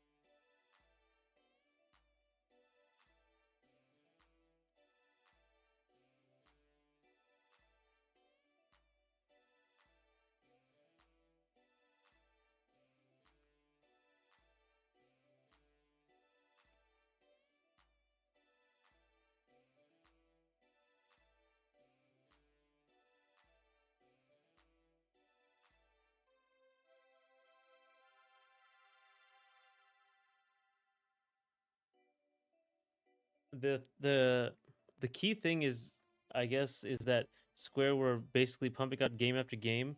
Then so it's neat that it's actually released beside the others.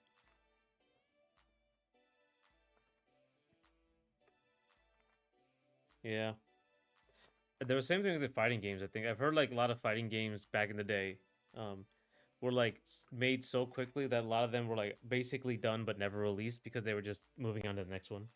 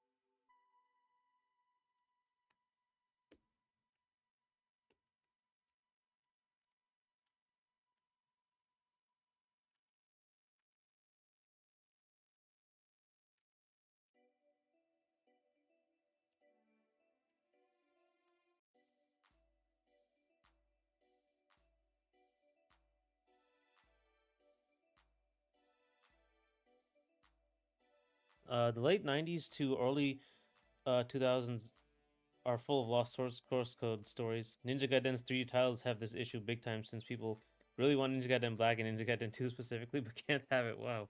I didn't know there was like way more of them. I only knew about Kingdom Hearts 1.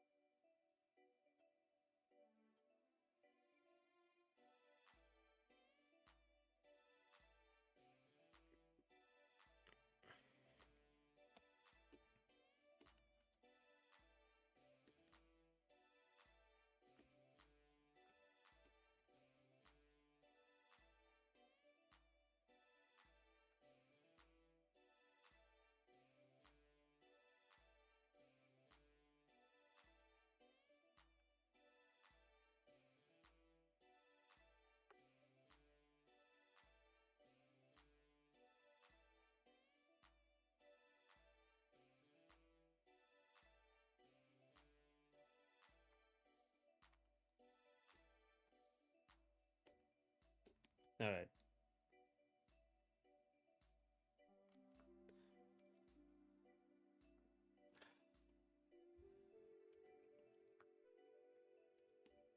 Okay.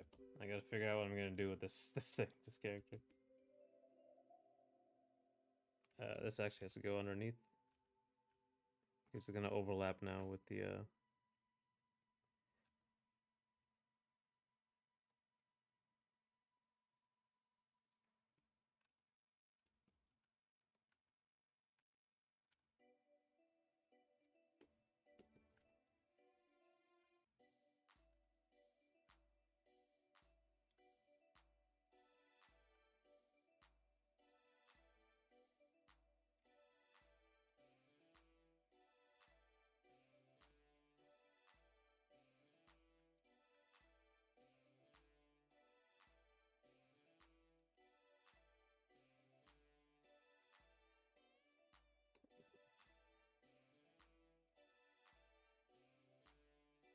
What other games had like their source code taken or destroyed? Actually, has anyone like like stolen the source code for things for like games? I don't think I've ever heard of it yet. Or like, I'm sure it happened, but I haven't like seen it happen or heard of it happening.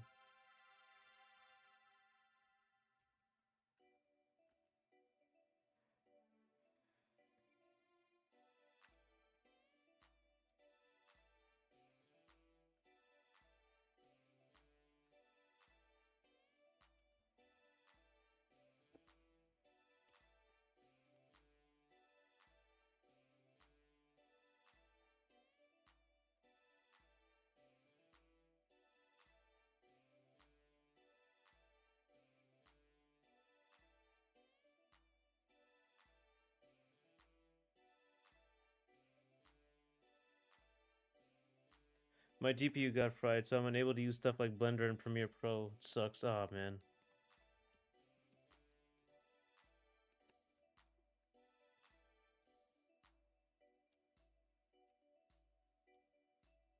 What do you usually what do you make in Blender and Premiere? You a 3D modeler, or are you just trying to get into it, get into the hobby?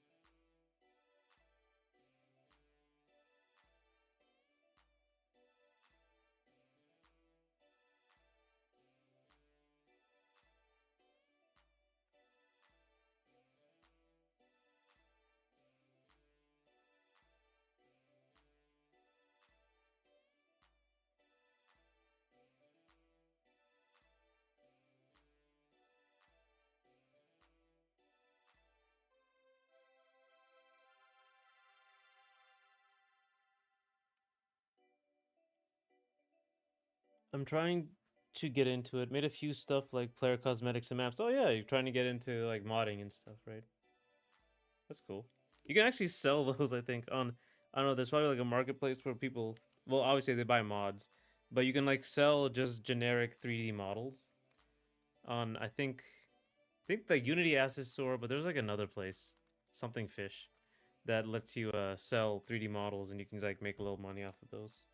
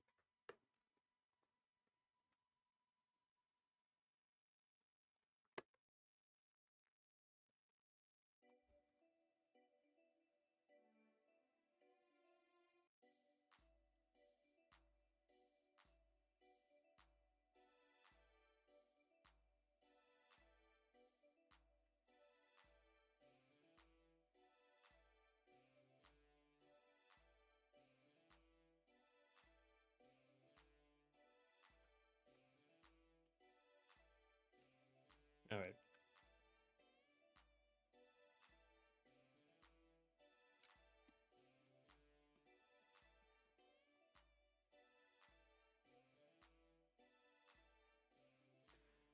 Let's see.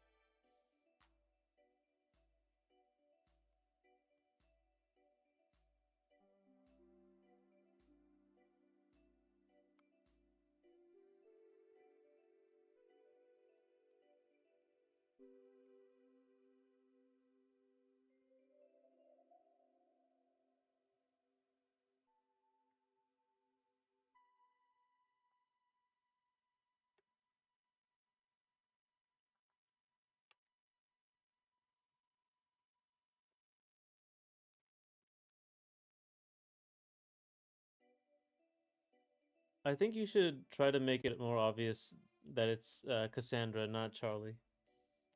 Oh, that was pretty clear. It was Cassandra. But, Charlie is more like this.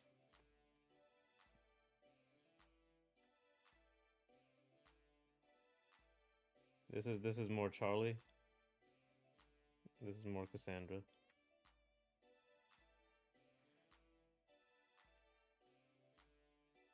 Even more like this.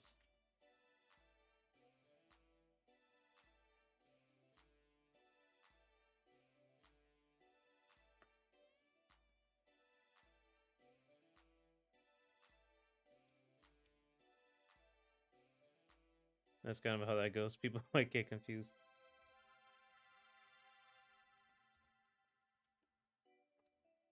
Hmm. But I guess she doesn't have her eye makeup, so it is kind of difficult to tell.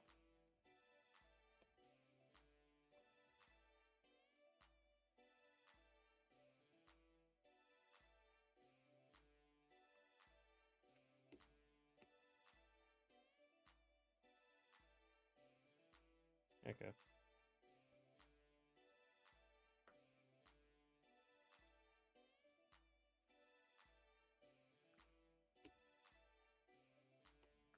Make it slightly darker. That's just my opinion. Yeah, I'll probably look at some concept art and see what I can do with it. 'Cause yeah, I guess you can really see this. It can also look like Charlie.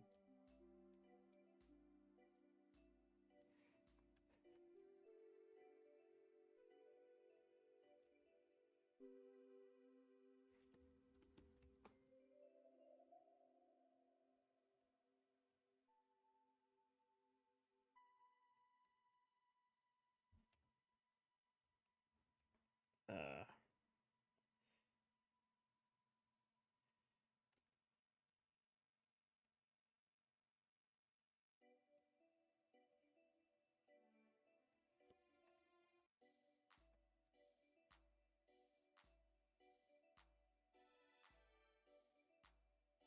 no, you know what? It should just be like this.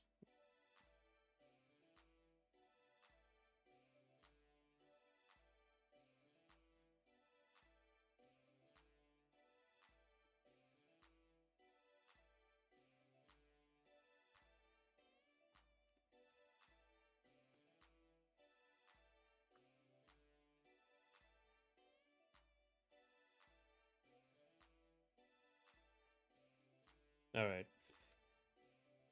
All right, almost done here.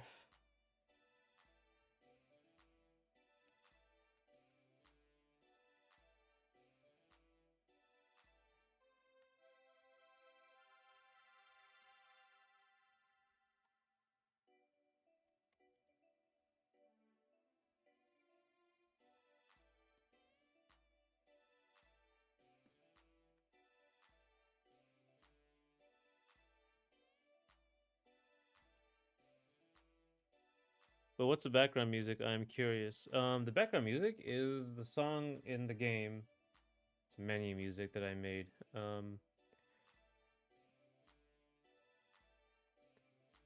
Where is it? It is time for slaves. There it is. All right. Here. That is the song. Loud as hell.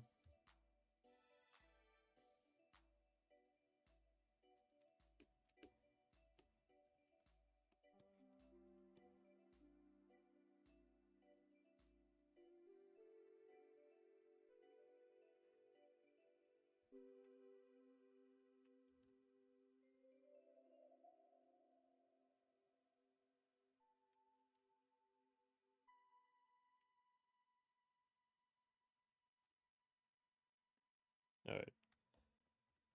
Oh my god.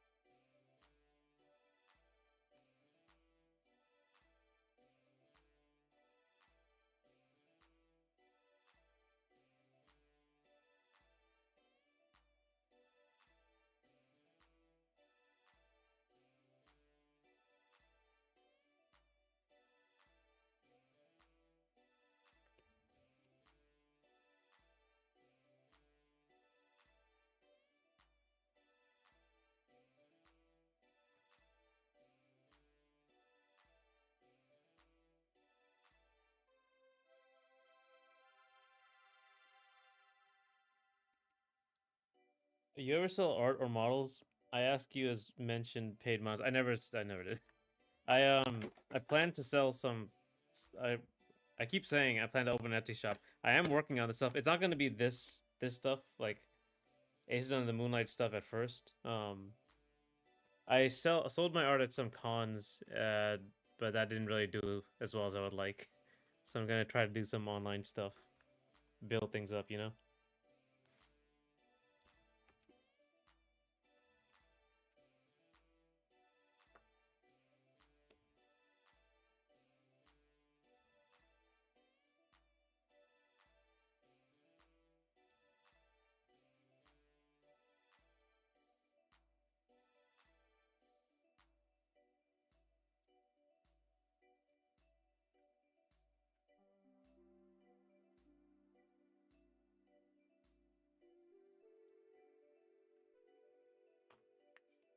Oh, song is Aces Under the Moonlight to be specific. The game implies you're only working on one game, even if this isn't a yeah. That's right. This is a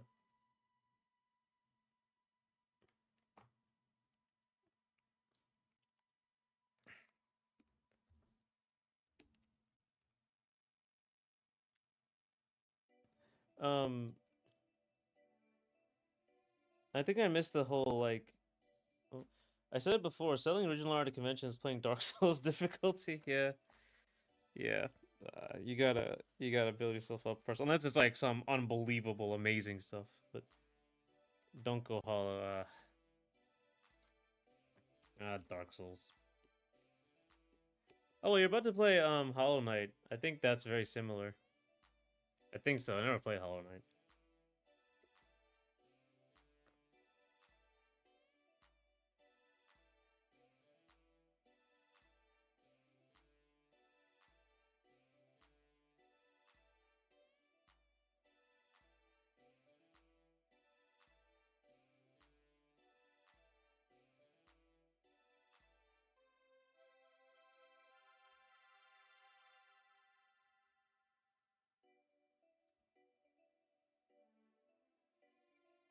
Then here,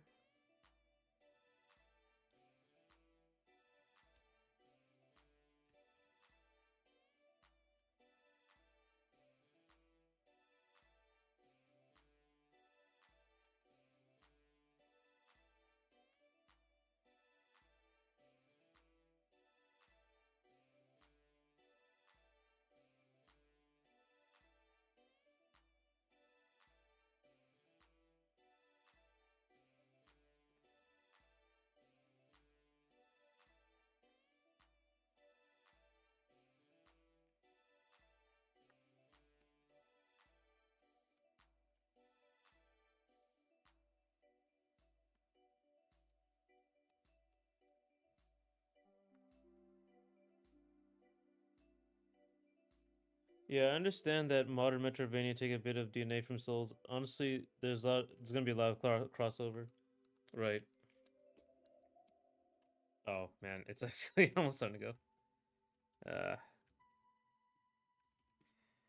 okay, like I said, I gotta cut this off early. I'm gonna head out. Like Monday, I'll probably change the times. I'll probably like show the times on the community note and stuff on Twitter. So yeah, but it was fun. I think I have a big list of things I have to try. Let's see. We got DMC5, Doom Dark Ages, Slap City, Rivals 2, Bakuru, and one other thing I mentioned. Yeah, I think I was gonna do more cute stuff for the Etsy shop at first because I think that's more of the vibe. You know what I'm saying? Over there. But I think the major thing is I actually have to do it. I've been talking about this for a year, and I really have to get to it. I put the Red Riding Hood game on there. You know, who knows?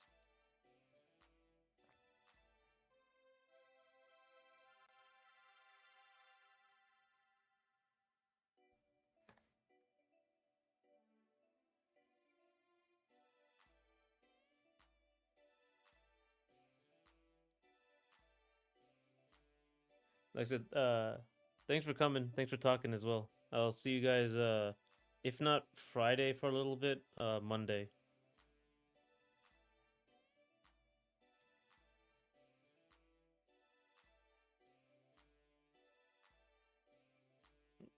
Thank you.